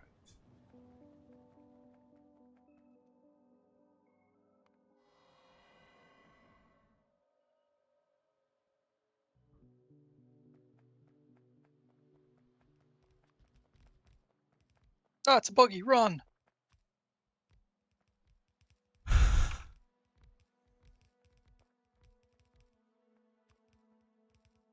And Death, you think we should just do the first stage of crushing?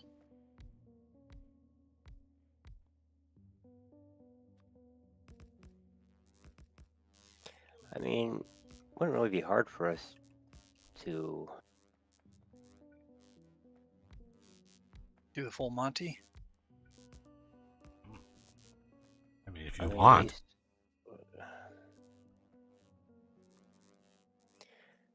I mean, it wouldn't hurt for us to get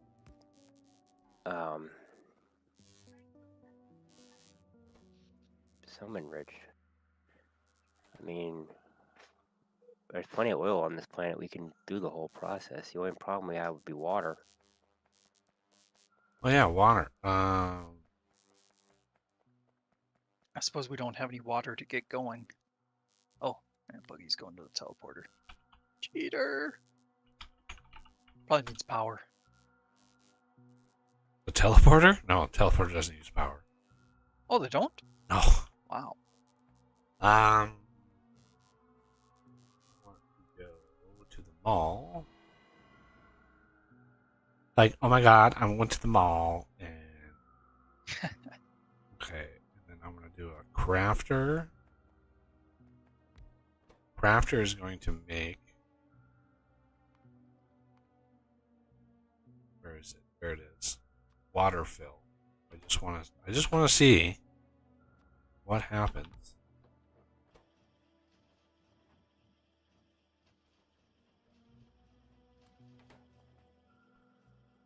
Wait, one. And okay, where is it? And bloop. Ah, no water. No. No, Wow. I can't place it. It's overriding it. It's doing funky things with the surface, though. Yeah. Ah. Hey, get a. See if we can do this fast enough, right? Get a offshore pump. You can craft one. Oh,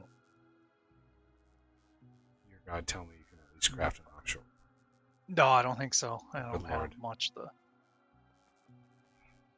Okay, well, Ah, you there it is. get the things to get the offshore pump.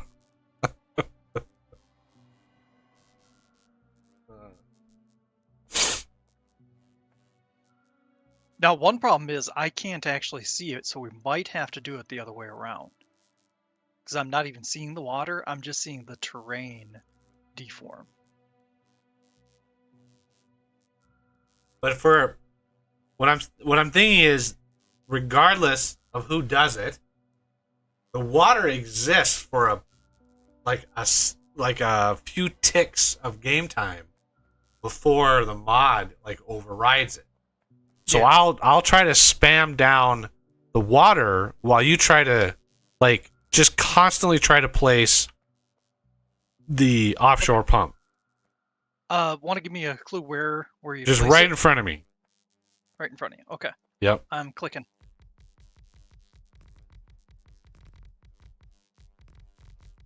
I hear you place it.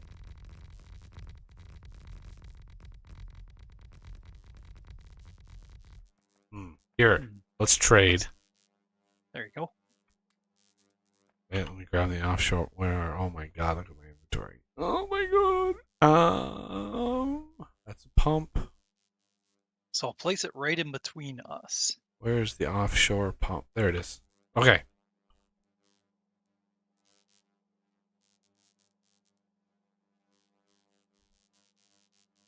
Cannot build here. Cannot build here.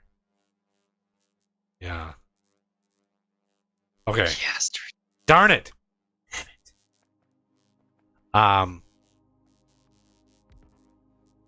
No He's water. just too clever. Wow. Oh, yeah, and the same goes for the water well pump. Yeah. Just picks it up right away. I would love to find the code that does that. Like, I would love to find that code and see how the hell he does that. Because that, like, I don't know what would do that.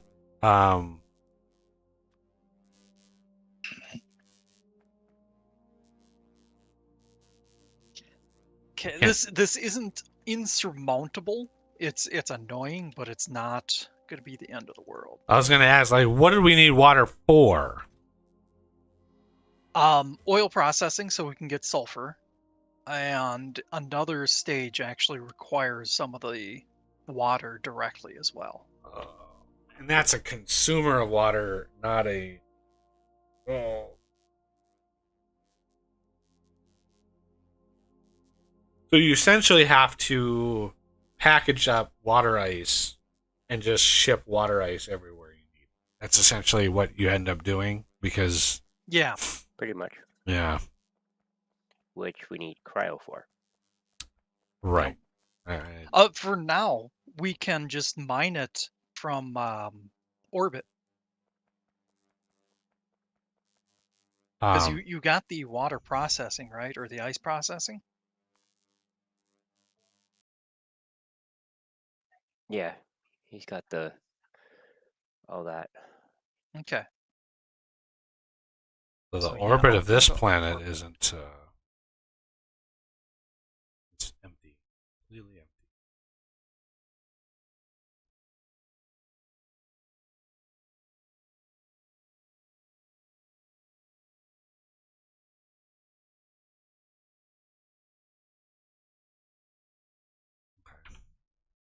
Ooh. Ooh, I like it. That is cool. Oh, I wish I could zoom out more. What's up? I'm getting like a. Wow. It's like crazy. This is a crazy view. Why can't I? Oh man, I wish I could like navigate around here. Oh, This- I see. The star even has like particle effects on it. That is so cool. How much goddamn code did this take to make? Like this. What the hell? This guy is out of his mind. Does he have like infinite time or Like something? what the amount this does not resemble anything in the game. How the hell did he build this? This is insane. This is crazy. I think that's a new tagline for this game or for this mod. It is insane. This is crazy how much work it took. Ooh, look at Poseidon. Crude oil, radius 9,000. That's a nice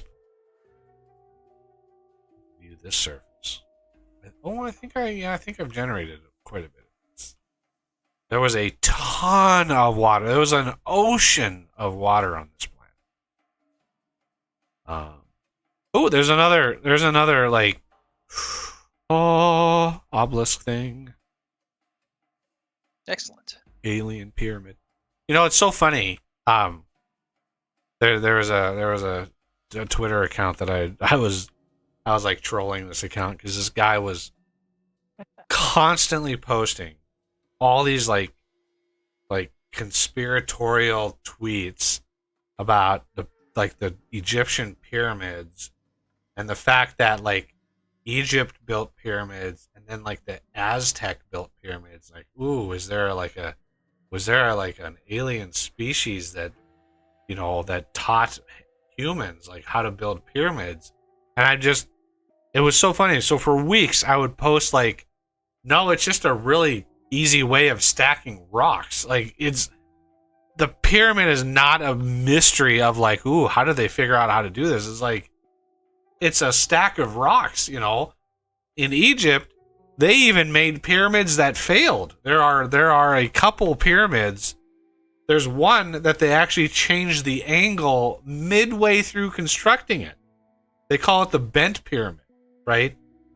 Because the first time they tried it, they made the sides too steep and the damn thing collapsed on them.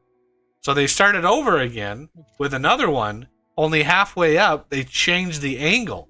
So you have a steep angle on the bottom and then the super shallow, or this other angle on the top, right? So it's like you see them learning how to make the ideal pyramid, and yet people still like try to build conspiracies over the pyramids, and it's like, it's not a mystery. It's not even a mystery in how they were built. So this account was constantly posting about like how it's some mystery and how it was built, and it was like, do you have any idea that in the off season, all of the farmers, it wasn't even slave labor, it was all of the farmers in the off season. We're talking 90,000 people didn't work in the off season.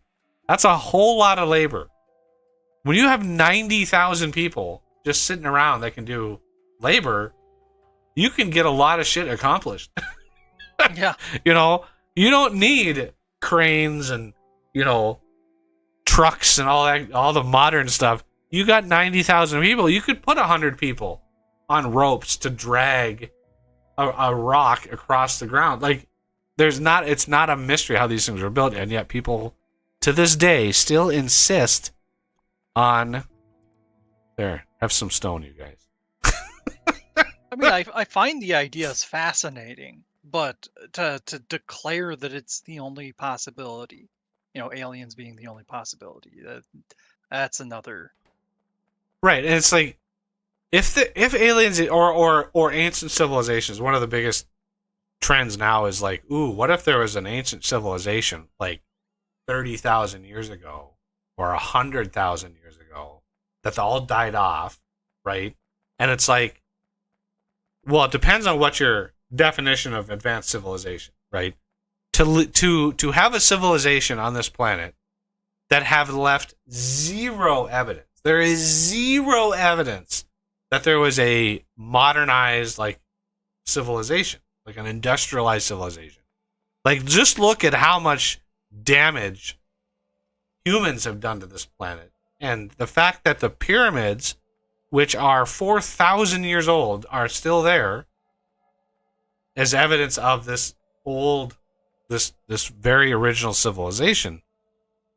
Like, if there was an advanced civilization 100,000 years ago, there would be some evidence of it. There is nothing. There is no evidence of that.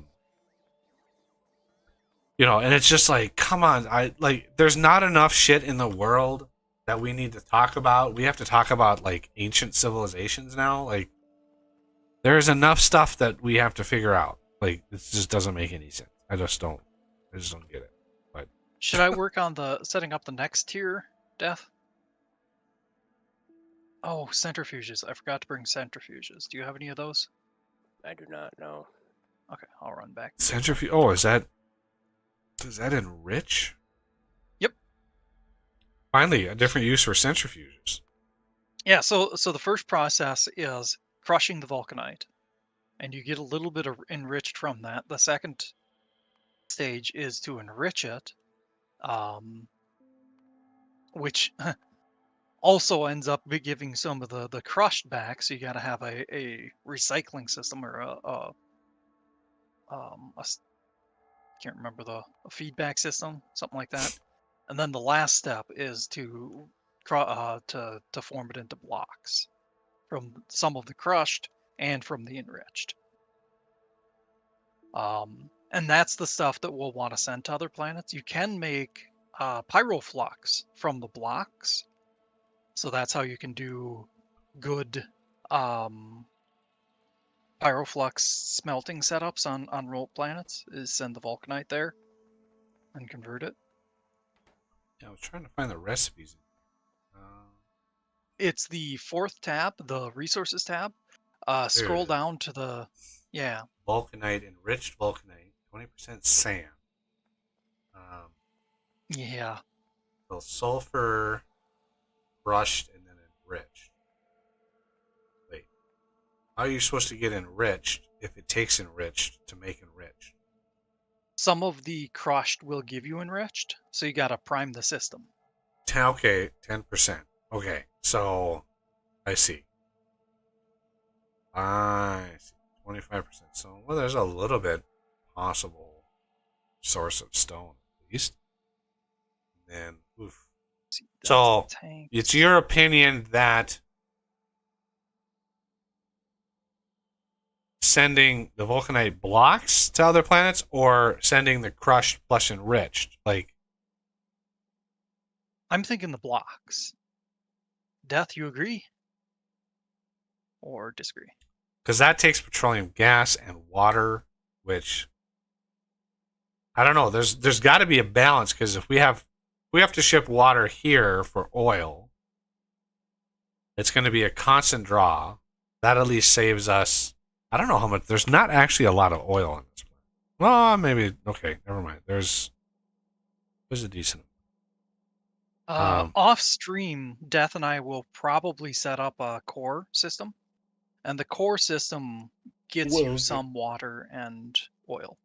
Yeah, that this is where the water from the cores would be handy, because this is the core on this is core vulcanite, but that doesn't give you water.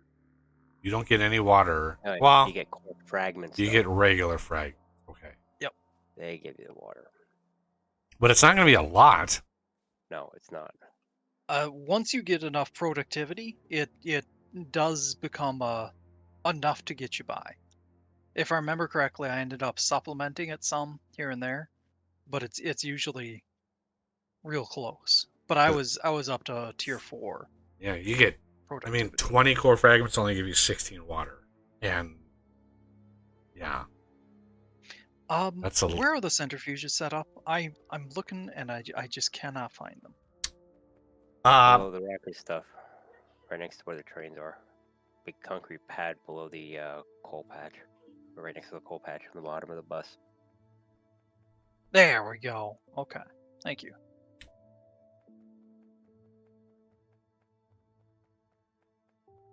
He's lost in his own base.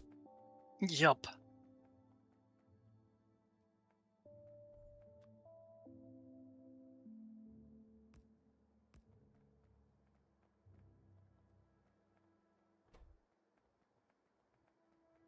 Productivity. Don't we have number 3s unlocked? We do, but they require vulcanite. Oh, of course they do. Of course. And not an 50 of them each. Jesus. Yes. God damn. Okay, I'm gonna give enough space for another set of crushers here.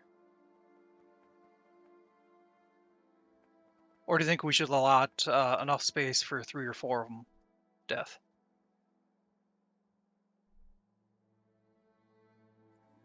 I'd probably go enough space for 3 or 4. Okay. I mean, you can fit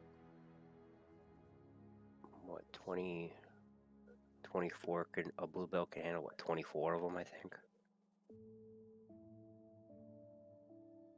For a blue belt. Yeah. Oh, unfortunately, this is kind of an ungodly requirement. Each centrifuge recipe for the enriched is going to take 10 crushed. 1 per second.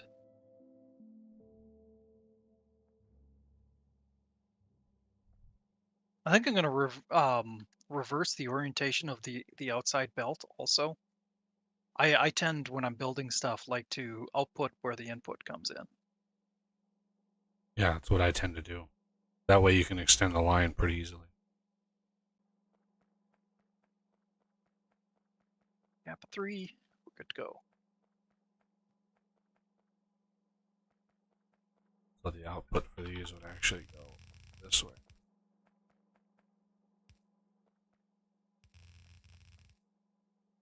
Oh, I'm going to want more input space. Oh, and it takes sulfur. Gotta love it.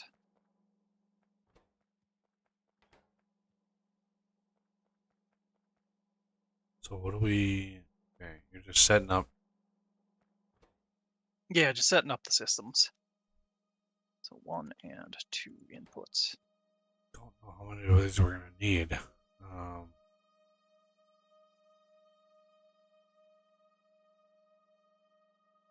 Yeah, so far I'm not even really concerning myself with ratios.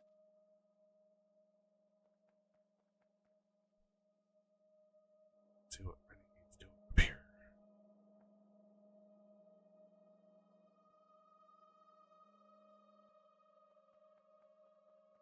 What's the output of this?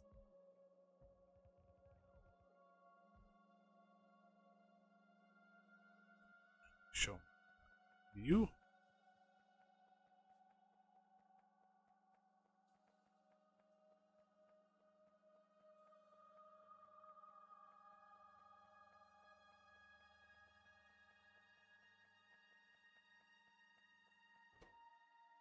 .5 per second. I mean, you're not going to need... That is definitely overkill. I mean, this thing... I was gonna tap into another one. Yeah, you still only need like 2. Because the crafting on that is 20%. It uses basically 1 a second. But you're not taking productivity modules into account. Yeah, but productivity modules also slow them way down. Then you put speed in beacons. So it's you basically 1 a second, and this is going to be 6.5 per second. So what is the crafting speed? Crafting speed is 2 on that, so that is actually half. So you need 3 1/4 for just this one here.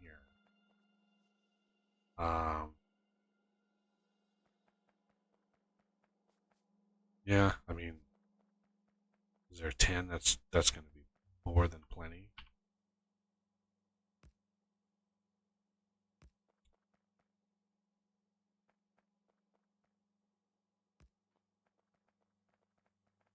Power is charged and ready. We got 2 terajoules and 3.4 gigawatts of potential generation. So I've got you covered for power.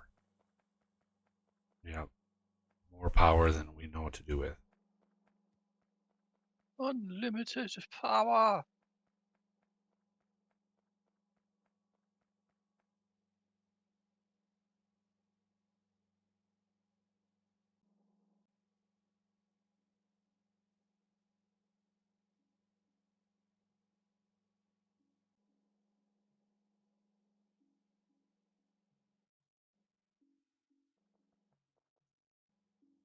Shoot.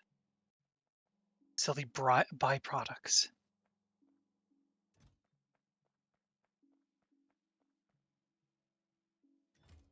Well, yeah, wasn't there a... Where's the thing to walk in? And there it is down there. Yep. So if they do end up attacking you, what you can do is just grab the items from the kind of pseudo chest in the center. Well, I've got the cryo gun and the bio gun on me. I can deal with some biters. They have no chance of survival. Oh, interesting thing, the cryo gun. Now what that does is it only shoots ice blocks in front of you. It basically creates a path for them. So you'll probably want to use the bio gun. If I remember correctly, that kills them kind of slowly though. But the cryo gun, we can actually use that to get ice chunks.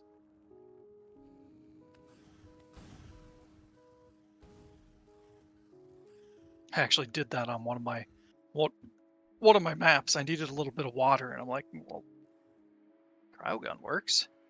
Okay, note to self, it also hurts me. Oh, it does. Ouch. Yeah. Ouchies. Ouchies is right. And they did attack, so we got a productivity module 9 out of that. Nice.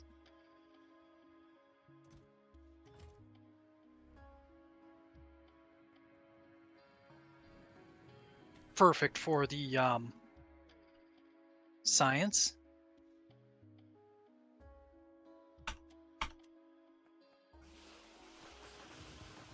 No, no, don't die! Ah!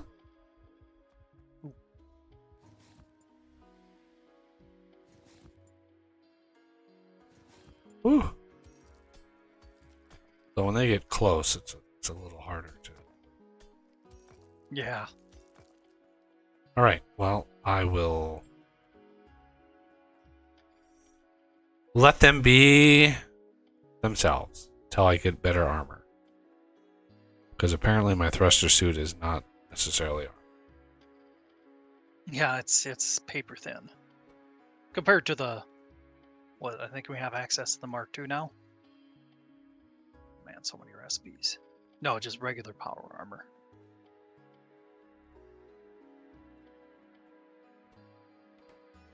Okay. Oh yeah, I was working. I started a factory planner. Jigmathinky. So the level 9 productivity is 20% productivity, minus 50% speed, plus 200% energy consumption. Jesus. That's crazy. Yeah.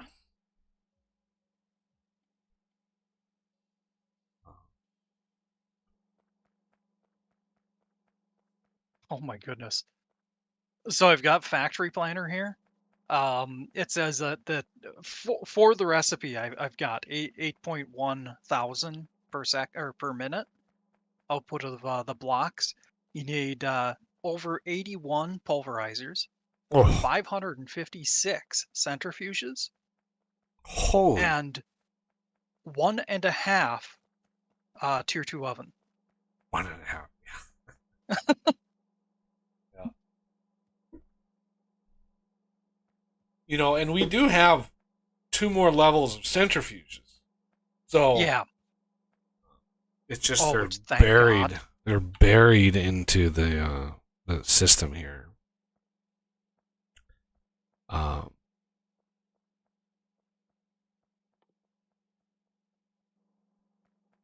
all right.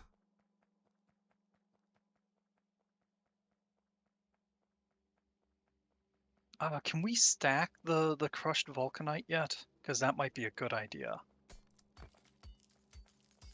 Don't think so.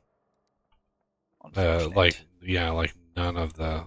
No, just the regular, the straight vulcanite ore we can stack. Okay.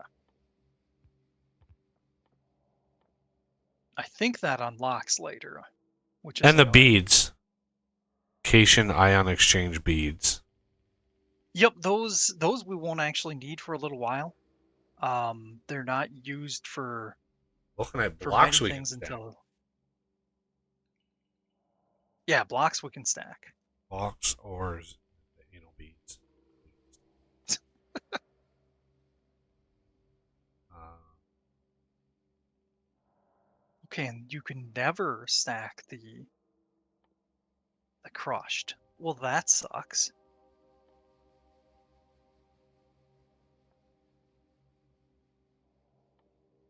that's why we have belts that break the speed of sound. Yeah. 90 items per second. That's pretty hefty. So we're okay with blocking this copper down here. We don't need copper. Oh, that's just hmm, yeah, I suppose I do have the centrifuges there. Um,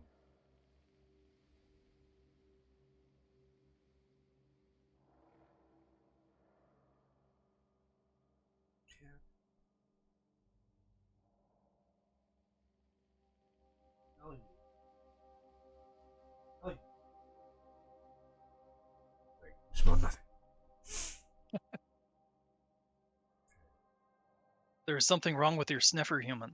Yeah. Her eyesight is so funny. Like when I give her the TREATs, um,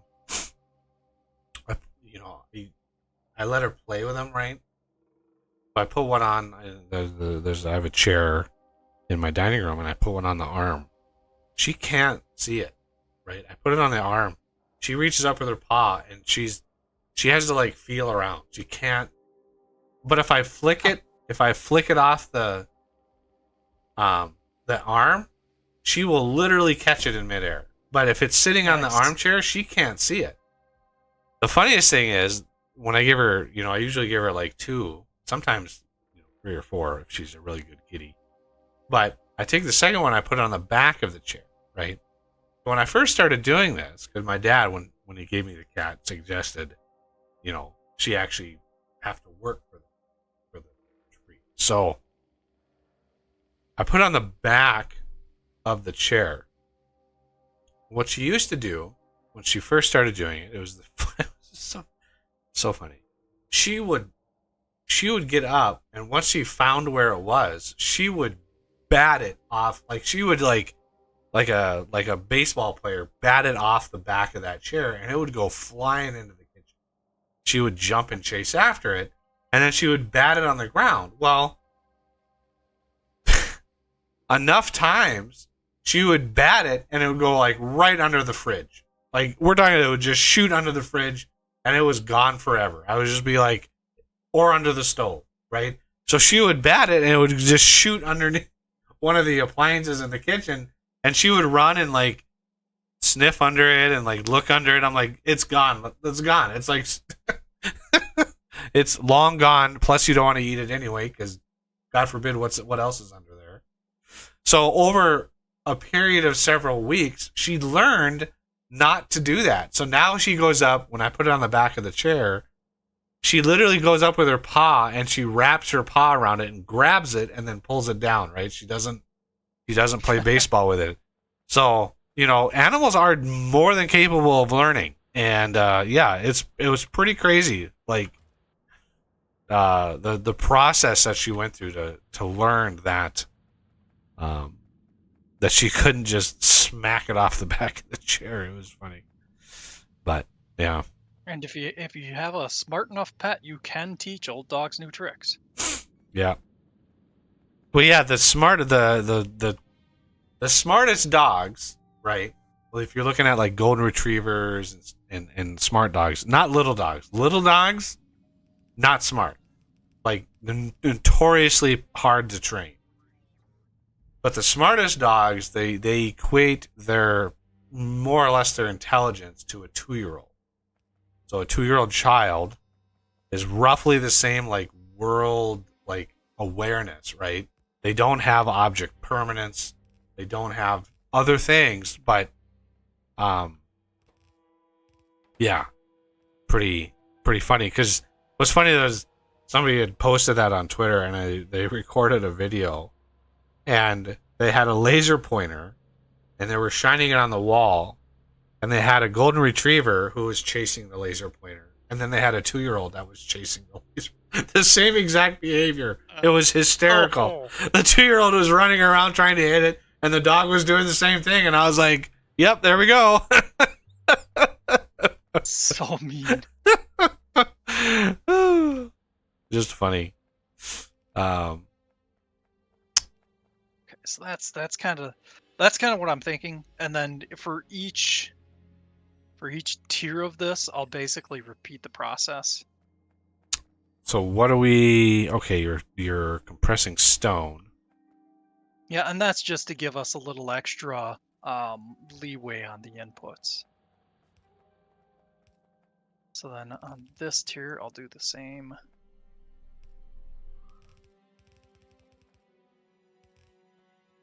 Basically giving an extra belt every time. And actually I'll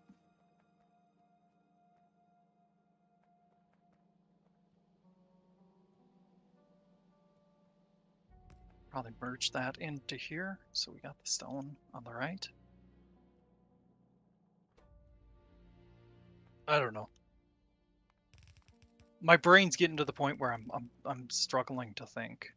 Well, it started that way. Death can attest.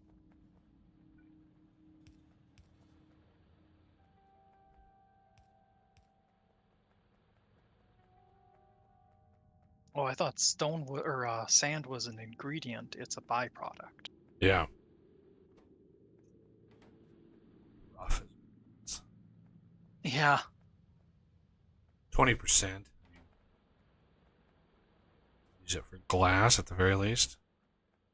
It'd be funny if you put sand in a recycler and you got stone. I think that- You think? No. Okay. Might want to. Your power poles over here are too far away from each other.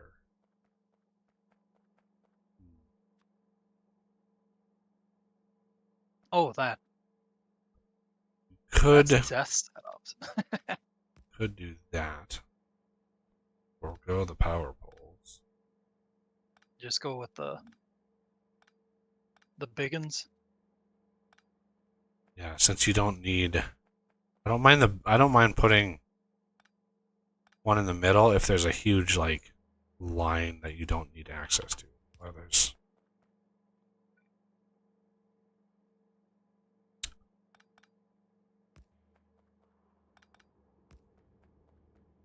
big in between the two. This big spot. There.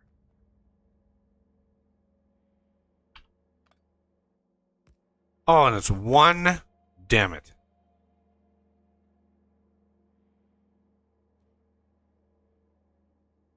One square panel. off. One square off. If the substation was one square bigger, it would actually cover the other side. I hate that. Yeah. It's always one square. If it was two squares, I wouldn't mind. But one square, it just hurts my soul.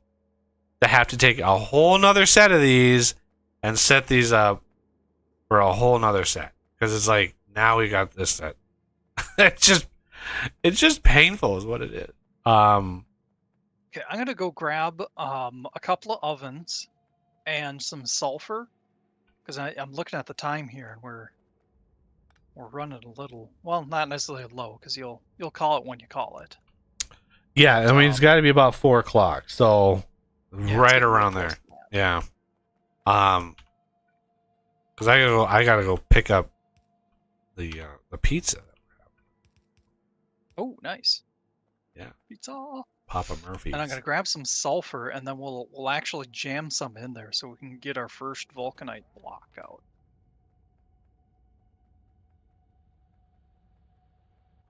Yeah, sulfur. What is it craft on?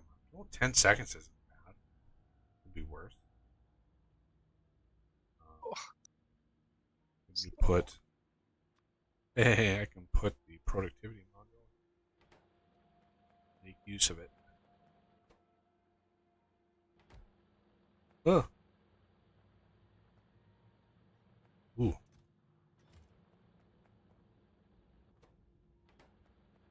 I gotta walk my slow butt down there. And yeah, the copper, if you look, the amounts in those nodes is pretty darn small. So my plan is just to mine it all up and then um, say tough noogies or something. You probably want to move it up because you're gonna have. If you keep them down there, you're gonna be in the way of your centrifuges anyway. So, Fair. either up or down. I would say down. Put it down.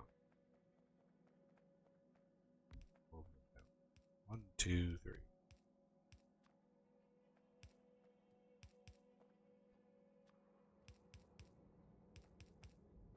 You don't need 7,000 of those. Got it.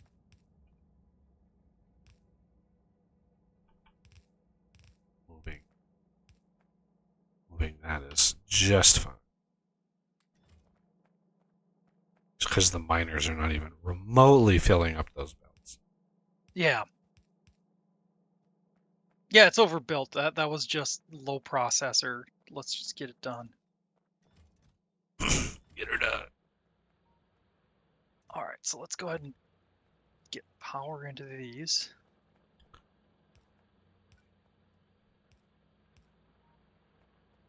So, which one of these is this one? Yeah, probably either that one or yeah. But we want to. Oh, it takes 3 things. Yep. I thought it took just the 2 things. Yeah, crush is definitely we're gonna want that on its own belt. Yep. So you did that. Good, good, good. So we'll do on the right. We want enriched. This is a sloppy setup. We'll fix it later. So the crushed Actually, I'm gonna move that down a little that we ways. get out of this, we're gonna want that to come up.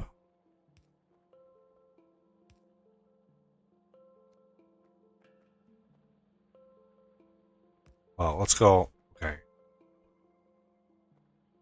Let's see what he's doing. Crushed. Then input priority from the left.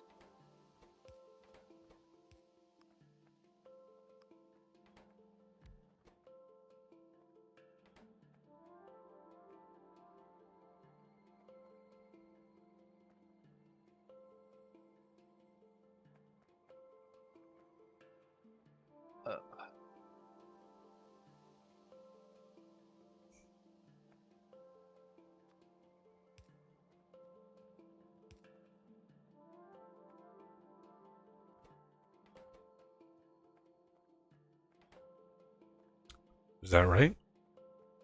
Yeah. Crushed, enriched. Do we want We're gonna want some of the. do we want any enriched? Because we're not gonna get, I mean, it's only 10% chance. Do we want to push some enriched back up so it's a continuous supply? Or like how do we want to balance that? Here's what I'm gonna do. Or this is part of what I'm gonna do.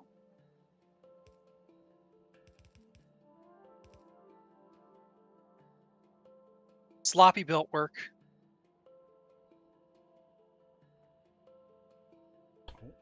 Okay, so we'll do output priority left.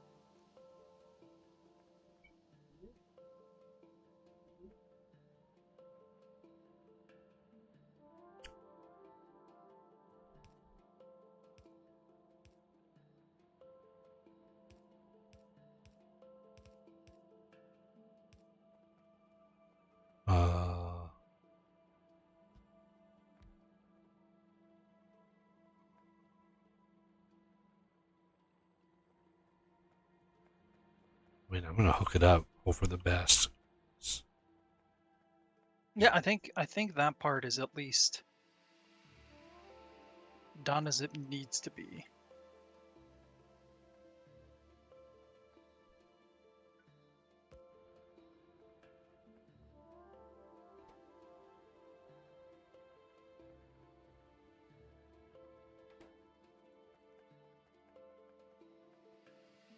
Do we need electric for an eye for the? No, I think the chem plants work for it too. The ice. Yeah, there it is. Water ice. I'm gonna go barrel up some petroleum because we need that for the final stage.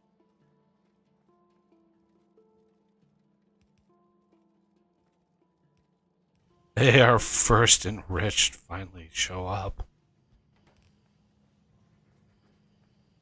I was kind of holding my breath a little bit there because So we're getting crushed over here? Are we supposed to be getting crushed over here? Did I set it up wrong? This warehouse? We're getting crushed in here? Okay, yeah, some will go in there. Okay. Yeah, that's what the overflow is for. Because you do need some crushed for the process.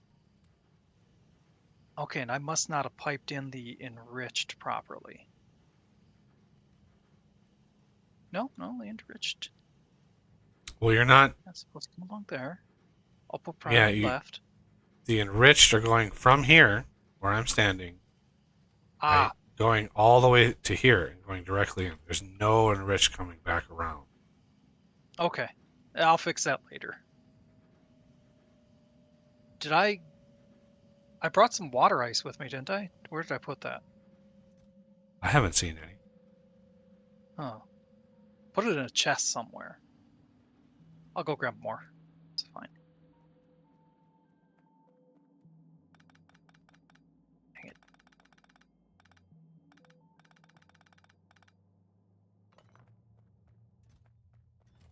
Jeez.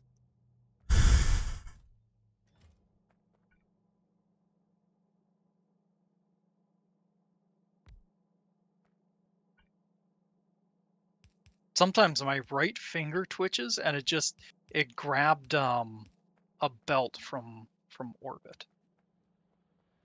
But I fixed it. All right. Well, at least we have Vulcanite coming in. I gotta go. So Okay. we are gonna come back on Sunday, New Year's Eve, and continue this. Yeah. So if you're having a quiet New Year's Eve at home or whatever, and you want to hang out and chat with us, you are more than welcome. Everybody out there, and yeah, I think yeah, we're good to go. So see everybody tomorrow evening. It'll be a later one because we're gonna do it New Year's Eve. So probably start after dinner, about 6 Central. That's my estimate. Keep your eyes open. So thank everybody for coming by today. Please hit that like button if you enjoyed yourself. Consider being a patron or a channel member and joining us on these lovely streams. And until next time.